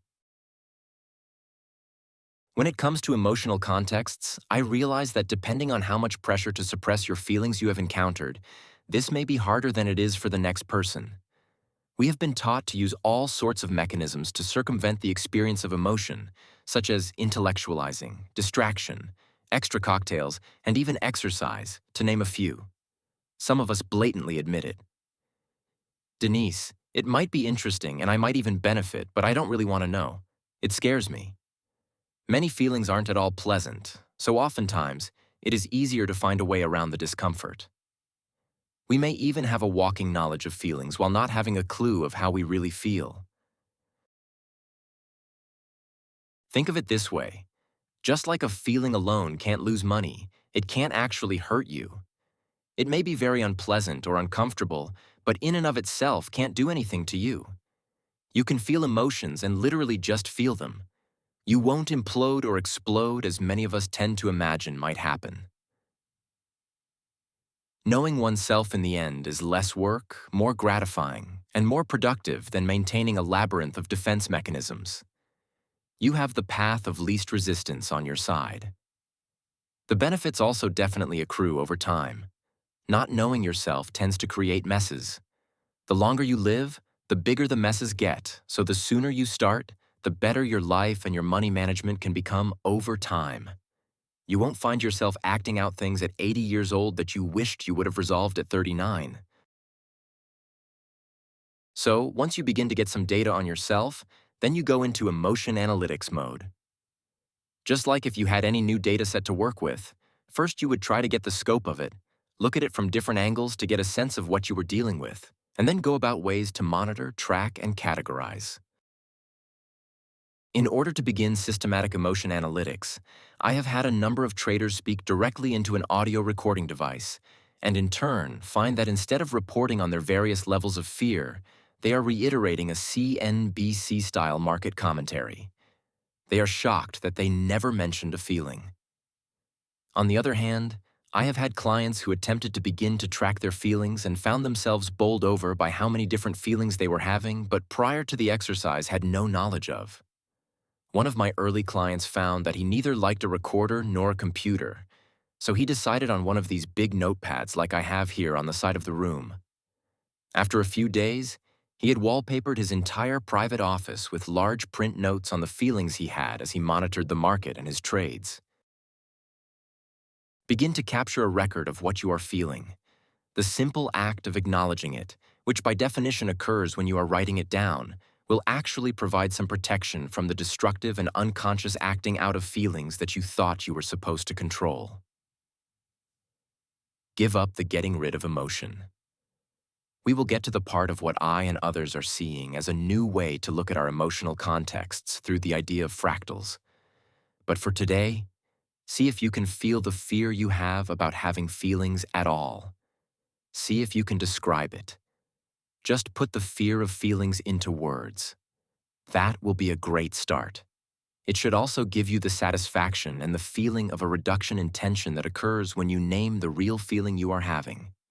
Something about finding your core, or part of it, simply makes you feel better than you did when you were trying to set aside a feeling or rationalize it with logic. Plan to use these 3 steps. Anticipate. The feelings will be there. Notice. Resolve to become aware. Name. Begin to name the different combinations of feelings. The first means just coming to terms with the fact that you have feelings and emotions. Once you expect to have feelings, the next task becomes to notice them when they occur. Think of this as the data capture phase and use the documenting we just discussed. On step 3, the naming, let's start with the 5 basic categories of anger, fear, disgust, sadness, and pleasure. We can also make it one step easier through understanding that while this 5 basic idea runs far and wide, Professors Tor Wager and Lisa Feldman did a summary analysis of all the fMRI scanning studies that involved emotion research and found an alternative view. They concluded that the Big 5 may actually be higher-level constructions of what our bodies and minds are really experiencing. In fact, at that level, the role of external contexts like culture or familial influences can have a great influence on what we experience as fear, anger, or sadness. Wager and Barrett concluded with the suggestion for an idea of 2 basic dimensions of emotion, what I call want more and want less. They would call it approach and avoidance, or if you think about it, academic terms that map nicely to greed and fear, or the two ostensible emotions of the market and money managers. Additional researchers going back as far as 1980 also have submitted the idea of automatacity, or an initial, preconscious, and automatic assessment if something is good or bad, a second two-dimensional choice that would create the academic approach and avoidance. The spectrum of fears. To help you with step 3, I want to give you the spectrum on which most of your conscious feelings are going to fall. Call it the FAD, or fear, anxiety, and doubt, spectrum. It has two primary ends punctuated with two extremes. On the far left, we have panic, of the kind seen in October 2008, March 2009, or August 2011. On the other end, we have FOMO, fear of missing out, or I guess what we should really call the panic of missing out, as we saw way back in March 2000 with the high of the NASDAQ. You see it in short squeezes on a much more regular basis, a slow grind upward that some like to call the melt-up, which ends with a very fast, high-volume long jump in prices. Between these two extremes of panic, you have the more common spectrum of fear of losing or being wrong to fear of missing out. Most of the time, you will find yourself between those two extremes. If you were to draw a nice version of this range and start keeping track with hash marks, you would find that you move back and forth through the spectrum. Fear of losing often turns to fear of missing out, which turns right back into the fear of losing, at least at the conscious level of awareness. Michael leaned over to Renee and whispered, "Man, is that the truth?" She nodded an understanding look back. Fear turned frustration turned anger turned meltdown. While we continue to operate in CYE mode, what we fail to realize is that we arrive at what seems like a new and isolated decision with a very intact relationship with the previous decision. And unfortunately, that relationship has its issues. It can't help but be tainted with some quantity of feeling bad about oneself or frustrated with what the market did to us. Every trader knows the scenario where one trade went bad and they sort of knew they shouldn't get into the next one, but maybe, just maybe, they could get their money back and call it a day. Maybe, just maybe, turns into a second.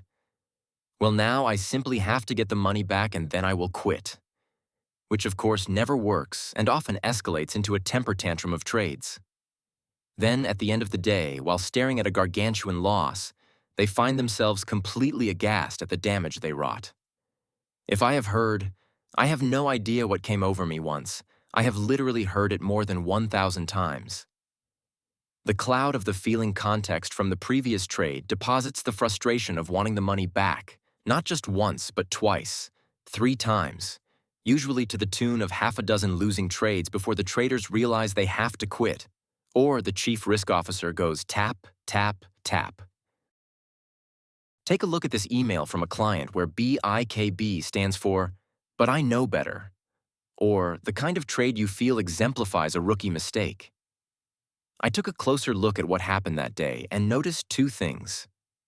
First, the BIKB trade didn't just come out of nowhere. It was preceded by a series of trades that I planned, but didn't take, that would have won, and one winning trade that I exited early. I thought I was being cautious, but in fact, my second guessing of my planned trades was building up frustration and impatience. Without that, I don't think the BIKB trade would have had such a powerful impact on my psychological capital. So the cost of those untaken or poorly executed trades was not just a reduced upside. They were setting the stage for a losing spiral. BIKB trades set up feeling and emotional contexts of self-recrimination, which also emerge from conscious and unconscious emotional contexts. Just catching yourself in those, and the feelings surrounding them, will impact your bottom line in a positive way. Knowing the feeling cluster radiating in your psychological environment gives you the chance to evaluate whether it signals a risk to be managed or an opportunity to take advantage of. Make knowing your emotional contexts one of your top risk management strategies. Make it even more important than your risk to reward money management ratio. I say this because if you put math to what we can call the temper tantrum series, you can see how your bottom line would look completely different if those trades are avoided. Extract even 50% of your meltdown episodes and look at the change in your bottom line. Plus, if you add back in the psychological capital, you will also avoid losing. You can see how you will then be set up to take your next trade from a much stronger mental position. It's true that the hardest thing to do, at the moment it needs done, is to walk away from the markets. Vow to always ask, how will I be feeling in the future if I take this trade? This is fighting fire with fire. Instead of telling yourself that you shouldn't take another trade, which is staying in your intellect, you are projecting yourself into your future feelings and using future expected emotions as data that helps you to feel the likely outcome, which in turn gives you more power than using your intellect to lecture yourself. Projecting how you will feel in the future works partially because it combats something the neuroeconomists called intertemporal discounting, or the idea of a bird in the hand is worth two in the bush. Intertemporal refers to the differences in time between points sooner and further away. We tend to value money we have right now more than future money. Intertemporal discounting, in other words, is the academic term for jumping out of trades too soon. It relates strongly to the emotional context of fear of missing out. If you have profits, you want to grab them. The waiting gets very hard. You may give some back, and that too brings the virtually omnipresent fear of missing out, or fear of future regret, into play. In other words, it both true that time passing might very well make the trade worth less, and that we feel afraid of it doing so. That is, we discount the likelihood of the potential future value in our minds. We think, I don't want to give my gains back, or I just take the money and run. But really, we are working out of the emotional context of wanting desperately to avoid feeling regretful in the future. A special case of the personal becoming the market. We've all had fights and disagreements with those closest to us. It doesn't matter if it is a teenager, a spouse, or a girlfriend. Everyone occasionally goes to work miffed over something. We could, of course, get into some tragic and funny stories here, but the bottom line is this. Arguments make us feel as if we have no control. The other person just cannot see how ridiculous they are being, and if only they would. And then we sit down in front of a screen where we can easily push a button, and our software programs will, most of the time, do exactly what we want. But really now, in those moments, do we really want a position, or are we just trying to get control?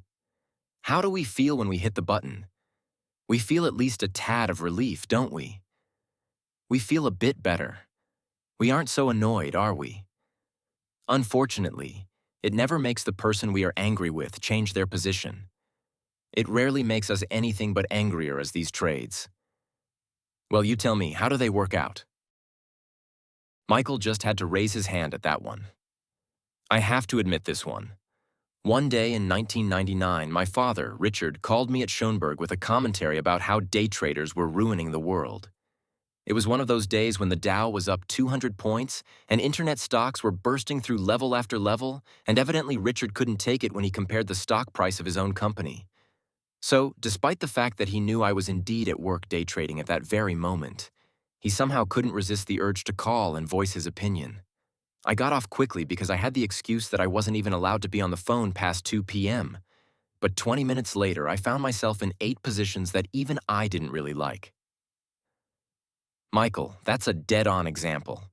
I could give ones from my own trading and many from my clients.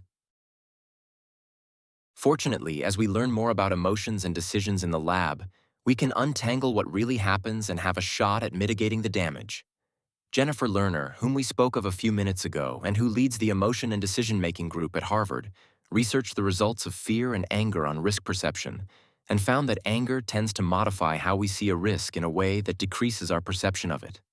As many of our clients have demonstrated, feeling angry makes potential trades look like a better bet than they usually are, and taking them doesn't give you the control you are looking for. Need I say more? Time to take the red convertible for a spin. On the other hand, We do have one more important dimension of the relatively conscious or consciously accessible semi-conscious FCs that we must discuss. Like the frustration fireworks that light matches to our trading accounts, we will also all recognize this one. Jimmy Buffett sings a song called "It's a Rag-Top Day." In his characteristic happy-go-lucky mode, he sings about the kind of days that one simply must jump in a red convertible with a sexy, smart companion and take a joyride. And well, I am sure Mr. Buffett didn't consult her. Again, Jennifer Lerner also found that happiness decreases our recognition of risk. We all know this feeling. Things have gone well, and it gives us a lot of confidence. It feels good, and in the midst of that feeling, new choices or challenges look easier than they turn out to be. In my mind, I kind of imagine our spectrum as having a diving board on the right-hand side, leading from the pool of fear into the pool of overconfidence. It happens when we have a good run, regardless if that run lasts for a few hours, days, weeks, months, or years. We feel like we have it. We have finally acquired that mysterious ability to read the market that prior to now, no one could really deconstruct or intentionally create. But again, I probably don't need to tell you what happens next, do I? The bomb hits. In retrospect, we always know we got overconfident, but we never seem to know it in time to prevent it. We give back lots of our hard-earned alpha and sooner or later land squarely back on the spectrum, usually at the fear of losing or being wrong end. A typical scenario might proceed like this. Beginning. Fear of losing and or being wrong at one level below conscious awareness. A generalized doubt and anxiety about any market decision. Time in the state above opens the window to fear of missing out, but doubt lingers. Fear turns to frustration over missing out. Frustration turns to gaining a feeling of control via taking a trade. Frustration, being a close cousin of anger, prevented us from seeing the risk. Anger at ourselves for making an ill-advised decision ensues. We want the money back and knew we were right to be afraid. Occasionally, we digress into a temper tantrum of trades. Eventually, we stop. We recognize we have to reboot.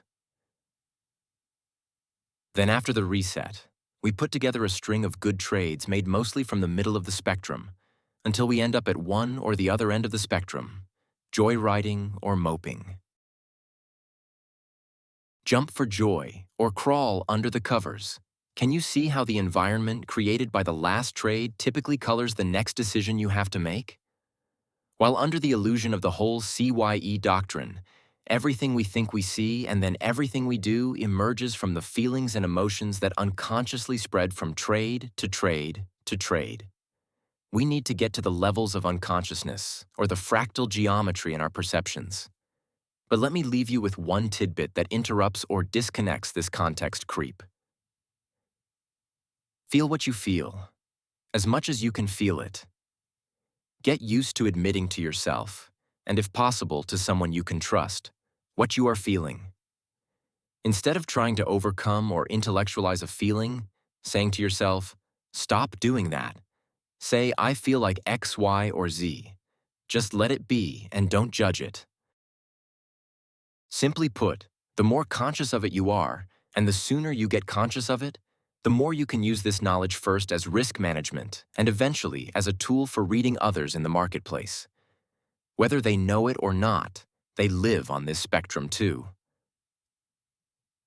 Don't be afraid to put it into words. In fact, reams of research out of the psychoanalytic traditions and now even decision science indicate that putting feelings into words does indeed provide a great benefit. Putting feelings into words not only reduces anxiety, but verbalization can actually allow us to work more effectively on a thinking level. Here's another example from a client email. The first surprising thing I learned was about ambiguity. All it took to embrace it was to physically write down or say out loud, "Yay, ambiguity." I would laugh and then not worry about it, because the benefit of embracing ambiguity was not some great insight into what the market was going to do. Rather, it was an increase in energy. You might be thinking that the great traders don't do this. First, how do you know for sure? Second, I submit that at a minimum, they are doing two related things, consciously or unconsciously. They are treating the markets as social contests, and they have the emotion of confidence that they leverage. For the rest of the mere mortals who haven't developed this dual feeling-based edge, these steps we have talked about are how to go about getting it. And last, for today, I want to mention a book called Information and Emotion: The Emergent Affective Paradigm in Information Behavior Research and Theory. I am advocating for an emotions as data regime change. In actuality, I am advocating for a conscious emotions as data regime change because I know your brain is using emotional meaning that way. This book, however, is about dealing with information, the kind of factual data that market people normally look at, and its point is how to better present that information in emotional terms because the editors understand that information presented in emotional terms will be more easily learned and used. My point? If the information theorists are now dealing in emotion, shouldn't you be too? Regret theory. Greed misleads advanced workshop. Presented by the Rethink Group Talk Trader Psyches. February 24th, 2012. The left edge. Fear of losing.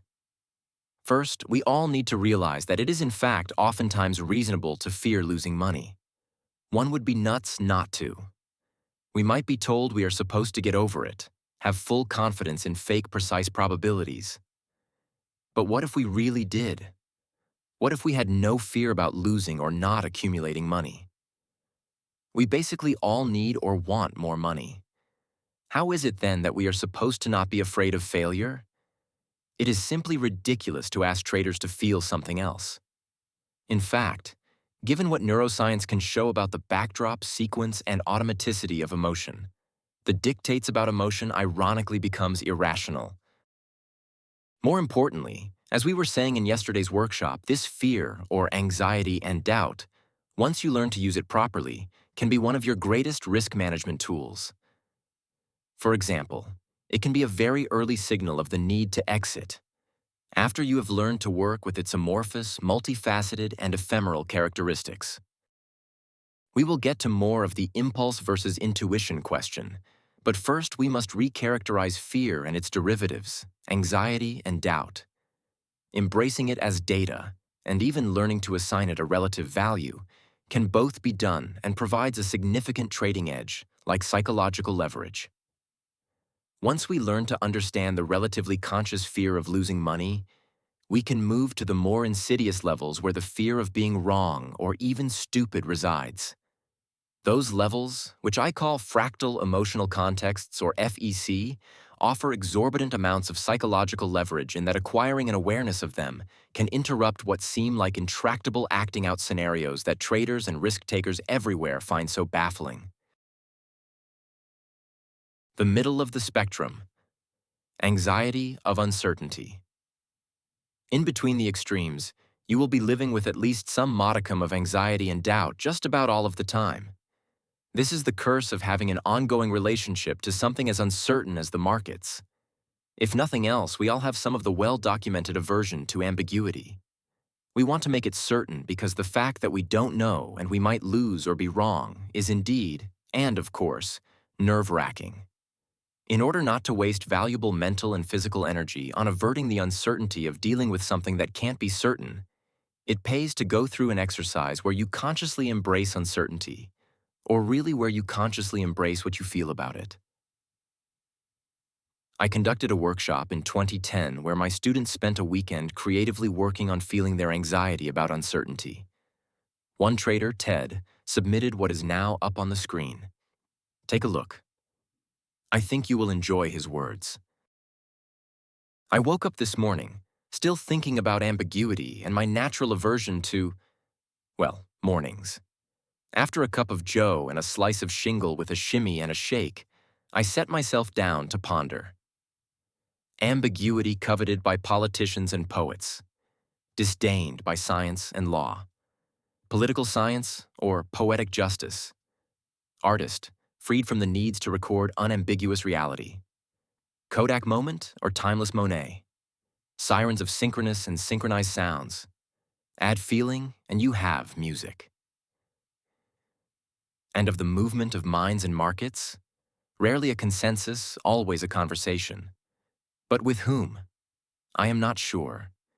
But for this ex-engineer to ponder its meaning, I can only say, the mind is a very strange place to be. By the way, have you met my friends? Russell the rabbit and his friend Elias the cat Ted summed up our dilemma. He got a good laugh, that laugh of recognition. And, in fact, everyone who completed the assigned exercise found that they enjoyed reveling in their hatred for the ambiguity of markets. Most were surprised to find out how they really did detest dealing with constantly conflicting information. They intellectually thought that because they were market professionals, that they were over it, or even in fact loved it.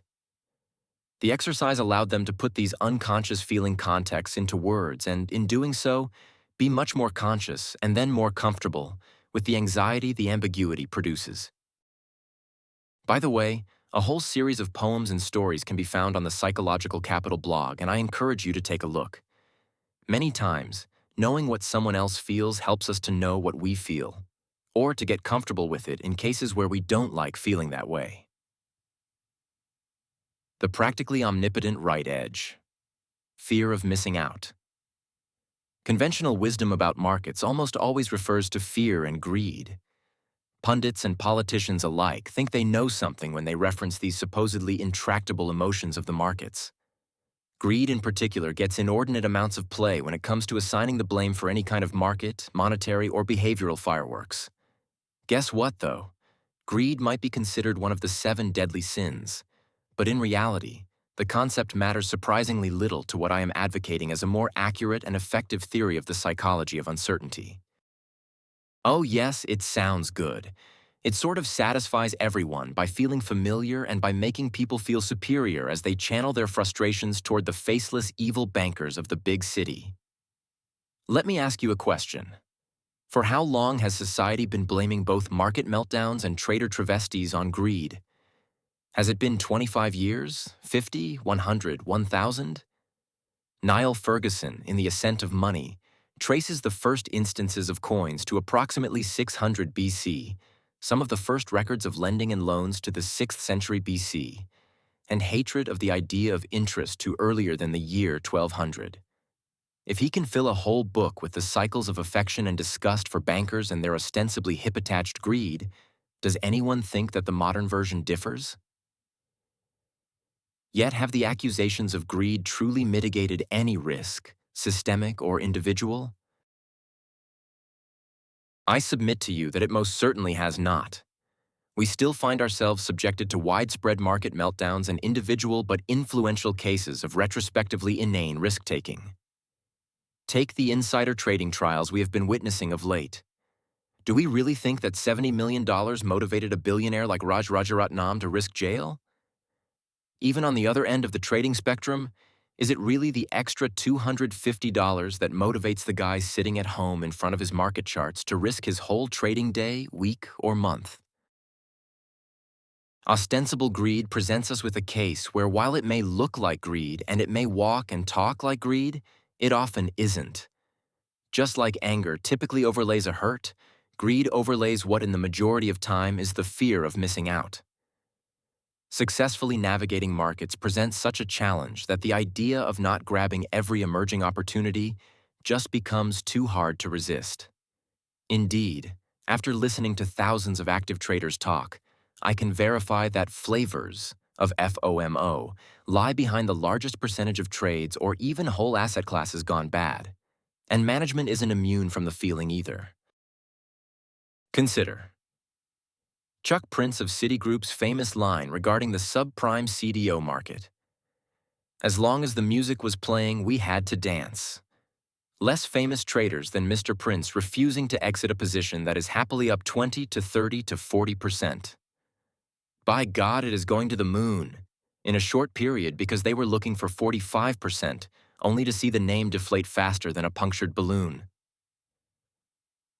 The last people in a rally. Back in 1999, your parents' neighbor refused to buy an internet stock because it was clearly nuts that all those companies were trading for hundreds of dollars when all they had was a vague plan, a catchy name, and warehouse office space in San Francisco or New York. But then, come sometime around the new year in 2000, probably after a party where even the bartender was talking about the killing they were making in the markets, they thought, "What the hell, this thing just keeps going up, I must be wrong," and finally bought. The ever-present bane of the human high-frequency set, moving a stop-loss order to break even and getting taken out of a good trade moments before it races back in the desired direction. But I didn't want to give any back. This last iteration of FOMO probably derails more traders and their accounts than any other. It certainly plays into the frustration that debits psych cap and often turns into a spectacular incident of acting out a tantrum by making 5 or 10 times the trades one normally would. It works like this. A trader put together a respectable social markets entry. They read the current and likely future perception quite well. They have an idea of how far the trade could go. Because they have watched the market for many years, the idea ultimately turns out to be quite good. Don't underestimate the power of unconscious pattern recognition. In the meantime, the asset's price does what prices do. They make a move and retreat a bit, then they either reverse or keep going. It is in this moment of rest, catching its breath, that the trader gets hit with FOMO. In this case, it relates directly to giving back money they had. Believing they are being prudent and managing their risk, they move their stop-loss order to the point where they entered the trade. Never mind that the social mind of the market doesn't know or care about that number. And you know the rest. Or take another common FOMO scenario. In fact, Deborah Tannen, the author famous for the 1990 book You Just Don't Understand about communication between men and women, observed that men truly detest feeling as if someone is getting the better of them. According to the book, they will go to what may seem like awkward or even absurd lengths to avoid being in what they perceive as the less powerful position. Little boys, in fact, will make outrageous statements, like on upping how far they can hit a baseball, even when everyone in the group knows that little Johnny didn't hit it from New York to California. Whatever the source of this feeling, chromosomes or hormones or training, I hear it all the time. Guys don't like other guys to get a trade they know about and didn't fully exploit. This is exactly what Chuck Prince meant when he said the music was still playing. Citigroup couldn't let Bayer or Lehman or Goldman keep profiting from the creation and sales of CDOs and step back. Or take another common FOMO scenario. In fact, Deborah Tannen, the author famous for the 1990 book You Just Don't Understand about communication between men and women, observed that men truly detest feeling as if someone is getting the better of them. According to the book, they will go to what may seem like awkward or even absurd lengths to avoid being in what they perceive as the less powerful position. Little boys, in fact, will make outrageous statements, like on upping how far they can hit a baseball, even when everyone in the group knows that little Johnny didn't hit it from New York to California. Whatever the source of this feeling, chromosomes or hormones or training, I hear it all the time. Guys don't like other guys to get a trade they know about and didn't fully exploit. This is exactly what Chuck Prince meant when he said the music was still playing.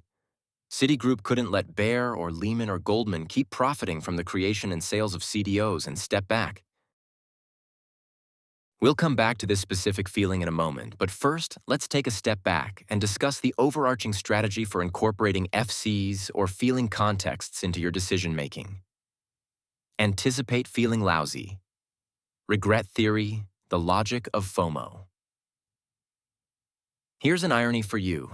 Did you ever realize that most of the time trading is going to make you feel bad? I can tell you that I've asked this question at probably a dozen seminars over the past 5 years, and almost no one realizes it before we talked about it. Who expects to go to work, possibly lose money, and in fact, be set up to feel bad in almost all instances? This is a direct consequence of the power and prevalence of the far right end of our fear spectrum. The fear turns to the frustration because, with the rare exception of nailing the trade, the outcomes fall into the following categories: long or short and wrong. Got out too early, left a lot on the table. Got out too late, gave a lot back. In the end, see how traders are almost always choosing between the lesser of the evils, and then by definition feeling at least somewhat regretful becomes practically inescapable. But we might be able to work with this if we step back and think about it. That is, theorize. Theories are just that, theories. Logical ideas about how something may work guide research. Amazingly, a very potent one known as regret theory seems to have been overlooked in a number of ivory towers. Developed by two separate groups, the theory stated that if you add the desire to avoid future regret to a theory of subjective utility, or any one person's own view of what will serve them best, you could build a more accurate model of the way we make decisions. Janet Landman explained the new regret model in 1993, but seemingly no one was really listening. She pointed out the patently obvious but mostly overlooked fact that many decisions create feelings of conflict. We want one outcome, and sort of don't want another. But do we not want the second more than we don't want a third low probability but disastrous endpoint? Internal conflict in and of itself holds enormous sway over what we do. Anticipated regret maps essentially exactly to a money manager's experience of FOMO. In verbal form, applied regret theory would sound something like this. Choice A, get out now equals take profits good. It might go further equals regret.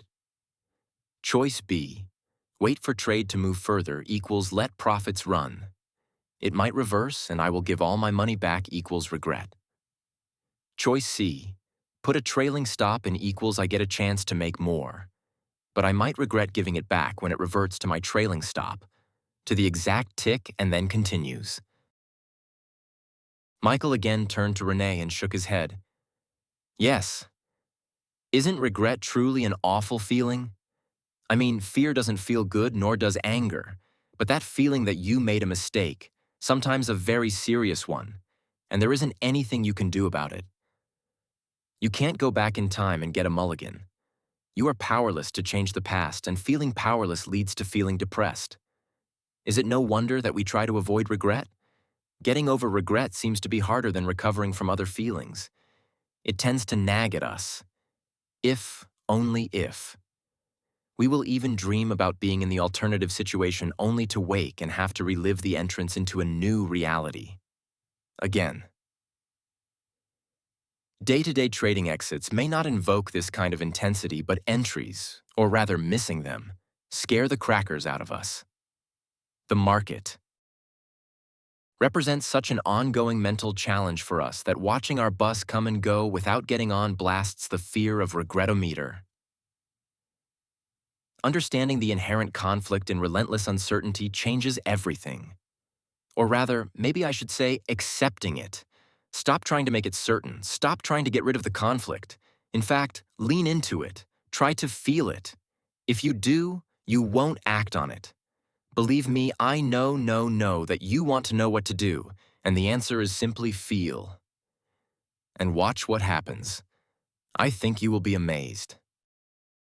If the context of feelings, the FC, reigns supreme in our perception and the majority of trades leave a residual feeling of dissatisfaction, what context do we bring to the next perception or decision? Always knowing the answer to this with the same level of perception and vigilance you normally apply to watching the assets you have money invested in will change your entire success rate with uncertainty decisions. A critical note about perfectionism. Every once in a while I run across a trader who for the most part just can't get into the market. In some cases, they have traded or attempted to for very long periods of time.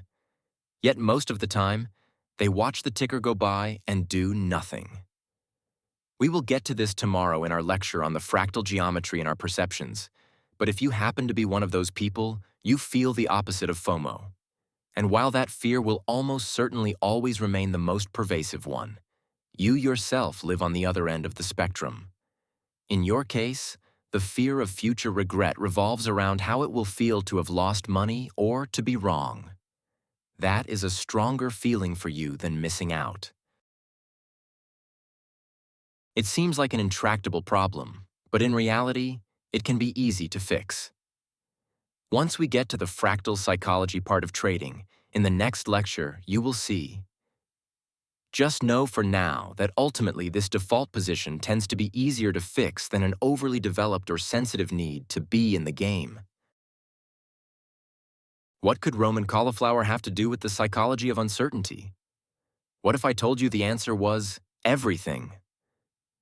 What if I said, as important as all of the concepts in our new psychological theory are, the background of beliefs, the need for judgment calls, predicting human perception in an unknowable future, contextual influence, the imperative FC and EC, that the example of fractal patterns found not only in cauliflower and broccoli, but in human bronchia, tree branches, and throughout nature encompasses and therefore becomes even more important than each of the aforementioned realities?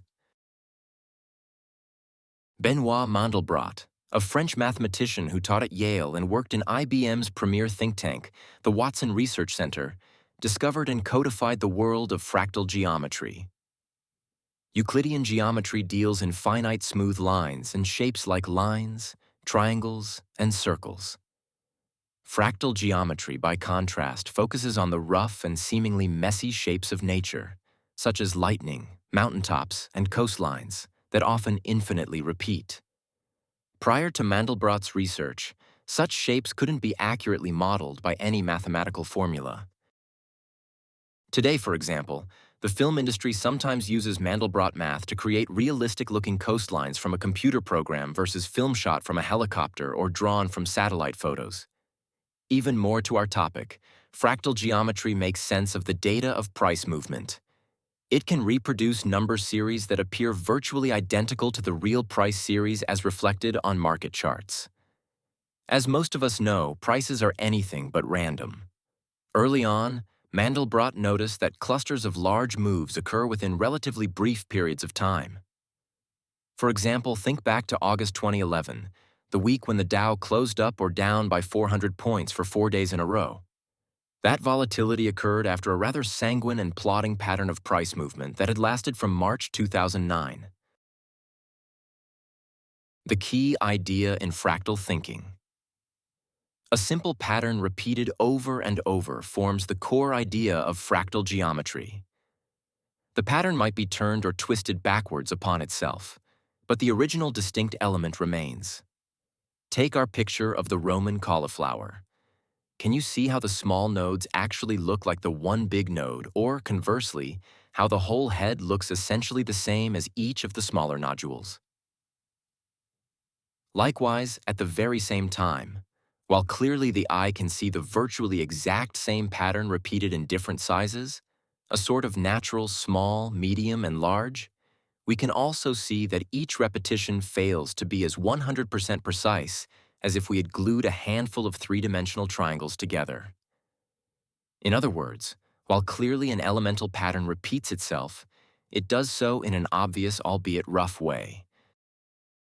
Mandelbrot noted this vaguely rough scaling in either direction as the core property of shapes in nature. Think of the bronchia of our lungs or the leaves of a fern. In each case, the whole can be broken down into smaller bits that look almost exactly like the larger entity. To use Mandelbrot's words, the parts echo the whole. Both simple fractals and multifractals exist in abundance in nature. It appears, in fact, that this design equation might in fact organize all of nature. Simple fractals scale in the same direction, while multifractals scale in different directions at different points, more like what you see when you look at a mountain range. If we can now prove this principle across nature, why shouldn't it also apply to the architectures of our psyches? My experience consulting with traders, as well as the work of a few highly respected and pioneering psychoanalysts, very strongly suggests that it does.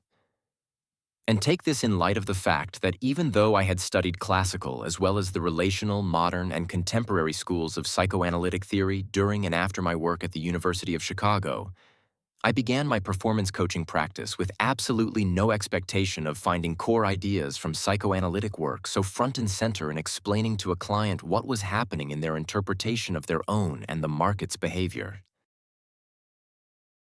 The proof and power of what lies deeper. In 2011, two books came out that speak to how or why knowledge of unconscious fractal perceptions in our psyches has yet to become commonplace.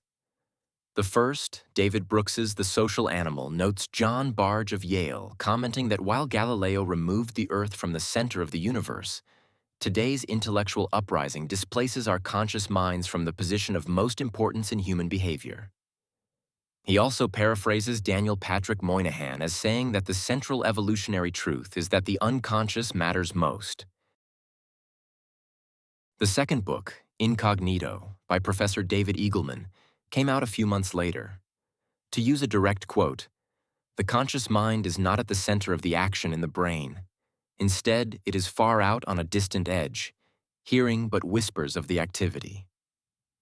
He noted early on in the book that Freud's intuition about the unconscious brain was spot on. Hence, I submit that not only does the unconscious matter most, but within that idea, the easy-to-see fractal-like patterns in self-perception, expectations, event interpretation, and decision-making offer a treasure trove of data that can be mined to improve our perception and judgment calls. Freud's fractals.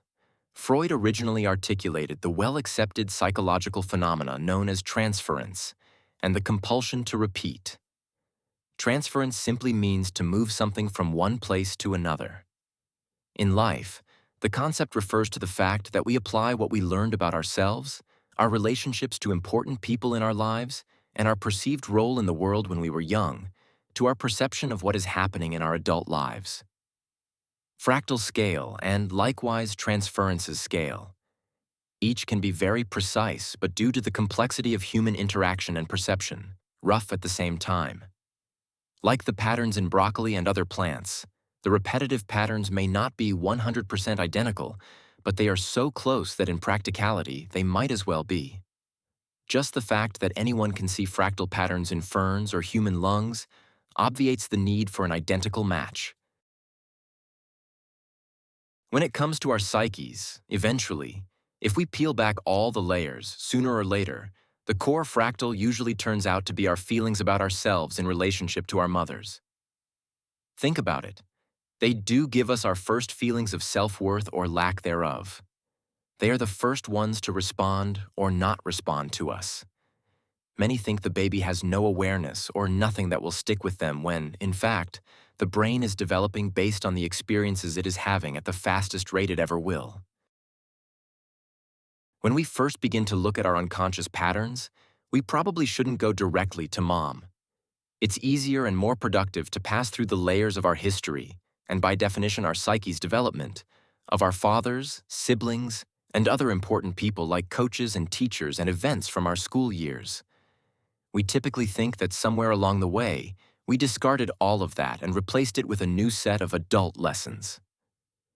In actuality, without working to become conscious of what simple fractal elements were built within our minds, we experience the present through the lens or prism of the past experience.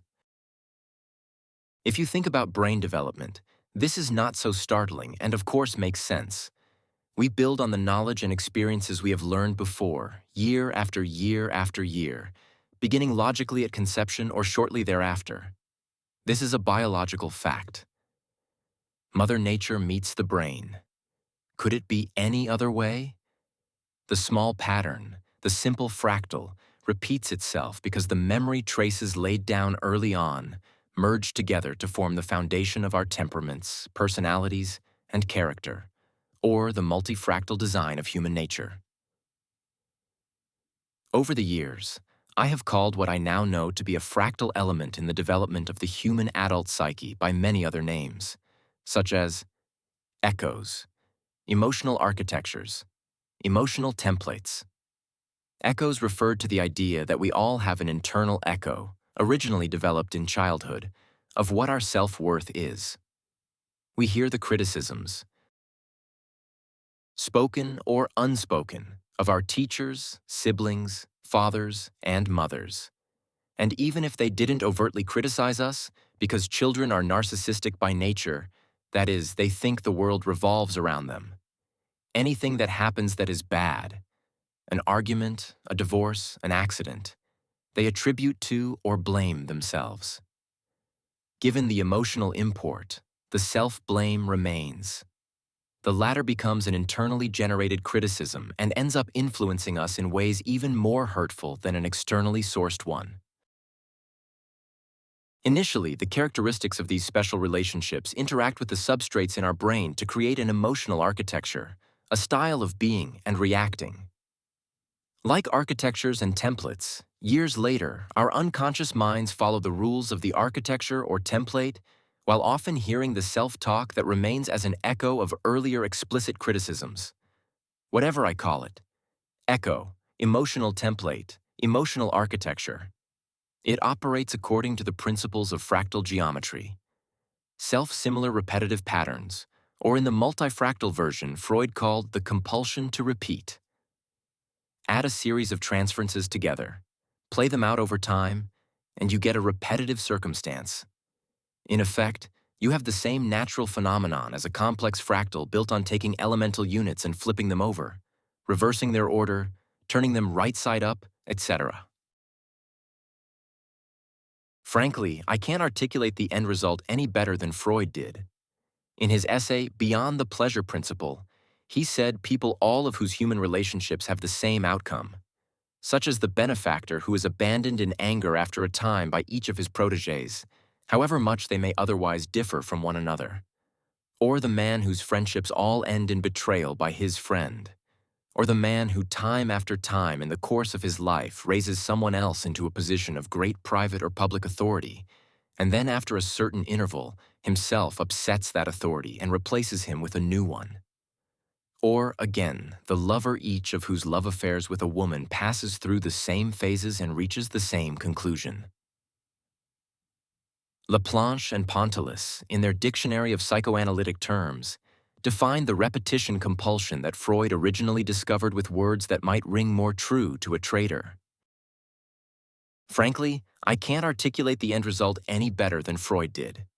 In his essay, Beyond the Pleasure Principle, he said people all of whose human relationships have the same outcome, such as the benefactor who is abandoned in anger after a time by each of his protégés, however much they may otherwise differ from one another,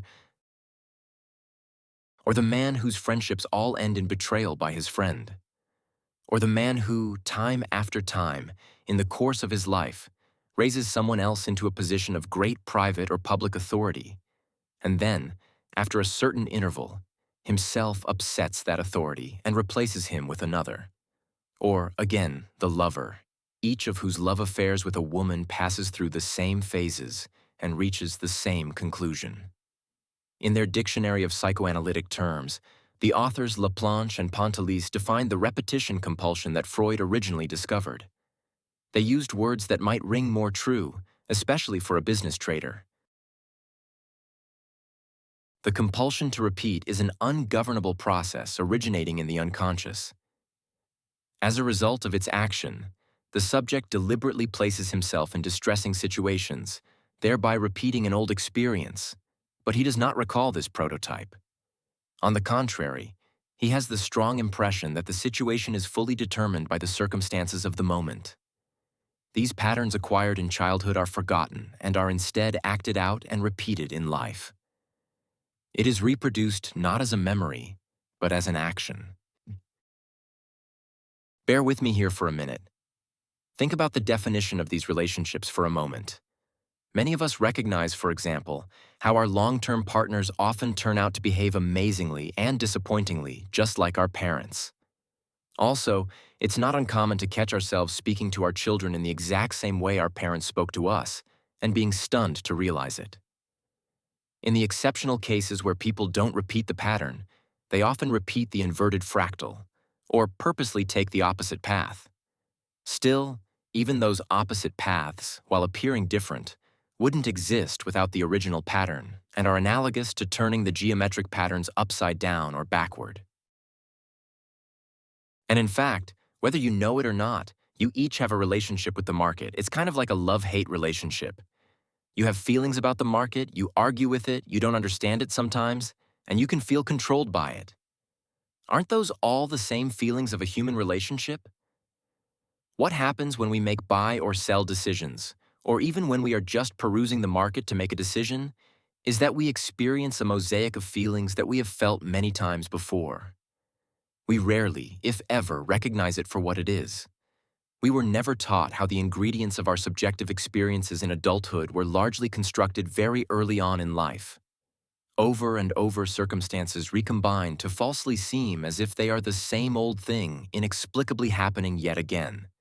But in reality, our expectations, interpretations, and the all-important FC emerge and emanate from the past. The fractals of our early feelings replay themselves out. If we really analyze the emotion, our market-to-market emotions, those feelings are very similar to when we didn't make the football team, lost a chess match, or listened to our father's complaint about us getting only a B. The feelings induced in us back then stick with us. The market acts as the ultimate authority figure, and its tick-by-tick declarations tap into the feeling context from earlier in life. As adults, these contexts typically remain either unconscious or we feel they are ungovernable. The same, central, recursive nature of fractal geometry appears in our psyches as our worlds expand. Our mothers were intermittently available, so as adults we can find it hard to trust. Our fathers were highly critical, so we can be either highly critical of ourselves or become outwardly highly critical of others.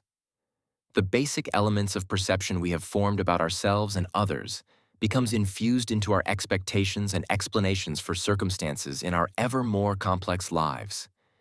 And in each of the aforementioned cases, we can easily substitute the human group that is the market for the human. The feeling we get while we are waiting for a losing position to turn around will map to a simple fractal of our basic expectation for ourselves. Take a look at this example that I've posted on the overhead. The writer was a former big banker living on the Upper East Side of Manhattan and trading his own money. At first, he seemed in total control of his privileged life. Then he confessed in an email, "I have always felt I should have done better at things like school and sports."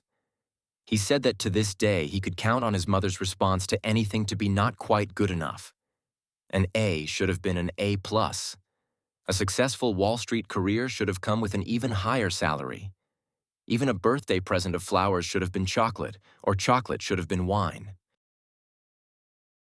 Now look at what he said next. When I asked about what feelings he gets during trading, he made it easy to see both Mandelbrot and Freud in an emailed answer to a homework question about how he feels in the moments of his trades.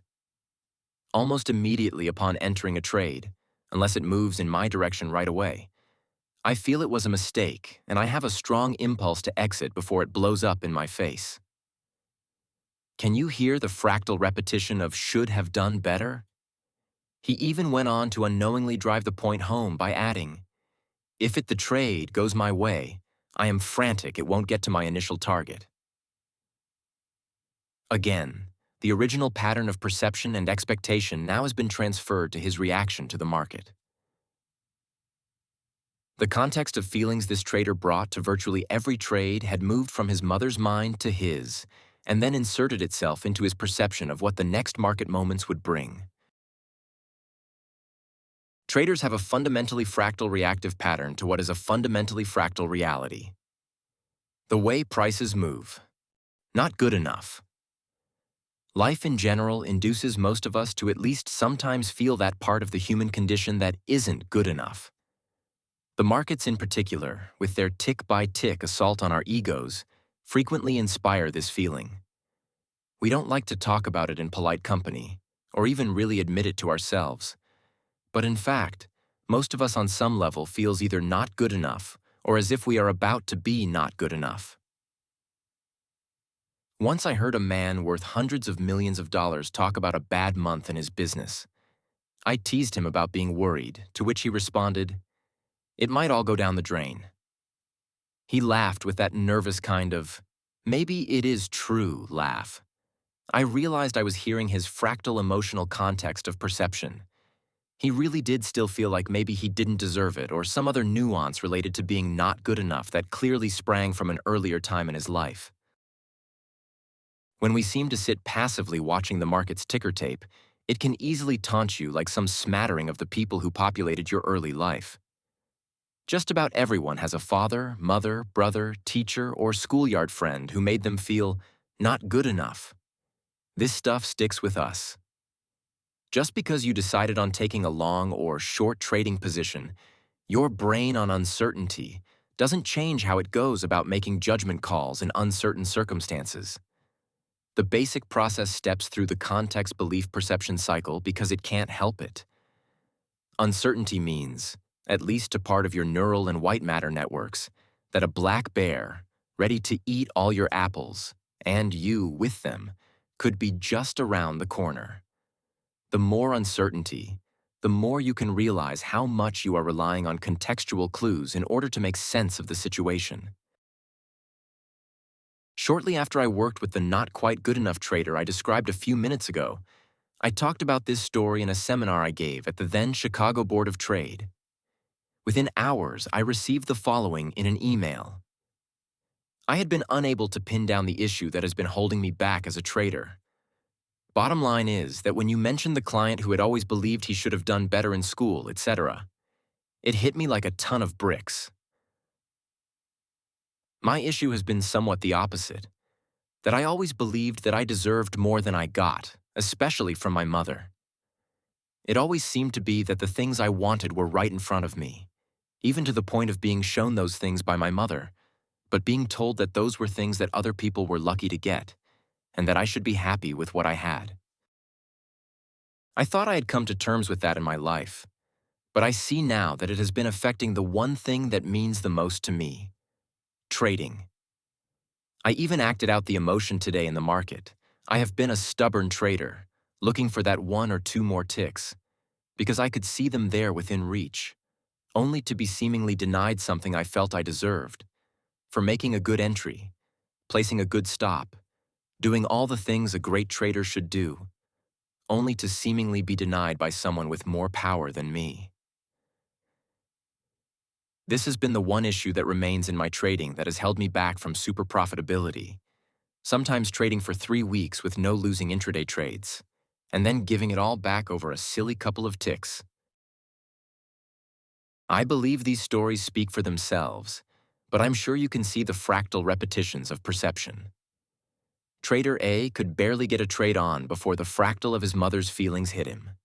Trader B, however, could put on a trade, see it work, and be about to lock in profits before the transference or repetitive feelings took over.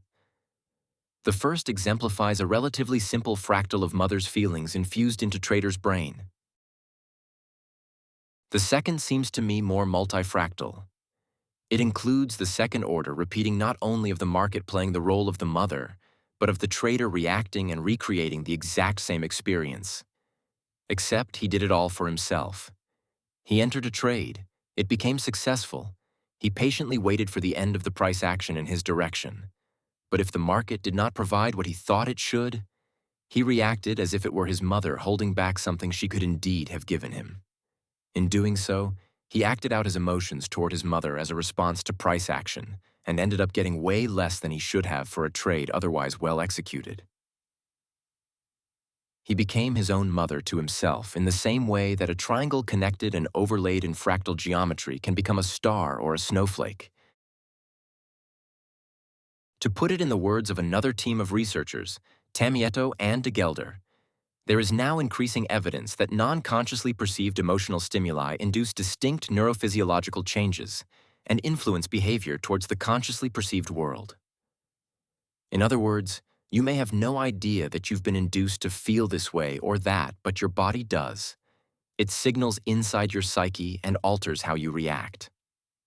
In the case of people dealing with market decisions, The induction occurs by the behavior of the price or the net effect on our profits and losses, but over and over we deal with non-consciously perceived emotional stimuli. Michael instantly wanted to know, Denise, so let me get this straight. A fractal-like experience or reaction to the market or a trade could really be the reenactment of someone's relationship with their father? Yes, it could, Michael. In fact, I have another example involving a trader's longtime relationship with their father. Ryan, an oil trader, recently came to me with a funny situation. He had been trading well for quite some time when he realized he actually was trading without much of a real plan. So he thought he really should create and follow one. Almost as soon as he began trying to trade to his plan, his P and L took a nosedive. He couldn't actually follow the plan, but he also stopped to make money. He arrived at our conversation baffled. All in all, it made no sense if you look at the situation through any of the annals of trading psychology wisdom. He only made money doing the one thing a trader is not supposed to do? How could that be? To answer, we deciphered the meaning of the plan. When I inquired as to what his growing up years were like, he told me he spent a lot of time trying to skate out on his father. He proceeded to describe his rebellion of leaving home for good at 17, but by that point, he had a long-running saga of essentially doing the opposite of whatever his father wanted. What is the simple fractal in this story? To deduce the answer, match up the roles and relationships in Ryan's basic story. You've got Ryan, who is now a traitor, his father, and the repeated rebellious or defiant acts perpetrated by Ryan in his younger years. Compare this to Ryan trading without a plan versus trading with one. Who did the plan become a proxy for? Once Ryan had a plan, he effectively rebelled against it. The plan in effect became his father. Without him having any conscious awareness whatsoever that a repetition or fractal pattern of behavior controlled the situation. In other words, an unconscious fractal emotional experience virtually pulled the strings behind the conscious scenes.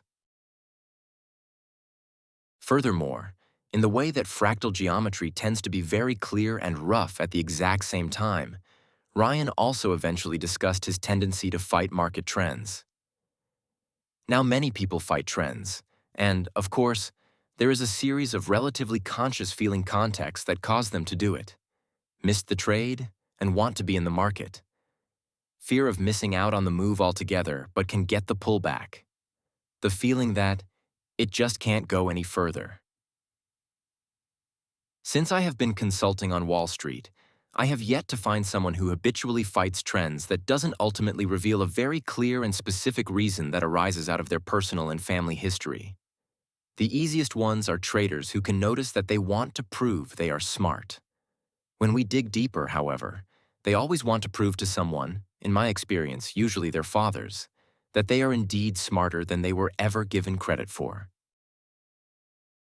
It can be tough to see on one's own, and even if someone helps us, we have a tendency to resist these ideas. They make us feel too out of control of our own perception and experience.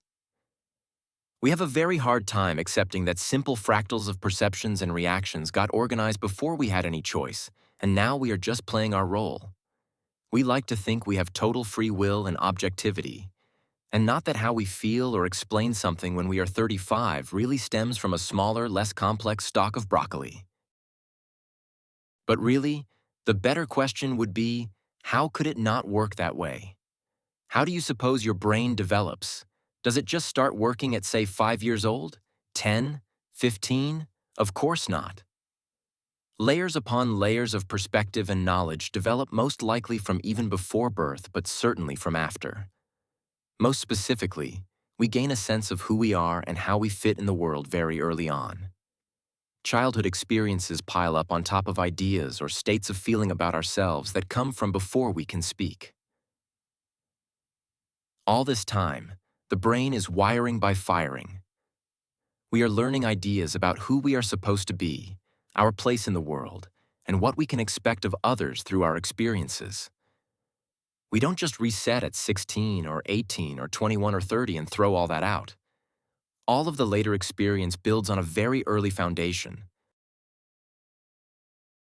Of course, we learn new things and we do mature and change. But if I have 3 stories to tell you about a key dynamic from childhood reasserting itself into the process of dealing with the market, I have 300 with the same type of obvious specificity. Who would have thought? One of my big bank consulting clients once told me, "Denise, I understand why I should learn about my unconscious. I go to a therapist after all. I just don't see how it applies to my trading. If you can make that connection, then I am all ears." As I mentioned, I didn't even think it myself until 2004 after I'd traded for a decade. Prior to then, I had left the so-called real world to study biopsychology because it seemed, at least to me, that the mind tricks our brains played on us obviously had to map back to the raw brain tissue. It appeared patently obvious to me that if we transferred and repeated in any way, then there had to be a prototype and template in the raw tissue. What I didn't expect to find was that the market and trades become anthropomorphized, or turn into people, and we relate to the collective of human behavior as if it were a real person standing before us. Once I saw it in myself and in traders I coached, it was so obvious that I couldn't believe I hadn't thought of it before. My reply to the trader I mentioned a moment ago went something like this: how could you stare at the unstoppable march of the markets as symbolized in the most implacable authority figure, price, and its projected inference regarding whether your current value is better or worse, and avoid having it tap directly into how you feel about yourself? Let me give you a few more examples. It really is the best way to grasp the reality of the influence of the fractal and unconscious emotional context we all bring along for the ride. Trader C. A few weeks ago, I gave a workshop in which 2 traders volunteered to share their trading challenges and basic life stories. Trader C described himself as a very careful and deliberate thinker. He also described himself as not being able to leave the screen for fear of something happening that may require his attention. He usually planned to work out at lunch and let the midday doldrums pass, but repeatedly he found it very difficult. Not surprisingly, he described his mother as very attentive and as one who had to have her finger on the pulse of whatever was happening at all times. He remembered one time when he was a child she took a nap, and his younger sister, who was 2 at the time, wandered off to buy a candy bar. Of course, you can imagine the impact his mother's reaction might have had on him, and the multifractal repetition that could be analyzed there. But the bottom line lies in Trader C's context of conscious feelings. "I can't leave the screen because something that I must attend to might happen," is a repetition of how his mother deals with the world. This feeling becomes the unconscious feeling context that modifies Trader C's perceptions as he monitors the markets. As an adult, he believes that is just a part of his personality, and in fact, it is. What it is not is intractable. Becoming conscious of what is unconscious gives us more freedom to perceive, judge, and decide in the moment. Trader D could put together a very good run of trades. In fact, she could do it over and over, but inevitably ended her streaks with something I like to call the BIKB, but I know better trade. For some period of time, she would sail along in tune with the markets, reading other traders, of course, feeling quite good and really enjoying her trading. Then, wham! She would do something stupid. As she finished her story, I said, "Being a child in the house you grew up in wasn't really all that much fun, was it?" And she said that comment hit her in the stomach, even after she had figured out some basic fractal echoes of her childhood. The BIKB trades could look like self-sabotage, but in reality, they were more like water finding its least resistant path downhill. Having fun and feeling good left her brain without a known context to work with, so it gravitates toward the one that is built. I mentioned earlier that before realizing our psyches are fractal, I used a number of analogies to explain the transference and repetition compulsions I could clearly see in virtually every trader I talked to. One of those analogies was an emotional architecture or the style of emotional activity in any given decision maker. Digging a bit deeper, the analogy holds for the entire building process. Let's suppose you are a university and you are going to build on an open piece of land in New York, like Governor's or Roosevelt Island. You might have a style in mind, the genes. You have limitations of the space, the environment those genes will be expressed in. Then you start building. You put in a foundation, self-awareness. You install the core of the electrical and plumbing systems, the social constraints, contexts of the world you find yourself in. You start building the first floor, the beginnings of intellectual knowledge. But what is that knowledge now shaped by? Everything that went before it, right? Furthermore, the foundation limits the footprint and the energy, and the water and waste systems define where unmovable columns and supports rise. No matter what you ultimately do to the outside, or even how you build out each successive floor, these earlier elements express themselves, even if you can't see them.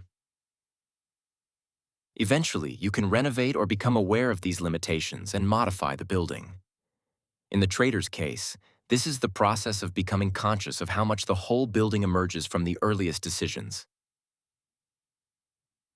Trading as a profession probably offers about the fastest way to reveal one's fractal emotional context. With the transference object being price movement, its finality, and the rapid interaction a trader must make with it, everything becomes compressed in time and, as a result, amplified. Over the years, many of our clients have explained their love of the markets and their passion for the game. Some of them, however, can see that oftentimes they have worked harder at learning to invest or trade than they have ever worked with anything. They wonder why they are so drawn to it. One such person, who attends the original small group I still run on the first Monday of the month, said, "Look, I signed up to make money. I signed up not to have employees or clients or vendors.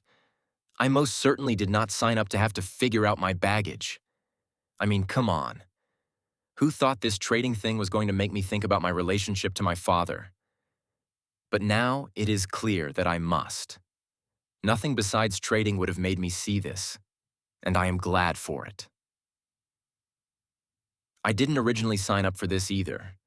I just wanted to teach Wall Street that the idea of CYE, or controlling your emotions, didn't fit with the latest understanding of the brain's need for emotion. I knew much about Freud's theories of transference and repetition, but I wasn't planning on going there with the original concept of traders talking. But it happened. My early clients started talking, and there it was, as clear as day. Their basic childhood stories and feelings reoccurring in their reactions to the market and their positions. Now I am certain that part of the irresistible seduction of markets is not the money, but the tapping into an innate human urge, desire, or force to grow. It strikes at the core of competitive and adaptive instincts and serves up for the taking any unconscious psychological setups one has. Your psyche doesn't actually care much about your account balance. It cares about your emotional capital, because it is your most important asset regardless of whether you are in front of the screen or not. Madoff and Rajaratnam's probable multifractal acting out. As in our earlier example, Ryan, who used his trading plan to substitute for a father to rebel against, one can step back and look at spectacular meltdowns and figure out a more than plausible idea of why certain traders did what they did. Take two who have been convicted of crimes related to the market, Bernie Madoff and Raj Rajaratnam.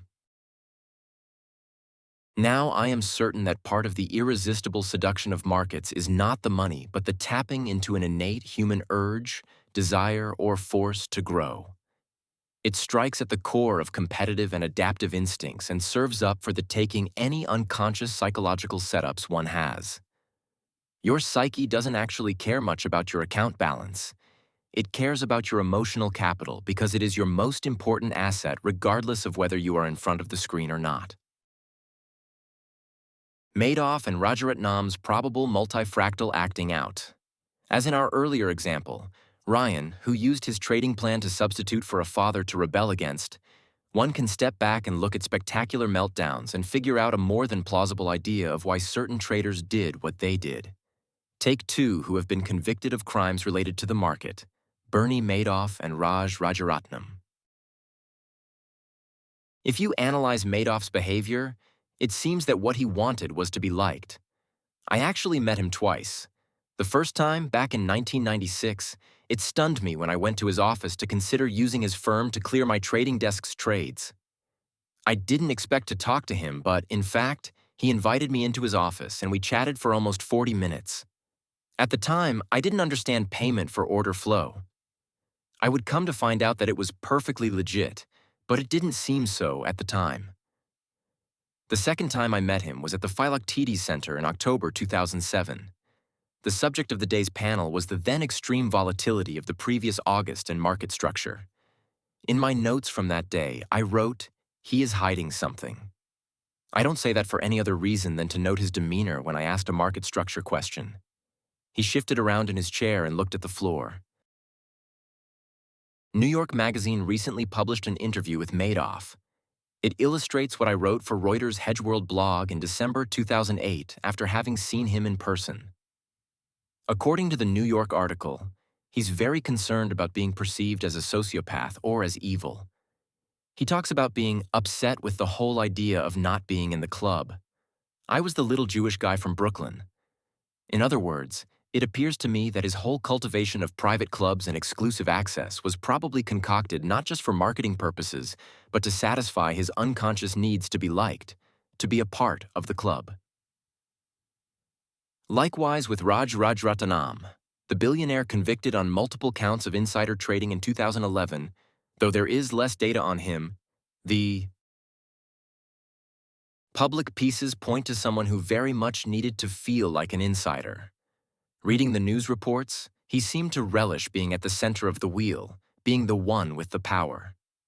The Financial Times reported that at his 50th birthday party, everyone wore t-shirts saying Raj's tribe.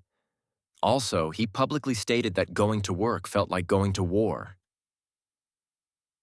I bring these two up because our defense mechanisms often make our own fractal elements and their multifractal consequences hard to see. It certainly can be easier to see it in others. It is worth trying to see because here is the reality of unconsciously believing, perceiving, and acting out of fractals. You almost always get exactly what you are trying to avoid. Monday morning, May 14th, 2012. Here we go again, Michael thought as his father began his tirade. Son, can you tell me why you are obsessed with speculating in the markets? I mean, I truly don't understand it. With your education, you could be doing so much more. And what societal value do you provide?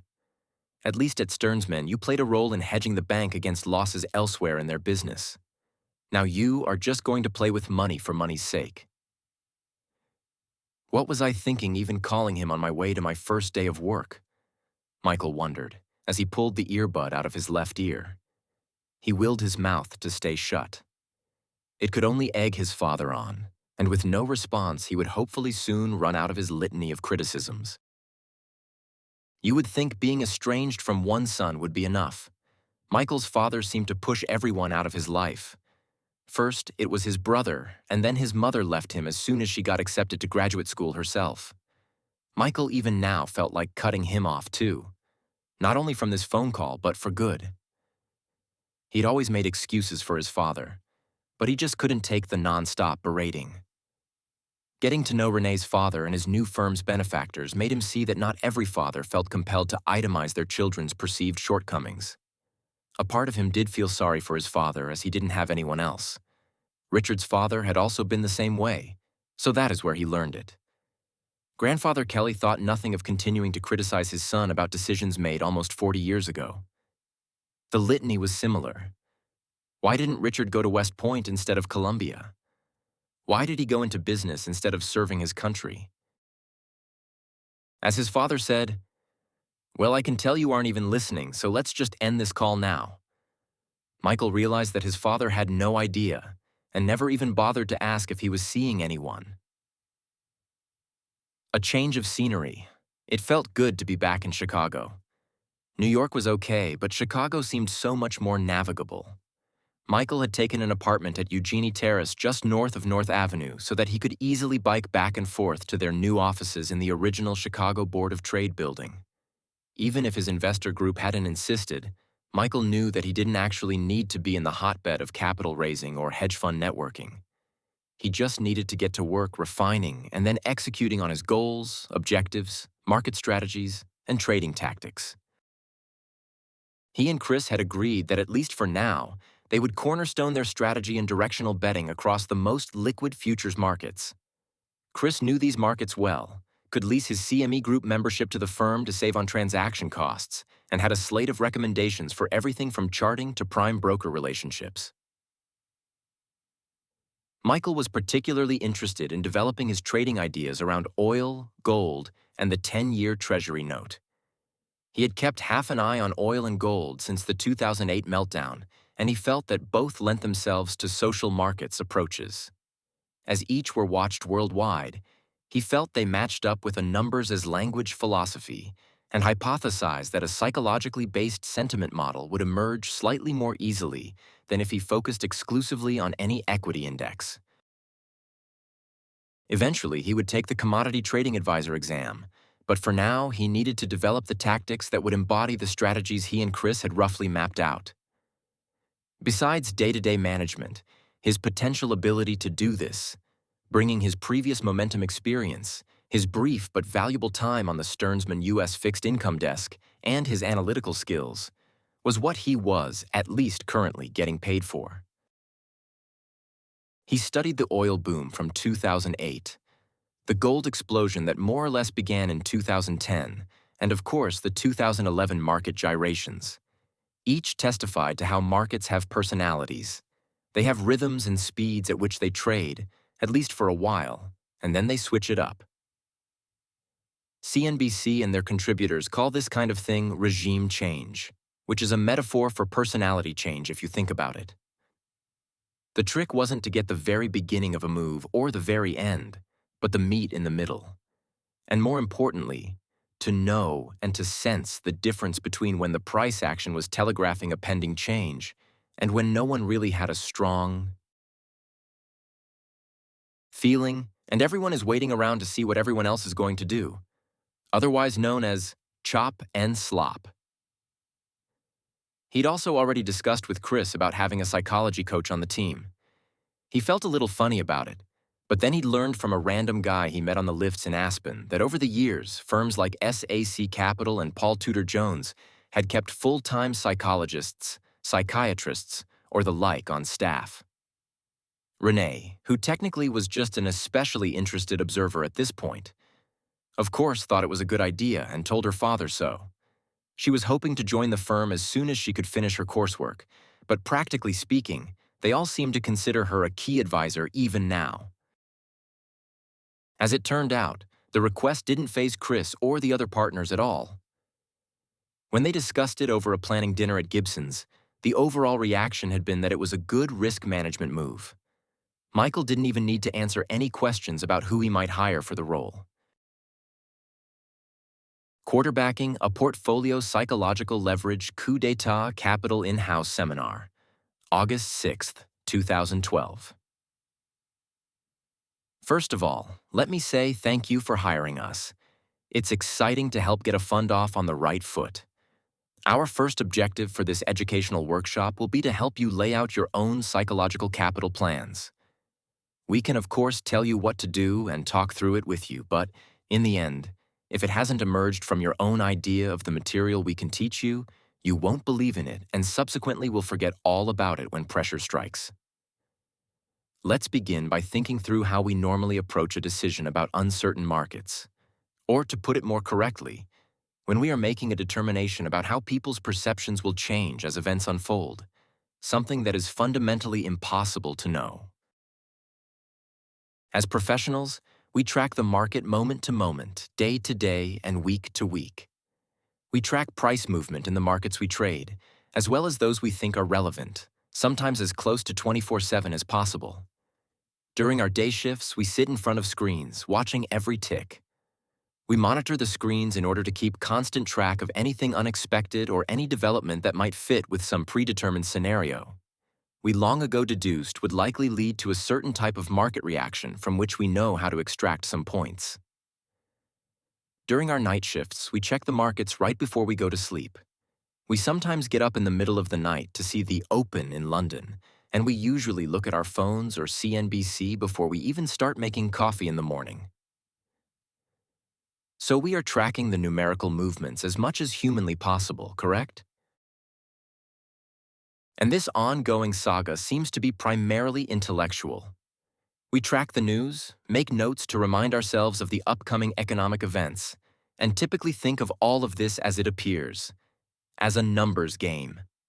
I mean, after all, as the numbers move, they either create or destroy cash capital. Would anyone disagree with the general description of how traders, and frankly other risk decision makers, spend their working days and even some holidays? Yet, even though some people on Wall Street don't think anything of it, there are two underlying but imperative factors overlooked here. Tending to both can and will improve anyone's results. Trading is actually a physical game. Playing the sport of trading should be handled as if you are the quarterback of an American football team. It is not purely a brain or robotic arm of the brain exercise. It takes lots of energy to have to watch something constantly. It takes even more energy to watch something that could at any moment bite you. Whether you feel it or not, this means you have a never-ending energy leak that, if consciously but uncommonly tended to, creates a psychological edge. Most of you have been at one of my previous workshops, but this bears repeating, because for some reason everyone rationalizes this. In the case of playing this ultra-competitive game of markets, research shows that sleep deprivation makes you literally misperceive the risk. Your judgment will be off. You will see something as 2 when it is really 2.5. And believe me, you will go for the 2.5 or the 3 or the 4. The gains will seem easier to get and the risks not that big of a deal.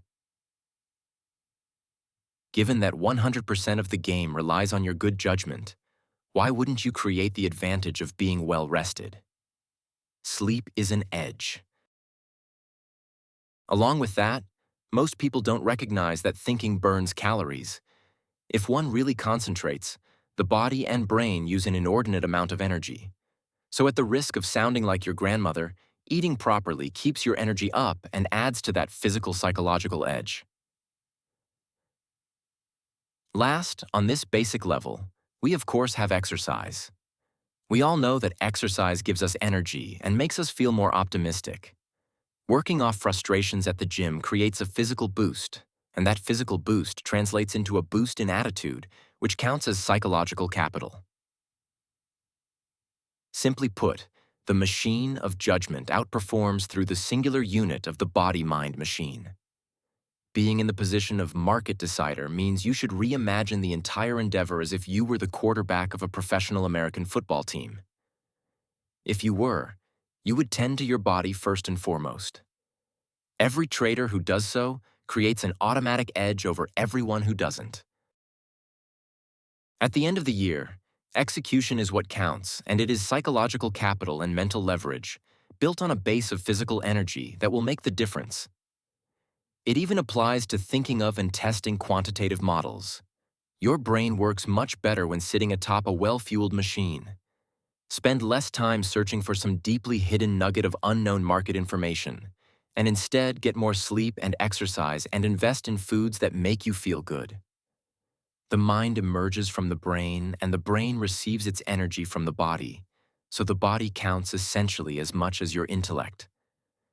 That is without even taking into account that feelings and emotions, your new core data set in uncertainty, communicate primarily through your body and not your brain. If the body is feeling the static of tired or drained, the feelings and emotions of risk management and people reading can't properly communicate their data. Game plan plays. If you are a professional quarterback, you go into the game knowing who is likely to sack you, where your receivers are going to be, and how you might need to instantaneously adjust on any given play. This is about reading the other team, or reading other people, or the academic theory of mind. Playing the mind games of markets differs not a hoot. You've done the work on what to expect, but in the heat of the moment, you need to always be anticipating and interpreting what needs to be done in terms of what the other guy's thinking, or how the other less psychologically astute players will be handling whatever is thrown their way. Intentionally interpreting through this lens of human context, or reading the numbers as the language, puts your mind into the true market. After all, never forget that you are only betting on whether someone else will pay a different price than you did. It means reading the speed and rhythm of price movements, just as a quarterback would the playing field. It means seeing developments on the periphery, such as the cash equities market is starting to rise, even though the futures are languishing in never-never land. Everyone spends all their time searching for what everyone else doesn't know, when a lot more money can be made searching for what others are about to know. Working the daily highs and lows, and the commonly watched moving averages, these things actually tell you more than some obscure nugget simply because more people see them. Sure, every once in a while, if you trade huge size in an illiquid market, the trade can get crowded. We all know that in 2007 to 2008, the CDO collateralized debt obligation trade on the long side got way too crowded. That meant that just about everyone was long, and long by a boatload, and when one trader wanted to sell, everyone had decided they basically had enough. In order to sell, the only choice was to put the asset on sale, hoping someone would want even more if it were priced at some fire sale price. Of course, once word got out that the assets might be fake, no one wanted to touch them at any price. Most of the time, however, you are all trading in big liquid markets with many players of opposing opinions. You don't want the opinion no one has unless you are prepared to wait, and maybe wait some more, for them to catch up, which drains every type of capital we can name. You just want a little heads up about the opinion they are about to develop. If you build on a base of energy and think in terms of what is the defense thinking or planning, you have just enough edge to exploit. And no matter what personality the market has, it can't be taken away from you. It is an information edge per se, just a whole different variety than the one they taught you to look for. The contexts: feeling, emotional, social, and fractal. Once you have the physical energy and the basic rules of the game down, you can move to leveraging the role of context. You should always know what came before, how that is perceived, and what the general explanation for it is. Let me give you an example. On the Monday after Saddam Hussein was caught, and on the Monday morning after Osama bin Laden was killed, the average trader or investor expected the market to skyrocket. What happened in both cases? It started up but ended down, which reminds me of an old Chicago saying, "The amateurs trade the open and the pros trade the close." Amateurs want to run onto the field and start playing. Pros take their time, ensure their physical and mental preparation, and then wait until the opposite camp burns out. But why is this true? Think about it. If you have the information that conveys the mood, the speed, and the rhythm of the day, or week, or month, or year from which to judge, you can make a better decision about what you are trading against. Literally, your mind has more contextual details to make a judgment call about what the next play will be. You are not going to find certainty, of course, no matter how many models or algorithms you run. The trick doesn't need certainty. It needs an increased level of comfort in the anxiety of not knowing. Now, does that sound like an oxymoron? How do you have more comfort and more conscious anxiety? It seems to work like this. Your mind tries to signal to you to pay attention. This is slippery ground, and this is your brain speaking, want you, my employee, to notice. If in turn you respond to that signal, of that feeling context that occurs in your body as much as your head, by acknowledging it, the signal seems to mark itself as heard. Just saying, or preferably writing, "This not knowing makes me doubtful, anxious, fearful, flipping panicked," you will find that the intensity lifts. Somehow your mind quiets a bit when we find and acknowledge its warning signals.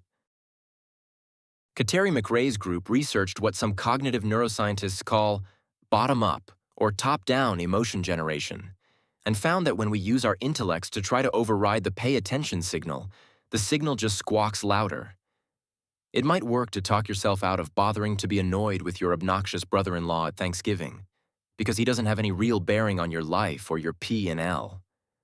On the other hand, for things that matter, like your bottom line, your psyche will talk to you.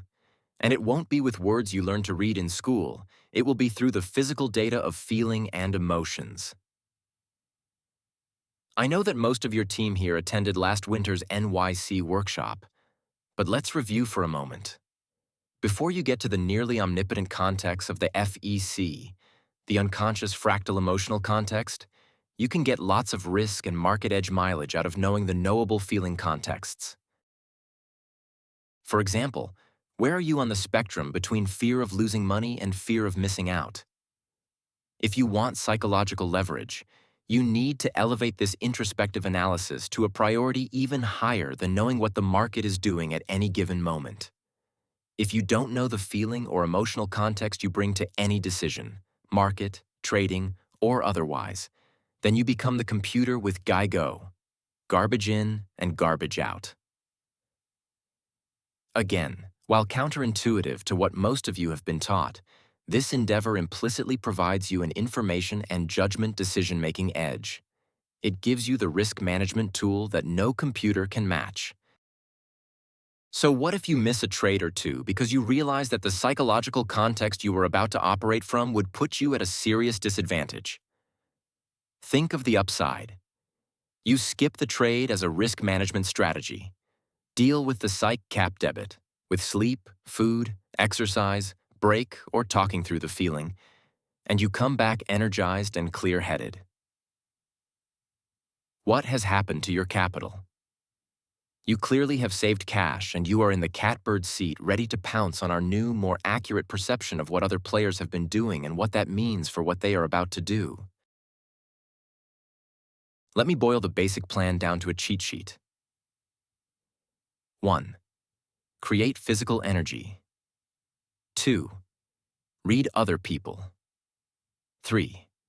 Get the risk management edge through knowing yourself and how you feel, your emotional context, operating at any given moment. 4. Get the strategy edge by using that knowledge of yourself to understand others, their emotional contexts, which they most likely will act out, since they aren't doing number 3. 5. Know when to push it because you have emotional capital and psychological leverage.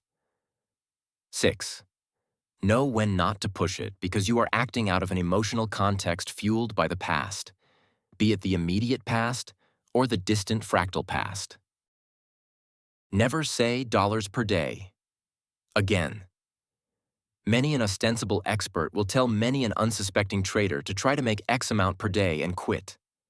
A whole series of rules, like quit after 3 losers, also stems from the same outdated ideas about how the brain works. However, what are these supposedly unassailable rules for trading psychology really about? They are about your emotional capital, and you don't need these behavioral tricks to best manage your psychological capital. The truth is that you can manage your physical mental feeling state in the way an athlete or performer does. You certainly don't want to try to make any given amount every day. You could do it for a week or so as long as you knew it was a training wheels exercise, but overall, the idea makes me crazy because it sets anyone who follows it up for failure. It puts you completely out of sync with the varying rhythms and speeds of the market. It makes you put on the gas when nothing is going on, and inevitably causes you to be outside somewhere when the market really moves. What you really want is to be out during times when no one seems to know what to do. Then you want to be able to recognize when a new wave is coming and get prepared to take advantage of it. Oftentimes, the market wanders back and forth through the same prices. Many a trader will get hurt during this time by feeling like they have to be in the market to make money or falling prey to the fear of missing out on a breakout. When the market is just wandering back and forth in a tight range, no matter what your time frame, let the others who can't tolerate their unconscious fear of missing out take the first bullet. Then you be there to clean up when the market really moves. You will be creating the psychological leverage to be able to trade bigger and be putting yourself in the right place at the right time for when the momentum ensues. Learning this strategy we are recommending, as opposed to a purely numbers-based one, gives you something no other money manager or market can take away. Or, in other words, you will begin to have the confidence you will need to make the playoffs year after year. Decoding. What was I thinking? What's my fractal? Coup d'etat Capital, Monthly Workshop, September 10, 2012. This month, let's return to the key idea of how we transfer expectations and perceptions we acquired in our history to decisions in the present. I understand that unraveling these unconscious fractal emotional contexts can sound both impossible and may even be scary. If you said that you didn't want to know, you wouldn't be the first risk decision maker who didn't want to go there. Of course, you can decide to skip delving into it if you want, but I suggest you don't because it will be the feeling emotional context that drives you when you most need it to not do so. Whatever FEC exists in your unconscious, it will certainly make itself especially relevant when market moves become their most irascible. Think back to 2008, or better yet, can you remember what it felt like, to you, in August 2011 when the Dow was swinging 500 or 600 points? If you have worked with the patterns of chaotic emotions you feel in those circumstances, and if you can then assign some of their intensity to your fractal setup, you gain an edge over every competitor who cannot. Your awareness becomes psychological leverage. Deducing unconscious mental fractals. So, where do you start? First, we must figure out the architecture of your general reactionary style. I don't mean that we simply want to know how you tend to react, but rather that we want the unconscious reasons for your tendencies and the raw data of what goes through your mind when you are challenged with the uncertainty. Here's an exercise, loosely adapted from Harville Hendrix's book, Getting the Love You Want, that I would like each of you to commit to doing. It will put you on the path to being able to recognize your fractal, repetitive psychological setups. Step 1. Find a voice recorder and record your stream of consciousness through the sequence of 2 to 3 trades or decisions. Perhaps some of you take 15 minutes to execute 3 trades, and some of you take 15 days. For those of you who take 15 days or even 15 months, no, you don't have to record every single thing you think the entire time. Put the recorder on as you are thinking about getting in or out of a position and start talking. We don't need a narration of the market action, even though that will be your temptation. We want the self-talk or the stream of consciousness that relates to your observations of yourself. If you can't hear it, try it from the point of view of one or both of your parents. Imagine they were in the room commenting on your decision-making. Work on this over a couple of weeks and then set the recordings aside. Step 2. Next, answer this series of questions in this order. Write down 5 to 10 memories from before you were 18 years old. They can be anything that comes to mind: sports, school, friends, teachers, or holidays. Look at pictures or yearbooks, or ask your family if you can't remember much. From that list, pick 3 that stand out from the rest. Maybe they still have an emotional charge. Maybe you even think of them every once in a while. Myself, for example. As seniors in high school, my nemesis Jane looked at me one day and said, "Oh, you should be a gym teacher." Well, now she was valedictorian, teacher's pet, and if nothing else, I will give her smart. But for some reason, she wanted me to feel not smart enough to handle anything outside of gym. I still remember it, and I know it hasn't lost all of its sting because 1, I even remember it, and 2, thinking about letting her know I did well in graduate school has a certain appeal. Memories like that are the kinds that will be most useful for this exercise. For these 3 memories, write the story of what happened. It doesn't have to be war and peace, just a kind of news report on who, what, where, why, and when, more or less as I just did. Next, take these stories and look at them from a different point of view. Ask what the other people in the story were feeling, or what it seemed like they were feeling.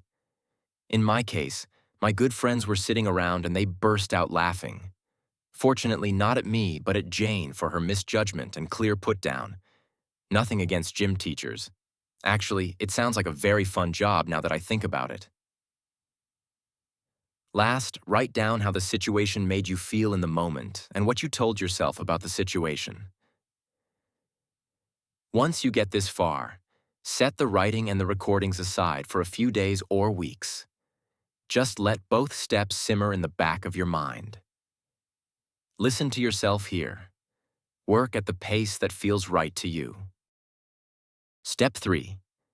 Next, while you let the first 2 steps marinate, consider if it feels comfortable, making some sort of record of your dreams.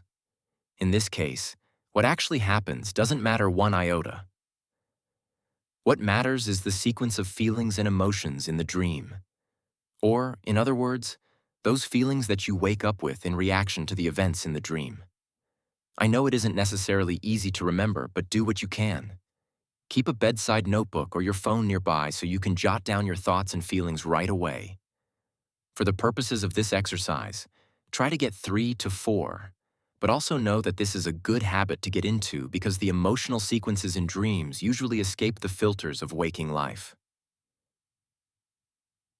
Step 4. For this step, summarize the following from the data of your memories, and if you worked at all with your dreams, supplement your answer with that emotional data. What do I expect for myself? How do I expect things to turn out? How do I seem to feel about myself? What kind of labels do I talk about myself with? What fears come up? How do I react to others? How do I react to being told something other than what I want to hear? You are trying to arrive at the basic story of your typically unconscious feelings. Just do the best you can with whatever your mind serves up. Step 5. Go back to your trading recordings and summarize what feelings came up during your decision-making moments. Again, we're looking for the themes and the feelings that repeat themselves across market and decision sequences. Now compare this information to what you discovered in Step 4. What seems similar? Something should. In fact, for some people, it jumps off the page. For others, it doesn't immediately click, so if you find yourself in that situation, let it rattle around in the back of your brain for a few weeks. However, let's take a look at the kind of thing you might find. I never can get what I want. It is always my fault for. If I had just been a little more careful or worked harder. If I just didn't do the stupid things. This list could go on and on. One thing about fractal emotional contexts is that while they are similar, they are also like fingerprints. Everyone has one that is truly their own. The details differ from person to person. But play each one out, or just an imaginary one you can come up with, as it would relate to taking a trade, being in a winning trade and deciding what to do, or getting out of a losing trade. To do this, imagine, what if I felt that way? And how would that feeling be acted out when I am in the midst of a decision I am very unsure about? For example, I can never get what I want might translate to a feeling and acting out of not letting winners run or getting out of trades too early. It is always my fault easily morphs into, I shouldn't have done that, and getting out of a trade almost immediately. If I had been a little more careful also leads to getting out early. Exits are the tough part of trading because, as we discussed earlier, the potential for regret always looms as a relatively conscious feeling context, but these feelings above exacerbate that, and most of the time, no one knows it. In fact, one of the ironies of trading is that winners almost always make you feel bad. Either you didn't stay in long enough or you got out soon.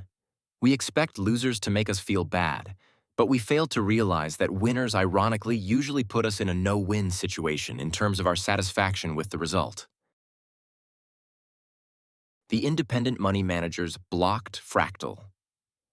On the other hand, occasionally, a trader calls us who wants to know why they seem to not have the ability to take a trade at all. Of course, these callers trade their own money.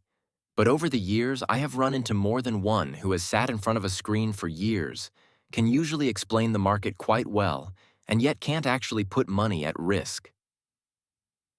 In one case recently, I worked with an exceptionally nice man with whom we figured out together had a rather complex multifractal, many zigs and zags in a core pattern of emotional experience. I can happily report that unraveling what his repetitive experience was helped him deal with market decisions in a completely new way, one that worked much better than his old way. He came from a very unusual family situation. His parents didn't speak to each other for years, even though they lived under the same roof. His childhood consisted of relaying messages back and forth and sitting through endless, completely silent dinners. And as you can imagine, his parents both attempted to curry more of his favor. He grew up being pulled in two directions every moment of his life. At first, I didn't see it, but then it hit me. Any trade has the potential regret tree. As we recently discussed, no matter what you do in the majority of your trades, you could have always done better, let run longer, got out sooner, or just taken the money and run.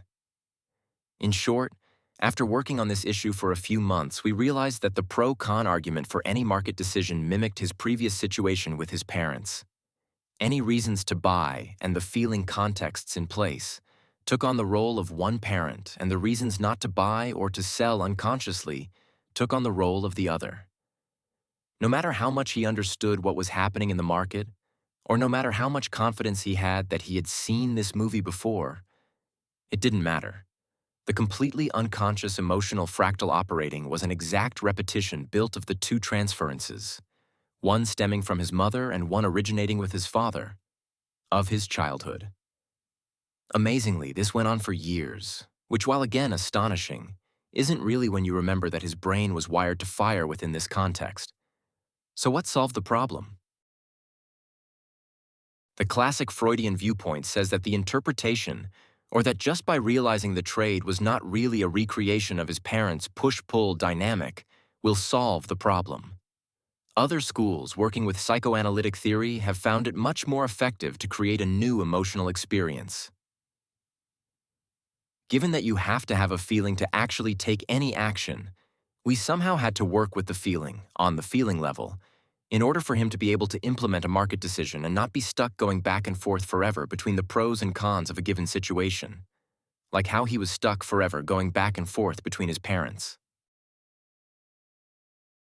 The ironic solution to fractal contexts. As is often the case, the solution to creating a new emotional experience almost always means going with whatever feeling is in place. This means stopping the effort to use your intellect to talk yourself out of feeling and doing what is called joining it, or going along with it, at least in your mind. So, one week, I gave him the assignment of imagining that the reasons for and against the trade were being argued by his mother and father, respectively. We made the unconscious context both conscious and felt.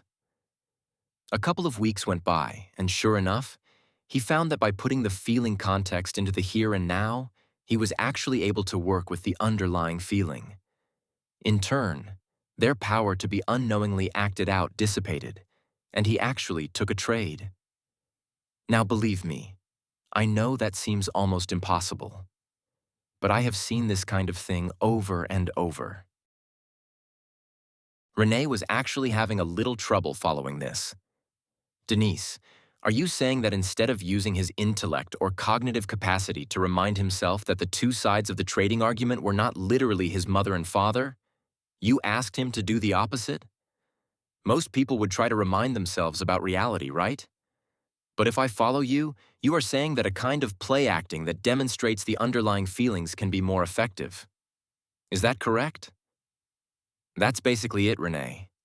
It really boils down to feeling the unconscious feeling context so that the energy of the feeling is occurring in the present.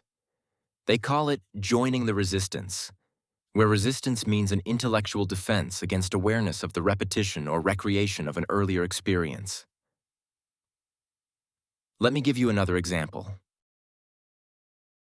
A few weeks ago, I worked with a trader at a multi-billion-dollar hedge fund that traded a purely discretionary strategy. He had recently been given more capital and instructions from the chief investment officer to hit the ball out of the park. Of course, you might be able to guess how well he had been doing since that admonition. Not great. We talked about how he really felt, that he was trying too hard and kept telling himself not to, but it wasn't working. He had even taken on more risk in his personal account, which normally he was exceptionally conservative about. I told him what I wanted him to do was go back to his desk and really feel the feeling of hitting the ball out of the park. Really try to do it. Put on more size and swing for the proverbial fences. He looked at me like I'd just grown an insect out of my forehead, but within a moment he laughed and said, "But then I would probably take off risk." In other words, as soon as he allowed himself to feel what he really felt, as opposed to trying to talk himself out of it, his emotions changed. He felt differently about what he wanted to do. Using your head to talk yourself out of the feelings you have just doesn't work very well, if at all. It might look on the surface as if it does, but the feeling will linger and reappear, oftentimes acted out instead of just felt. Leaning into the feelings or fully experiencing them without any judgment about whether they are the right way to feel or whether you want to feel that way has this ironic effect of disrupting the feeling. In this case, wanting to hit the ball out of the park makes perfect sense. Who wouldn't want to? Actually doing so may be near impossible, but that doesn't make the feeling wrong. Simply put, that feeling is motivation, and working with it in a different way allows it to have a positive impact. You might not want to see it. You might not be able to see it. Most traders can't fully figure it out, at least at this level of detail. But I guarantee you that for each one of you, I can figure out the match between your personal history and your emotional experiences in trading. I have never, in all my years of coaching, been unable to find a trader's repetition, assuming he or she gives me the data. Most of the time, I can do it backwards. I hear of a problem, such as being able to make money for a long stretch and then inexplicably giving it back, and I have a fairly good idea of what life generally was like for the trader when they were a child. I am not saying that to pat myself on the back. I am saying it to convince you that it is there and, in turn, motivate you to do the detective work. It's worth every bit of psychic discomfort the process might bring for that first moment when you avoid your next worst trade of the year because you had the knowledge and the understanding of how to act out of a different feeling context than one that was imbued into you. Resistance. A subject we must touch on, although it is far from my favorite, is the very real resistance to knowing or feeling what we feel, either the surface feelings or certainly the fractal ones. Many times we would all like to leave well enough alone. Sometimes even certain types of psychologists will tell you to do so. It seems that particularly in these days of designer drugs, it appears so much easier to just take a pill as opposed to resolve the underlying and unconscious fractal emotional context. It is true that most of these feelings don't feel that good. I was never that fond of figuring out that my biological mother gave me up and then turned around and had another daughter only 18 months later. I didn't think it bothered me because my parents, the real ones who raised me, gave me so much more than it appeared she could have. A better education and exposure to so much more of the world. For most of us, such stuff got buried for a reason. Self-protection at the time of the original experience and perception. To excavate the feelings brings up pain. It just seems much easier to live without that pain. And plenty of cognitively trained psychologists will tell you it won't do any good to go there anyway. So, why bother? But see, here is the rub. You are tricking yourself. The multifractal and simple fractal self-perceptions and expectations are being acted on. But we tend to like what has defended us in the past. Defense mechanisms, the roots of not knowing, worked for us as children. They kept us mentally safe and motivated. If something goes wrong when you are little and you literally have no power, it makes you feel as if you do have power to say, "Oh, it is my fault." Think about it. If it is your fault, then it lies within your purview to do something about it. This is actually called the narcissistic defense. In adulthood, these explanations and expectations hold us back. They function more like keeping a caterpillar from becoming a butterfly. A silk cocoon seems to have its advantages, but really, how does it compare to the free flight of a butterfly?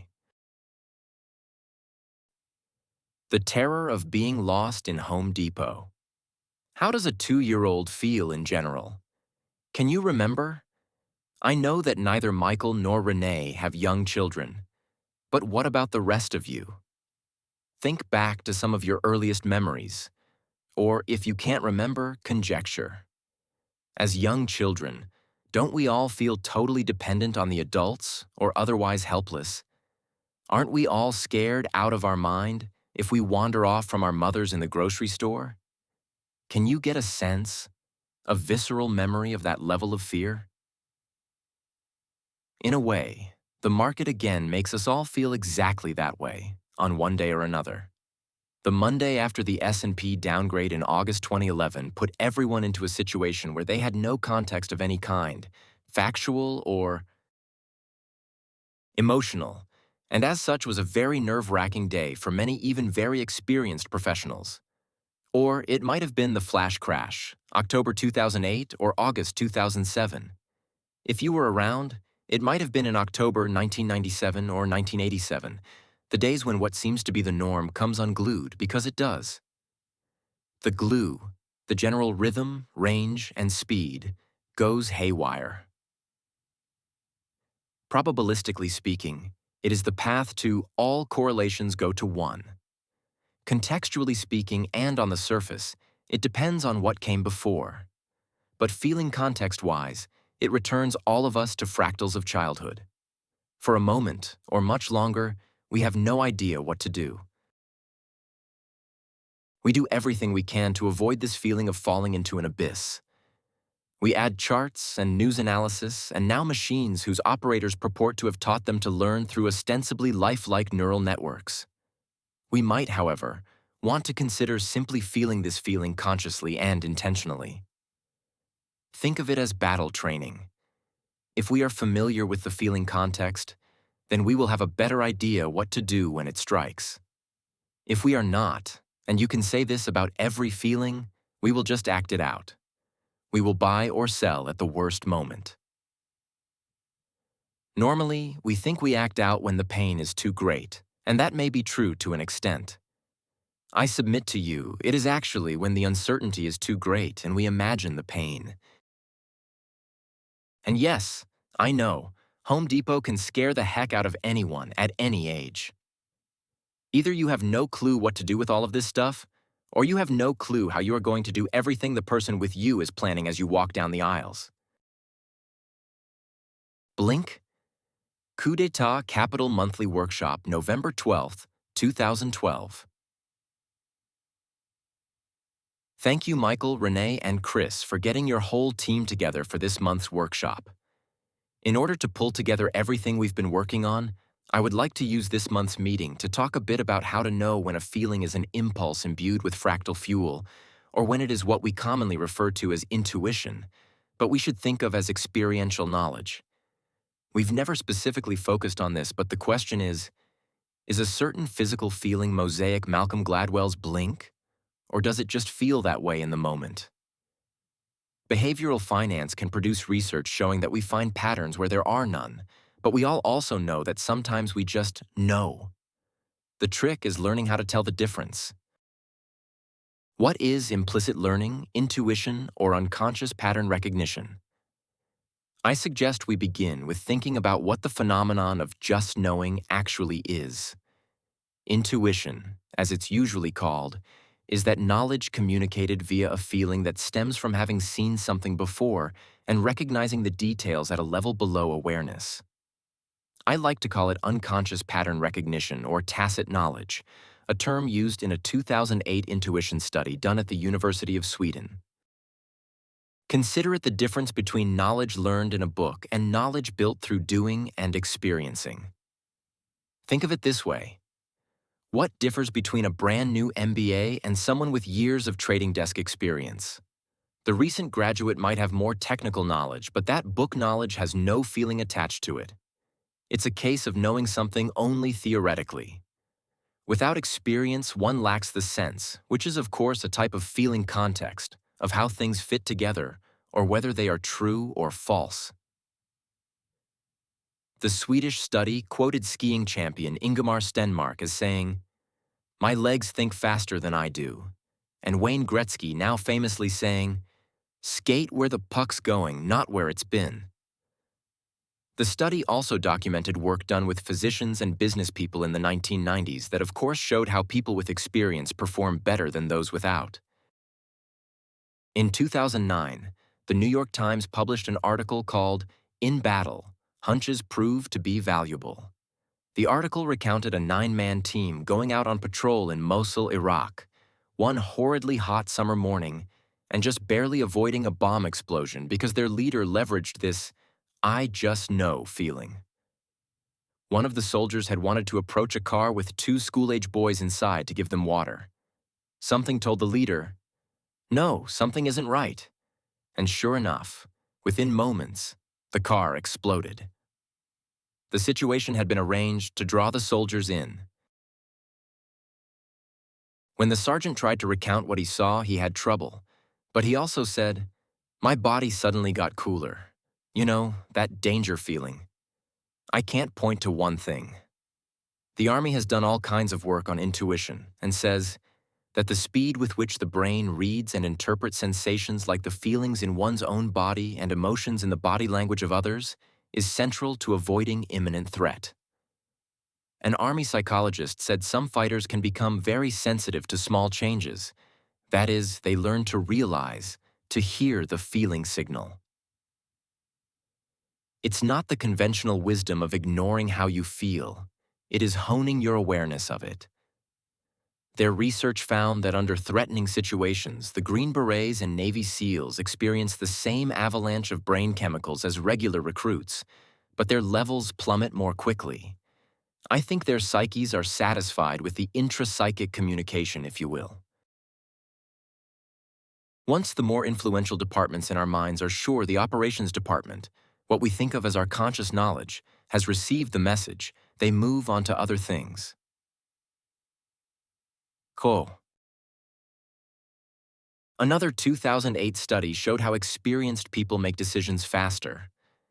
The author said that our unconscious builds a picture book that it sorts through to reference. When it finds a match, voila, you get that feeling. That feeling that can occur anytime, such as the other day when I was talking with one of my other hedge fund clients and he said, "You know, Denise, sometimes I am getting coffee and get a feeling about what the market is going to do, but then I get in front of the screen and start reading my research and I don't listen to it. Then at the end of the day, I kick myself because it was right and I didn't listen." Ideally, all of our work is to bring you to a place where you can distinguish between the feeling my other client speaks of and other kind of feelings. In other words, all of our work points toward having confidence in knowing when that body-brain-mind phenomenon of experiential knowledge is speaking. Chris looked at Michael, Renee, and the others as he chimed in. "Yes, gang, this is really a differentiator. It is so hard to put words around, but it is real." I think what Denise is saying is that science is now showing it to be something much more than our imaginations, and I, for one, am glad we are talking about systematically approaching the topic. In my experience, the traders who value experiential knowledge, that is the term you used, right, Denise, have an edge over those who remain in their intellect. Yes, Chris. Our brain can assemble tiny details in nanoseconds. It delivers a feeling to our consciousness that we can't intentionally access with the same speed. It's almost as if when we think about it, we are taking up precious time in our brains. In fact, another group of studies suggests that deliberation without attention brings better results than conscious linear thought. In 4 different cases, people reviewing the outcomes of more complex decisions were happier with the results when they made their choice without attentive deliberation. This is another reason it pays to walk away from your market screens or your research and intentionally not think about it. Let your unconscious go to work on the data and deliver to you a better answer. Sometimes, if you are a trader, it is enough to just leave for coffee, and then when it is poured, ask yourself, what's my best decision? Unfortunately, Learning these things isn't something you do in a day. Think of it more like learning a sport, maybe not as difficult as golf, but training and retraining your mind-body integration. Look for these differentiators. If a feeling feels urgent, if it feels compelling, suspect it as impulse. If, on the other hand, it feels calm, if it is a sense coming out of nowhere, consider it as recognition of something you know but aren't conscious of yet. I realize the difference may be subtle and the rule surely isn't foolproof. But it is a very good practical start that, if you can remember to employ, will save you a handful of impulsive entries or exits a month or a year. Second, get in the habit of checking for the repeat of your fractal feeling context. What we often experience as a given really is just that script, those unconscious expectations playing out. If we can recognize the fractal feelings and actually verbalize them, we have a good shot at extracting them from the decision context we are working in. For each time we can do so, we make a better decision. In fact, a few years ago, a client of mine in Europe began to track every little nuance of his feelings on a spreadsheet. After some time and a lot of work, he said he knew when the feeling was his experiential learning, and he could trust it to be more than 90% accurate in terms of predicting short-term moves in the market. Obviously, that is where you all want to get to, right? The trick is committing to the course, continuing in the track you all are already on of valuing emotional capital and managing psychological leverage. You appreciate that you won't arrive, you will just get better and better at it. I assure you, though, the more you work at it, the more the results will reveal themselves to your bottom line. And sometimes, don't forget, working on it means doing nothing conscious, just like the old trading. Saying, "No position is a position." Intentionally letting your mind wander should be a strategy. Your feelings might sort themselves out, complex decisions might get made, and all of your deliberate training just might come out to play. When you don't know how you feel. Sometimes some of us truly don't know and can't seem to find out how we feel, no matter how hard we try. We have spent many years working on not knowing how we feel, and it worked. Let me share a few ideas from Lauren Smith, a teacher trained in the philosophy of Rudolf Steiner. Steiner believed in learning by using the whole psyche and is the forefather of Waldorf schools, where children don't only do problems, they get up and play games where they are adding and subtracting. They may, at a very elementary level, have their art class be an assignment to draw the numbers, like the alphabet paintings by the Art Deco icon Erte. You want to acquire knowledge of your whole self, the complete body-brain-mind continuum, right? So it makes sense to start with the body, as that is easier than digging into a mind that closed itself off from feeling. Things you do primarily with your body can help you to access how you feel. A sport obviously comes to mind, but go down another slightly different road that involves more sensory and solitary factors. Music, artwork, and poetry may certainly seem completely unrelated to markets, but they of course are not. For one, with music, you can liken it to the speeds and rhythms of the way things move. Is it jazz, or classical, or rap? But listening to it can help you relate to a song, and then if you like the words, you can assume you feel something like what the lyrics are talking about. Creating your own artwork, gardening, or poetry can also make it easier to hear yourself if you are listening. In 2010, I did a workshop where I asked the group of traders to write a story, poem, song, or essay about their distaste for ambiguity, the Ellsberg paradox that shows we prefer known probabilities to unknown. There were about a dozen people in the class, and they all said, at first, that they thought it was a weird homework assignment. But as they did it, they really felt how much they detested the fact that they couldn't know the real probabilities. They felt it, and once they consciously felt it, it became easier to remember and to circumvent their acting on it in real time. The relationship of intellect to feelings. All this discussion and contemplation of your mental states is meant to teach you to work on an emotional level as a market advantage. The strategies and tactics aren't about using your intellect beyond turning your attention to your emotional capital. In other words, don't tell yourself to feel differently. Feel what you feel and use your intellect to allow yourself to feel more of it. Use your intellect to describe and analyze it. Use your brain to put words to it. And then just keep on doing it. Like the client I mentioned who knew a certain feeling had a 92% chance of being right, that is where you are ultimately trying to get, to know the difference between a fractal-fueled fear of missing out and tacit, implicit, or experiential knowledge. As you get to know the difference, you can use the awareness of a certain type of emotional context to make a risk management choice or a strategy choice. You can be assured that you will be working with your perceptual mechanisms the way they were meant to work, and as such, your perceptions will gradually improve. You will be able to trust that change in how your body feels to the benefit of what you thought was just an intellectual game. Denise needn't say more. Michael could see the difference between impulse and intuition, recognizing his various feeling states. Run over Monday, August 11th, 2014. As Michael fought his bedspread to find his jangling phone, he could see the clock glowing a painful 12:55 a.m. Who the hell is calling me now? Is this Michael Kelly? Yes, it is. Do you have a brother named Tom Kelly in Aspen, Colorado? Yes, who is this, please? Mr. Kelly, I am Dr. Michelle K. Michik calling from Aspen Mountain Hospital. Tom was in an accident tonight. He is stable now, but in critical condition. Michael bolted up in bed. What happened?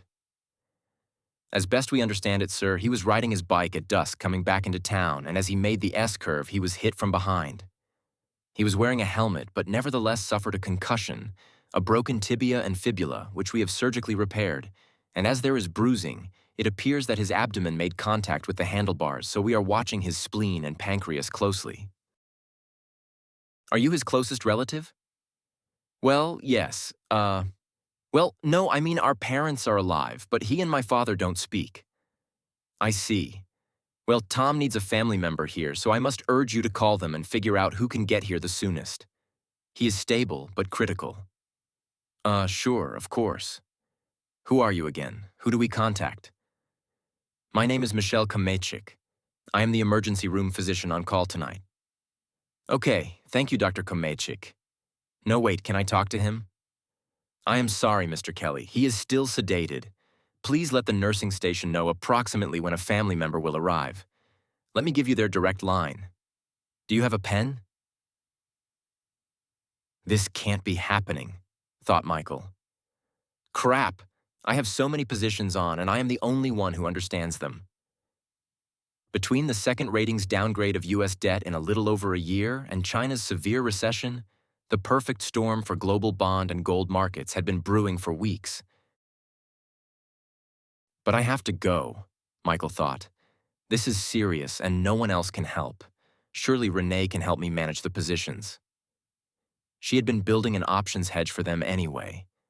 Michael decided he needed to call their mother, even though it was 11 on the West Coast and he knew she would be sleeping.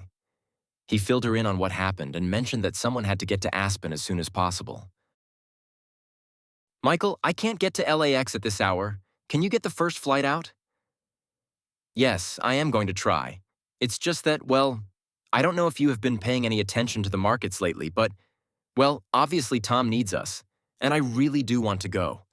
I'm just trying to figure out how to while I also deal with my own kind of serious jam here at work. Plus, we have to call Dad. Michael, I can't call him. I haven't spoken to him in 8 years. Yeah, Mom, but Tom is a son to both of you, said Michael as calmly as he could possibly muster.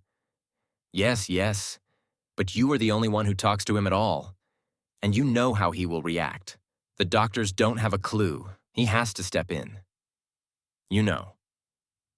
Okay, I will call him before I board the plane. There is nothing he can do from Connecticut at this hour anyway.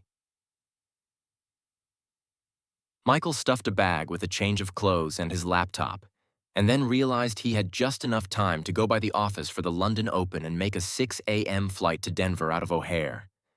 He'd call the airlines from the taxi. As he stared at his screens in the middle of the night, he at first thought he was seeing things. Treasuries were down, the dollar was down, equities were down, and gold wasn't really up. This was bizarre. Everything was going against him. Surely this must just be because the markets were thin. It was a Monday morning, and maybe it was just a fire sale buying opportunity. Maybe I should just add, just this once. That will lower my average price and I'll be more protected while I'm on the plane and out of touch, he rationalized as he tapped out a few key strokes. Renee, who had officially joined the firm just a month ago, came into the office earlier than usual. She'd woken up at 5 a.m., and with all of the economic news breaking, she knew she couldn't go back to sleep. As she put her key into the lock, she noticed the lights were on, and then the door was unlocked. Wow, this is weird. Who has been here? Michael's desk was a mess, which she found supremely odd. He had a neat nick streak and kept his desk orderly, but now newspapers and printer paper laid everywhere. As she grabbed her cell phone to call Michael, she realized she had left it on vibrate and she had a text. Tom's been hurt. On my way to Aspen. Call you when I land. And then a second one.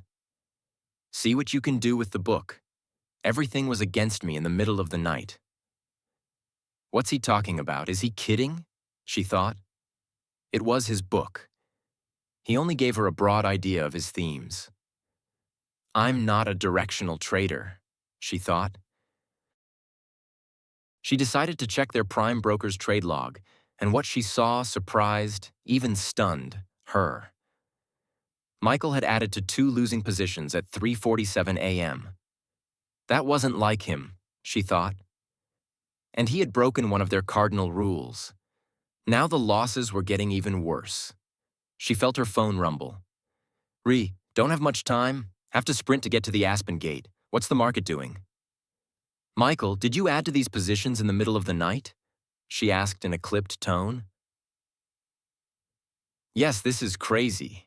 It's an overreaction in a thin market. Why, are we down more? Asked Michael. Yep, it doesn't look good. This is a once-in-a-decade opportunity. Can you add some more for me? I won't have time to get logged on and make the plane. I thought you wanted me to hedge them, she said in an unusually deep voice. I do, but I also want you to add to the core longs. Michael, you aren't serious, are you? Isn't that breaking one of the few rules we have? Don't add to losers. You always say it is trying to force the rest of the world to see the market your way. You know that. This is different. Half of this move might simply be the thin summer markets. It will be okay. I've got to go, but we will be fine. Michael hung up, exasperated. Tom needed him, and he wanted to go. But it was the worst time. He had never really been trading when markets had become this violent, and he really needed to be at his desk to see the speed and rhythm of how things were moving. Oh geez, I promised Mom I would call Dad, he realized. As they loaded more bags into the puddle jumper to Aspen, Tom reluctantly tapped RK office in his call log, even though he would surely be in the middle of his morning meeting with the CEO of the insurance company. He probably wouldn't even answer. When he did, Michael stumbled. Dad, listen, I'm in Denver on my way to Aspen. Tom got hit by a car last night while riding his bike, and the hospital called me around 1. What? What are you talking about, Michael? What do you mean what I'm talking about? Said Michael before, with clear agitation, he repeated. Tom got hit by a car while riding his bike, and he is in the hospital in Aspen. The doctor who called asked for a family member to get there as soon as possible, so I got the first flight out and am now almost there. Why did they call you? And more importantly, why didn't you call me? Barked Richard with more than a few excessive decibels. It was the middle of the night, and you are at least almost 3 hours farther away. Michael, exactly what did they say? That he was stabilized but still in critical condition. Look, I do have to go. The flight attendants are pointing at my phone. Richard hung up, feeling a jolt of a feeling that he hadn't felt in years. Tom was hurt, and Michael would never know how to handle the doctors. If there was one thing Richard knew, it was that doctors needed managing. If you didn't take matters into your own hands, mistakes always got made. Maybe his friend Bill Riley would let him use his Marquette air hours. That would get him there faster before Michael made the situation worse. As Michael sat dozing by Tom's bedside, he was stunned to hear his father's booming voice. He hadn't reached the room, but Michael could hear him saying, "But, doctor, I want you to tell me exactly what his prognosis is." How did he get here so fast? Michael wondered. "Shh," hissed a nurse to Richard. "Mr. Kelly needs rest." Tom's condition was still critical as described, but he appeared to be resting comfortably. Dr. Kymachik had said something about a careful watch for a possible slow bleed from the spleen. Michael felt helpless to do anything other than sit there. Richard, of course, probably felt as if he needed to tell the doctors what to do. With barely a hello, he took his father's sudden arrival as a chance to go outside and call the office. Like all hospitals, mobile phones were frowned upon, so he hadn't checked the markets in more than 2 hours. He just knew there had to be a reversal. This wasn't 2008 after all. As Michael sat dozing by Tom's bedside, he was stunned to hear his father's booming voice. He hadn't reached the room, but Michael could hear him saying, "But doctor, I want you to tell me exactly what his prognosis is." How did he get here so fast? Michael wondered. "Shh," hissed a nurse to Richard. "Mr. Kelly needs rest." Tom's condition was still critical as described, but he appeared to be resting comfortably. Dr. Kymachik had said something about a careful watch for a possible slow bleed from the spleen. As Michael sat dozing by Tom's bedside, he was stunned to hear his father's booming voice. He hadn't reached the room, but Michael could hear him saying, "But doctor, I want you to tell me exactly what his prognosis is." How did he get here so fast? Michael wondered. "Shh," a nurse hissed to Richard. "Mr. Kelly needs rest." Tom's condition was still critical as described, but he appeared to be resting comfortably. Dr. Kymachik had said something about a careful watch for a possible slow bleed from the spleen. Michael felt helpless to do anything other than sit there. Richard, of course, probably felt as if he needed to tell the doctors what to do. With barely a hello, he took his father's sudden arrival as a chance to go outside and call the office. Like all hospitals, mobile phones were frowned upon, so he hadn't checked the markets in more than 2 hours. He just knew there had to be a reversal. This wasn't 2008 after all. "Ree, what's up?" "Well, things don't look so great. Geithner is again saying this second U.S. debt downgrade is meaningless, but rumors are swirling that China really is a seller of treasuries this time." "Oh, come on, they can't sell without hurting themselves. Besides, they are known to have a 5-year plan to generate more internal GDP, and they are only 3 years into it. I think, if anything, they could behind schedule given the recession they seem to be in." "Yeah, I know that and you know that, but evidently not everyone else does. Renee, please just add some more. This thing is all out of whack because it is a summer Monday and half of Wall Street is still in the Hamptons. I know I am right about this one." "Michael, I really don't think so. My options overlays aren't doing us much good, and we seem to be standing smack in front of a steamroller." "Look, I've studied the charts. There are so many high-volume areas below, it just has to hold. Those long-term holders will step in and buy. There, I just know it." "Michael, my father would never trade that way," she retorted with immediate regret. She wished she could take it back. She knew Michael needed to prove himself, sometimes a little too much for some inexplicable reason, but she really didn't mean to deliver that low of a blow. "Whoa, your father would never trade that way?"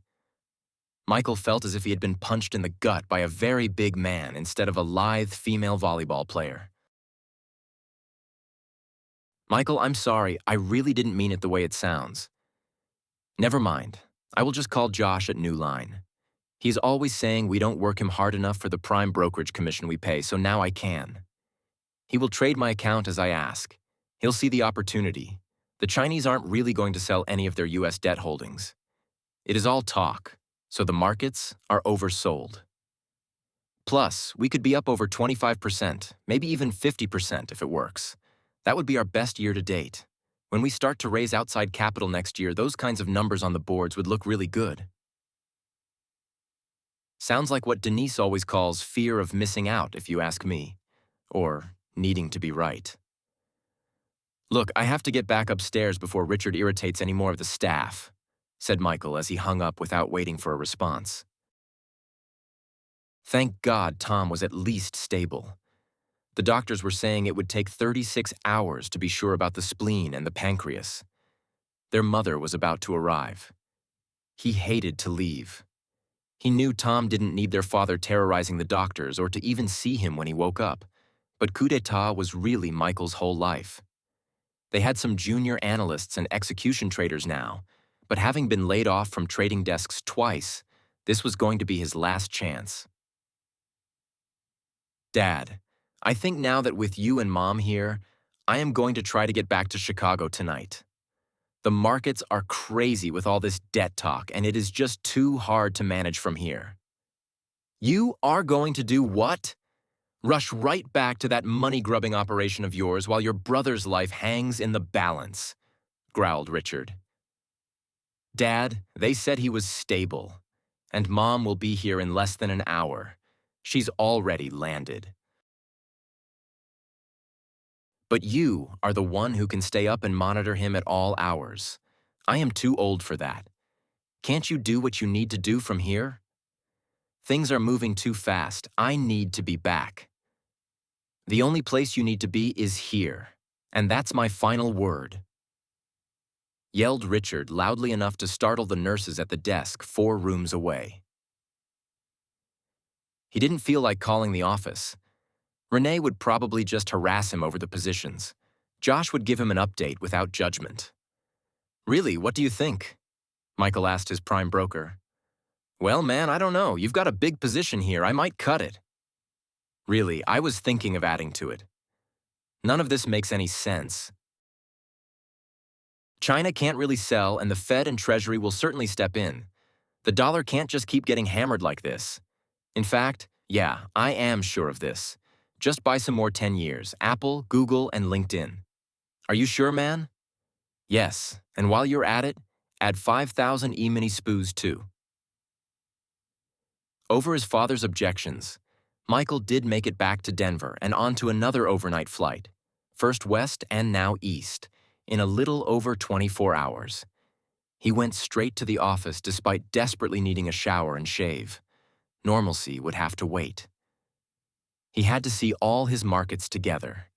He saw that the usual relationships of late between U.S. Treasuries and gold were not holding. Both were down. The fund had given back 25% of their gains for the year. Surely this had to turn around later today. Back in October 1997, the Dow was down 500 points on Monday afternoon and came roaring back on Tuesday. In 2011, there was that week where it was up or down 400 net points for 4 days in a row. These kinds of swift moves and subsequent reactions happened much more frequently. But time after time, the market comes back. This should be the same. It wasn't banks again going broke after all. As he sat blankly staring at the screen, the phone rang. Michael Kelly speaking. I thought you would like to know the doctors just upgraded him to serious, Richard said. That's terrific, Dad. Is he awake? No, but actually the real reason I called is that I want to know why you defied me and left. Dad, I have responsibilities. I have other people's money under my watch. I am the only one that can really manage our portfolios. We are still small and no one else here can do what I do. You choose your greed over your brother. Michael started to say, Dad, it isn't like that. But Richard had hung up. This is impossible, thought Michael. I can't be in 2 places at once. What does he want me to do? Quit? Fail? As he turned to his screen, he saw that the S&P had taken another dip. It was nearing the overnight low. It should hold here. This would be the perfect time to buy at one last lower price. As he pushed the buttons again, Renee appeared at his door. "Whoa, you're wiped. You need sleep. I got some on the plane, but I can't sleep with these markets moving the way they are." "Actually, Michael, you can't afford not to. You know you can't make a decent decision without sleep. You know that you won't judge the risk properly. We've always had that as our first rule of managing our psychological leverage," argued Renee. "I'm okay, trust me, I am fine." "Yeah, that's what it always looks like when you are too tired to know it," Renee uncharacteristically snapped. Michael just sat there. On one hand, he had that adrenaline-filled energy, and on the other, thinking seemed like a chore. He felt 100 things, and he felt nothing. It was almost like he was outside of himself. His positions were huge, and he was risking a lot. Tom seemed okay, but maybe he wasn't. Renee, who had never been short-tempered with him, clearly was exasperated. And his father, well, it was always the same. Never good enough, never the right thing. As he stared at the screen through some sort of dense haze, he realized that in fact that all the markets were bouncing. Maybe he really was right after all. Everyone was coming to their senses and seeing the buying opportunity he had seen earlier. This was going to be a killer trade. If he went home right now for a shower, shave, and an hour's nap, he could be back by the regular hours close. Tuesday, 2 p.m. As Michael locked up his bike, he saw Chris's Mercedes parked at the corner. That's odd, he thought. This would be maybe only the third time he had come in during the summer in 2 years. That first summer, 2012, he came in at least weekly and stayed the day. But last year, he came in maybe once, and that was to pick up a check. Inside, he didn't see Renee or Chris as he sat down in front of his screens. "What? This can't be right." The fund had lost 8% more since he left 3 hours ago. "No way. That just can't be," Michael said to himself under his breath. As he did, he realized someone was walking up behind him. He turned to see Chris. "Michael, these positions are quite large, and at the moment, quite against us. Can you tell me about your rationale?" "Well, Chris," he said, thinking maybe he should be calling him Mr. Smith. "These markets are way oversold. Everyone's assuming the worst, but there is no way that China will start massively selling U.S. treasuries. They can't afford to. So this rumor just should not be pushing bond prices to where they are." "Yes, Michael, but the fund is down by over 32% from where we were just a few weeks ago. When we started, I basically gave you free rein, but you need to start closing out, and closing out quickly." "But, no, Michael," Chris said in a tone he had never heard him use. "I am not asking, I am telling. Get out now." And then the man who put him in business turned and walked away. "Michael, what exactly happened?" asked Denise as they sat in the brick-walled conference room in Coup d'etat's office. No one else was around at this late hour, so it was a good time to analyze what happened. "I was just so sure the market would bounce. It was a late summer Monday morning. The markets were just too thin due to vacations, not due to a total lack of interest." "Or at least that's what I thought," Michael replied with a look of embarrassment. "Okay, I can understand that. But let's think about what seems to have happened psychologically. Well, my book seemed more or less well-positioned when I left on Friday. Sunday there were rumors about some talk out of China. But then, when I got the call about my brother, my mind seemed to go into hyperdrive. I felt so strongly that I needed to get to Aspen, but that I also needed to be at my desk. I guess that the urgency I felt about Tom seeped into my feelings the market. It's kind of hard to deconstruct it, actually." "Well, I do think you are onto something there. Let's look at the trades in sequential order. Maybe we can reconstruct the psychological timeline." "Well, I went into the office on the way to the airport. The markets were down, so I thought it was thin and I would be safe to add to a loser at least once. The volume and price clusters I look at would normally have held in the social context of an unsubstantiated rumor in the middle of August. Normally, a lot of traders would read that as an opportunity to buy on an extreme overreaction. "Okay, what next?" asked Denise while consciously trying to avoid any tone of judgment. Thinking back on it, I am not sure what happened while I was in Aspen. I just felt so strongly about adding again. I guess, I don't know. It was like something came over me. Traders talk about their demons, and well, now I kind of get it. I feel like I know better, so it's hard to explain really why I made the choices I did. I felt an inkling that maybe the positions were getting too big, but the upside potential seemed too good to walk away from. And God knows, the last thing I wanted to do was get out at the bottom. I understand. So now you are in Aspen at the hospital, right? Was your father there yet? Asked Denise. Upstairs. I had used his arrival to get outside and check on the markets. I know you believe in these things you call fractal psyches, but why does his behavior now matter? He hates what I do and the whole idea of trading anyway. Yes, I understand. Our fractal feelings, and their resulting perceptions and compelled reactions, have a way most strongly asserting their influence at the worst moments.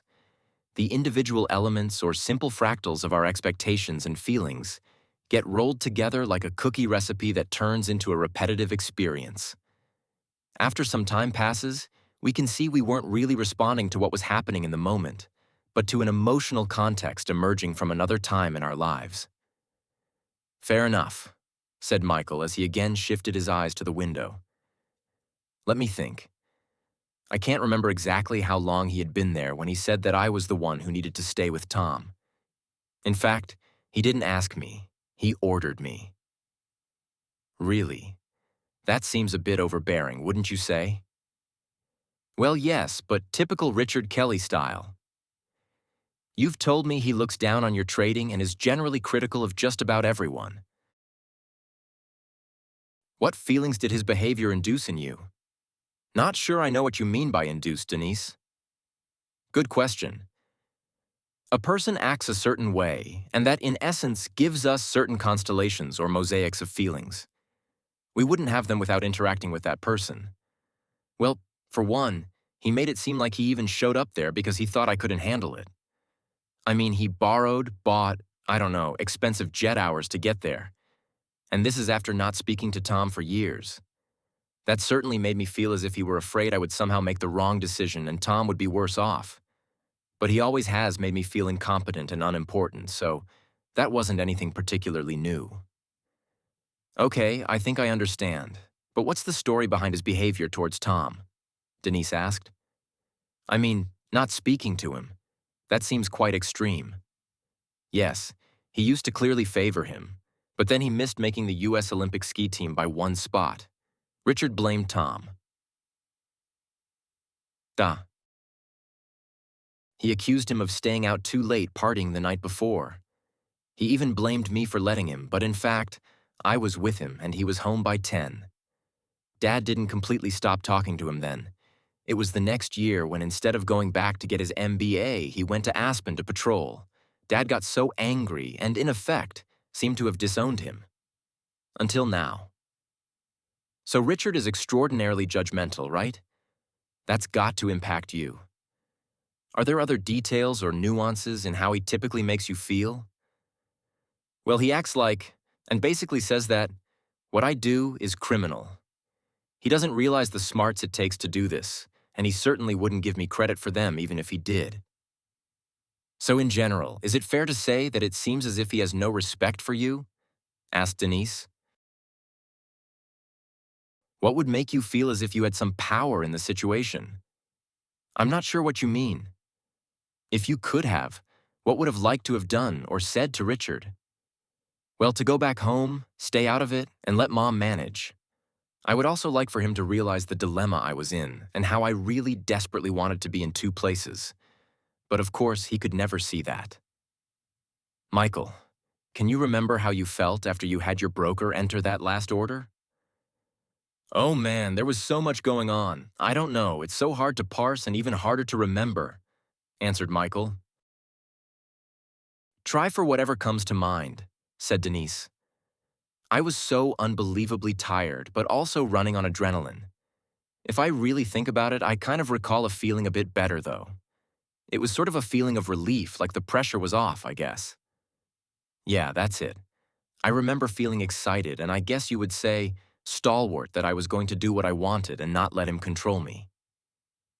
Yes, Michael, that is what I expected. Can you see that both your father and the market were making you feel out of control? Neither would cooperate nor agree with your point of view. Does that sound like how it felt?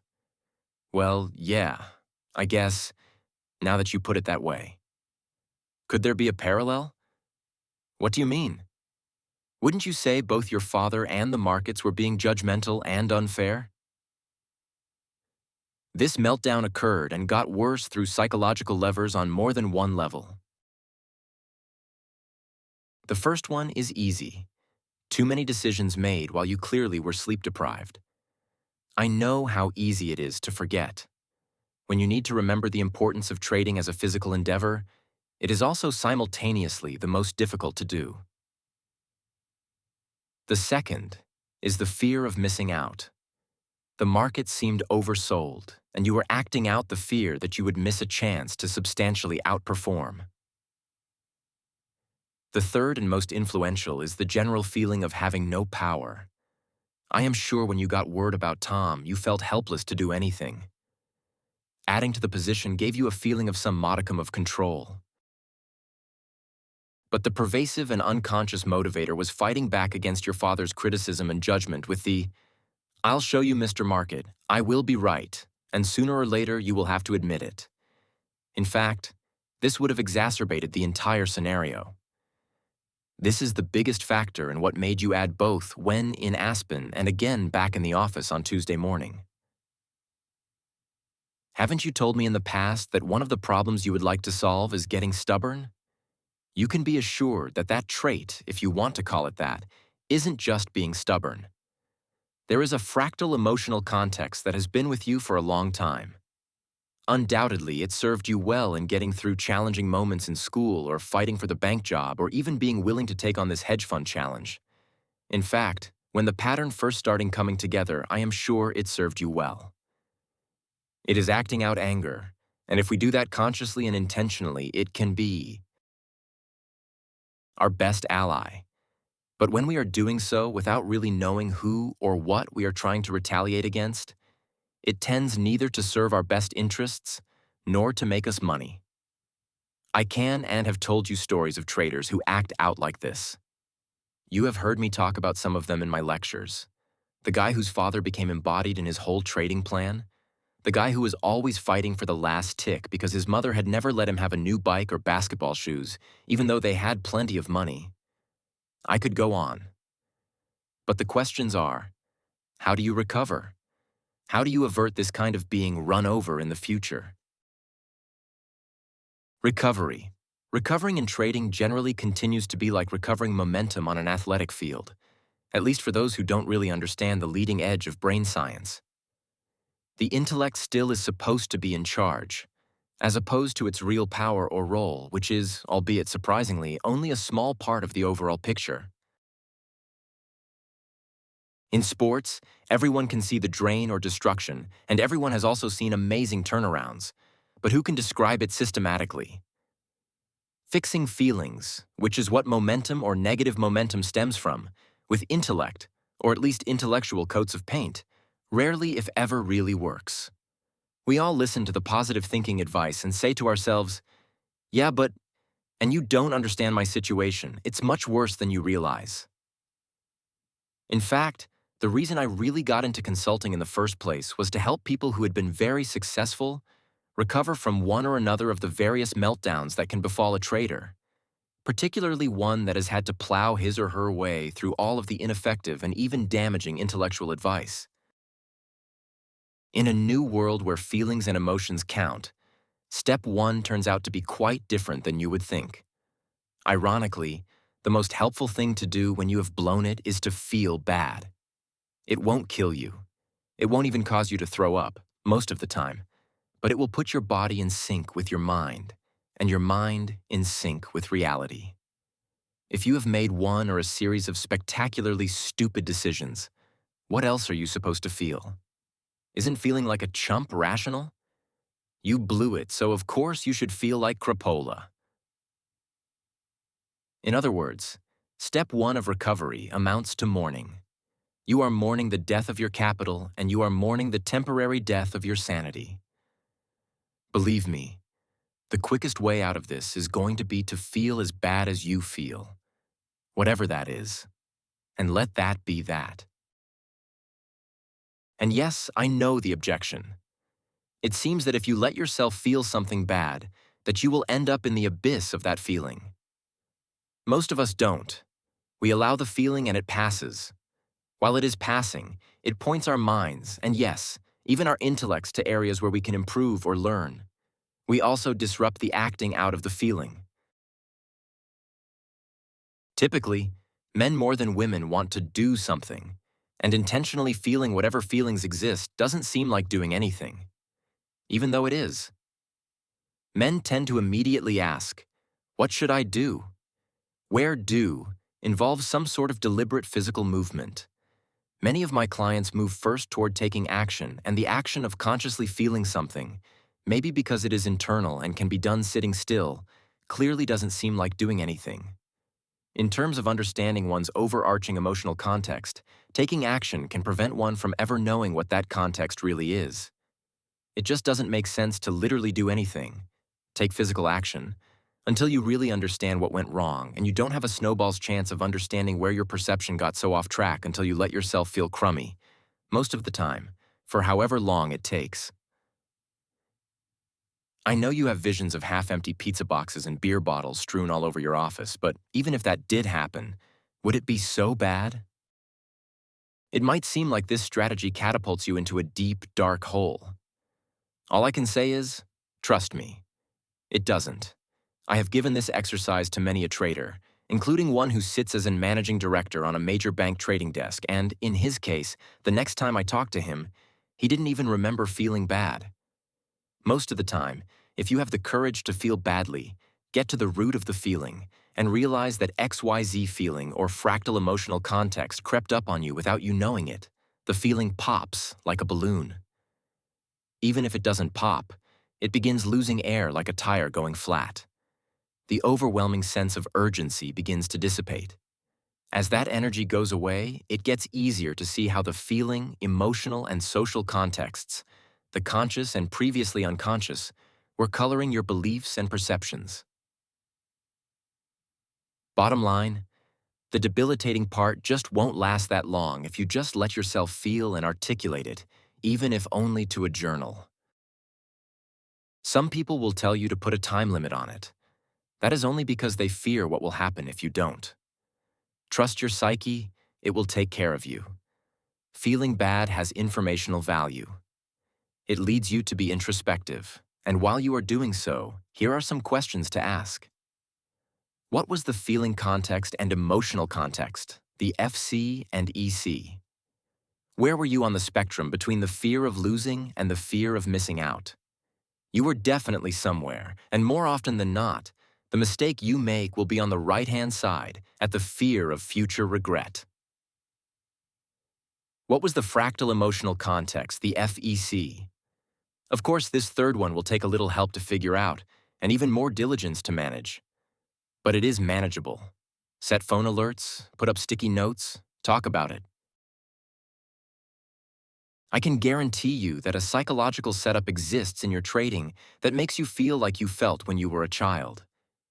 It is all there. The simple and early fractals were there before you got to high school. They may become remixed somewhat, and events from your teenage years may exacerbate them, but the roots go deep. Whatever self-perception, set of beliefs and expectations, and explanations you came up with for your rightful place in the world, chances are the negative or limiting ones are just the narcissistic view of a child who, if they can jury-rig something into being their fault, gains a false sense of control over the situation. Frankly, when the feelings and emotions you are experiencing become the most intense, you can be assured that it is not really about the markets or the money.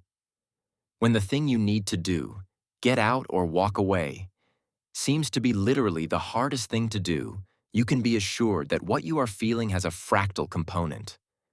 It mostly is not about the here and now.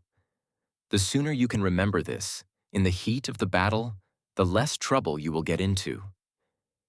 It sounds hard to believe, I know, but realizing that the intensity of wanting to be right, frustration over being wrong, or fear of missing something emanates from your past dilutes enough of the physical energy embedded in the emotion and gives you a window through which to unravel it, as opposed to acting out, or trading, with the money you manage.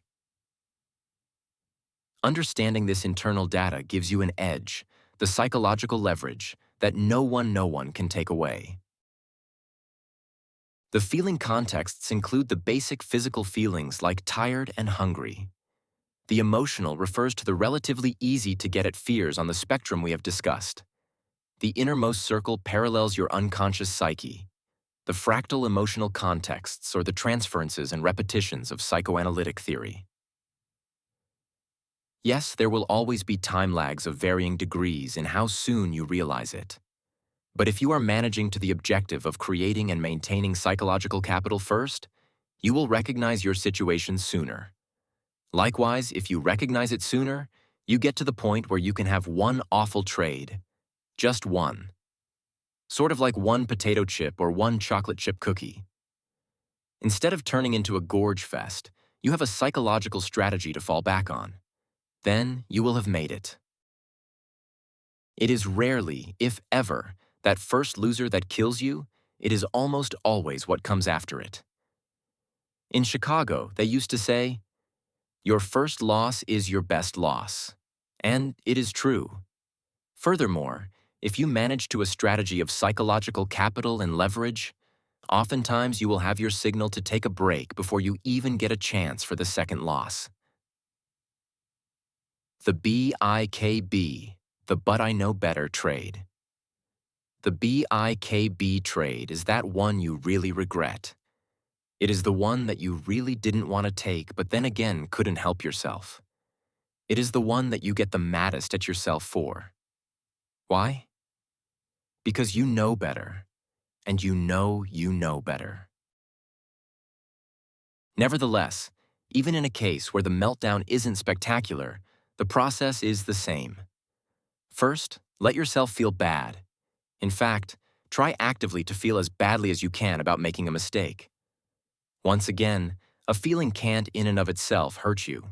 It is just a feeling, and once it gets your attention, is likely to roll right on out of there. We are taught to not feel what we feel. We are taught to use our intellects to override how we feel.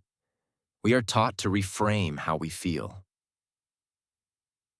But I will tell you what, just feeling how you feel, and particularly feeling it for what it is and not some derivative, will save you a boatload of hassle and ultimately make you a lot more money.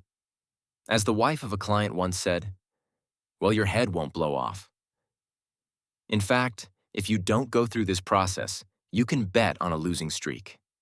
I've seen it hundreds of times now, as well as the reverse, ending a losing streak by retracing one's steps to where the BIKB happened. On the other hand, if you keep an eye out for all the variations of feelings you will have, anticipate them, then those feeling and emotional contexts don't automatically become the unknown canvas coloring your perception of the next trade. You have already examined it and you have already felt it. Your brain knows you got the message and is satisfied that your neurons, synapses, and glial cells are less likely to forget the next time. Let yourself celebrate. In fact, force yourself to celebrate when things go brilliantly. In this case, consciously act out that real feeling, that one where you get the next $1,000,000 paycheck. Delve fully and completely into it. Why? Want to know why winning streaks turn to losing streaks? The answer remains the same. People are acting out a context of feelings. They throw caution to the wind in the overconfidence that makes them think they have a golden touch. Feeling the feeling, knowing what it is and why, and putting it into words short-circuits that process. If you manage to your level of mental capital and psychological leverage first, you know when you feel over the moon. You should also know, though, that this feeling carries the same risk signal as being tired or angry. It creates a context that skews your perception. It changes your beliefs, at least for the time being. If you revel instead, you can feel the feeling. Really enjoy it, but keep it out of your account. All in all, that is a very good deal. Deeply felt pleasure, extra clarity and uncertainty, and a high likelihood of another good decision. Think of the multiplier. You get the first good trade. Avoid the trading out of an overconfident emotional context. Keep the money and set yourself up to take the next trade with just the right amount of psychological capital. Now that is leverage. Success is a skill and not a destination. In one way or another, I have coached about 2,000 traders since I founded the Rethink Group and Trader Psyches. Many of my clients have told me that improving their trading has turned out to be a journey of learning about themselves more than a journey of learning about the markets. Sure, they could put together a string of good trades, but then something always happened, and they didn't understand why things fell apart, particularly at that moment. They had trouble getting things back together. Sometimes it takes months, or even years. Just like the day-to-day resembles being a quarterback, the long run resembles a marathon. I understand how you want to get to the end point, and you will make leaps where you will look back and say, wow, this is much easier than I made it out to be. But in trading, you always have to keep running. The markets have many personalities, and what works with one doesn't work with the other. It can take a lifetime to get good at them all, or give up on the ones that just don't suit your internal rhythm. The thing you have to go on now is that our understanding of brain science just a few short years ago is analogous to when we thought the Earth was flat. Now that you indeed know that the Earth is round and that your brain is an emotional context operator, you can sail across whatever waves the market throws your way. In doing so, your beliefs that Markowitz pointed out were so important, and the perceptions and judgments that rely on those beliefs will be much more about the here and now and much less about what came before. Aéroport de Nice, Côte d'Azur, April 18th, 2016. Neither Renee nor Michael could really believe it. As they waited for a taxi, Renee couldn't help but remember how a chance meeting in a taxi line in Chicago had landed them here, now in Nice, France, almost exactly 5 years later. Tomorrow, they would pitch an investment in their fund to the chief investment officer and his staff of a family office based in Monaco. Almost a year ago, they had attended the biggest asset management conference in Europe and had been lucky enough to strike up a conversation during welcoming cocktails with a member of Monaco's government, who was in attendance as the country's official welcoming consul. With a startled flash in his eyes as they said, "Coup d'etat capital," he had asked them about the admittedly provocative name of their fund. "Do you have a country in mind?" he had asked with a friendly laugh. When they had explained that the coup was one of taking a psychological and qualitative approach to markets, which implicitly meant an overthrow of the dominance of numbers, he had congratulated them for their creativity and courage to buck the establishment and asked for them to consider presenting to their royal family's family office. It had been almost a year, but now they were back. This would be their second pitch to a potential investor with serious money. Tom, Michael's brother, had come on board into a marketing role after his doctors had advised a year of physical therapy, which prevented him from fulfilling all his ski patrol duties, and he had almost immediately closed an investment through his Aspen contacts. They doubted they could get him to stay another year, as Chicago was just too darn flat for either his skis or his bike. But so far, he had done a great job with building their pitch book, making introductions, and even seeming to intuitively understand the markets. They joked that his name Tom truly did mean the same as it did in academic circles: theory of mind, their bedrock trading strategy. And here they were almost ready to speak to those managing some of the wealth of one of the world's most prominent families. They had it planned to a T. Renee would open with a brief layperson's introduction of the brain on risk and uncertainty, social and emotional context, and segue into how they used that foundation, plus a risk management strategy built on psychological capital, to look at both markets and money management in a unique way. Michael would then describe their work in detail. And it had worked. Coup d'etat would get a new investor, and a world-class one at that. Michael and Renee both silently wished they could stay in Monaco, but this trip didn't come cheaply and the fund was paying. Neither had even broached the idea of a single vacation day. Now, as they sat on the runway in Paris, having barely made their connection from Nice, the voice of the captain came ominously over the loudspeaker to announce a 45-minute delay. Michael groaned, and Renee rolled her eyes. Once they had gotten their heads around the fact that they must return as soon as possible, they were both impatient to get there. The founding members of the firm would be impressed. With Monaco, they would be going over $25 million, of which they could claim more than 50% was due to Michael's comeback performance and subsequent capital raises. Christopher, for his part, had admitted that forcing Michael out that day was one of the hardest things he had ever done. He knew no trader ever easily recovers from either a disaster or someone else stepping in to force them out of positions. But he also told them all how impressed he was with Michael's ultimate recovery from what they jokingly referred to as his attempt at a coup de flop. Now, no one in the firm forgot to anchor everything they did within a framework of mental capital and psychological leverage. They thought of themselves more like performers or athletes than financial types, and it was paying off. Michael decided to stay put on the plane and sleep, while Renee went back into the terminal to buy some gifts for the team. Unfortunately, his sleep didn't last long. He no sooner got comfortable than the captain's voice boomed again with an announcement that the flight was now canceled. On one hand, it was exasperating. On the other hand, getting stuck overnight in Paris wasn't the same as getting stuck in, say, Dallas or Atlanta. He left the rebooking desk with their 2 hotel vouchers just as Renee showed back up at the gate. "Well, guess what?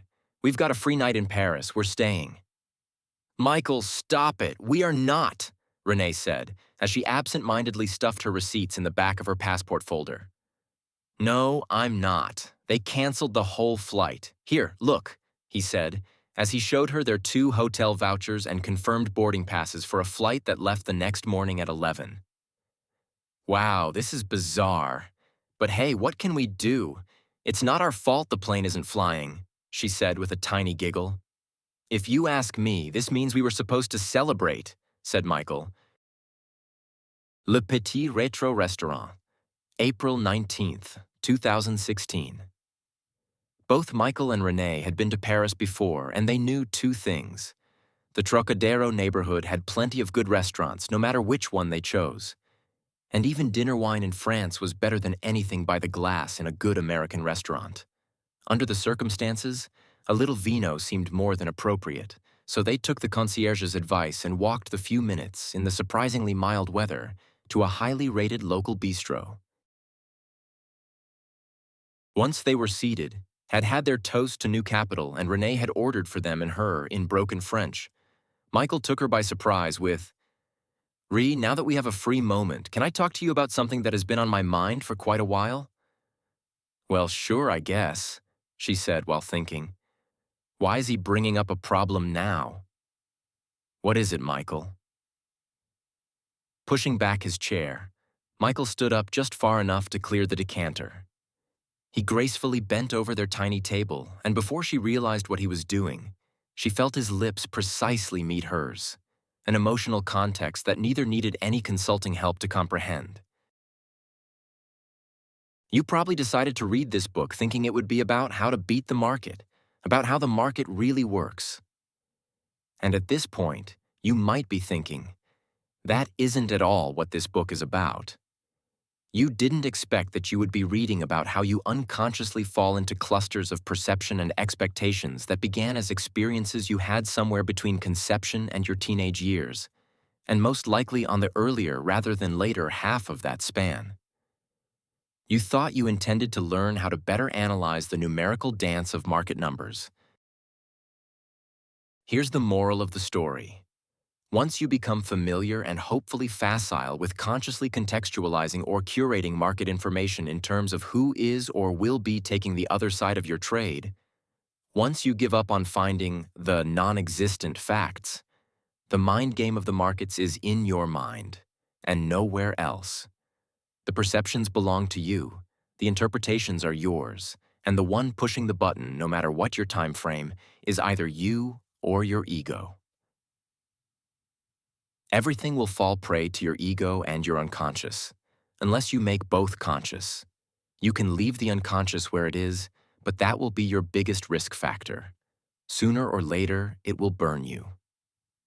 The street, as it's known to those of us who professionally tend to the Garden of Wall Street, is littered with examples, many of them repeats. Think you are not susceptible to your own ego? Think there are guys out there who don't know a thing about how they really feel and yet are billionaires? There may be, although I would argue they know themselves better than their press agents ever let on. The other thing they certainly know is that markets are at their core only human games, not mathematical ones. They know this even if they spend all their time developing algorithms to stalk the cadence of the market's language. The numbers represent the playing cards, and winning is way more about the mind games of playing poker, hands down, than anything else. Regardless of whether every billion-dollar portfolio manager knows himself or herself or not, you can. And in doing so, you create an insurmountable edge that no changing market regime or market multiple personality disorder can take away from you. Spend half of your time working on yourself, and you will make more progress than if you spent all of that time trying to figure out the next great unknown piece of information. If you do, and I hope you will, then for every time you put your mental capital and psychological leverage first in your decision sequence, you can be guaranteed that at least for that trade, your outcome will be better than it would have been. Imagine what will happen by the end of the year if you do that even just 50% more of the time than you do now.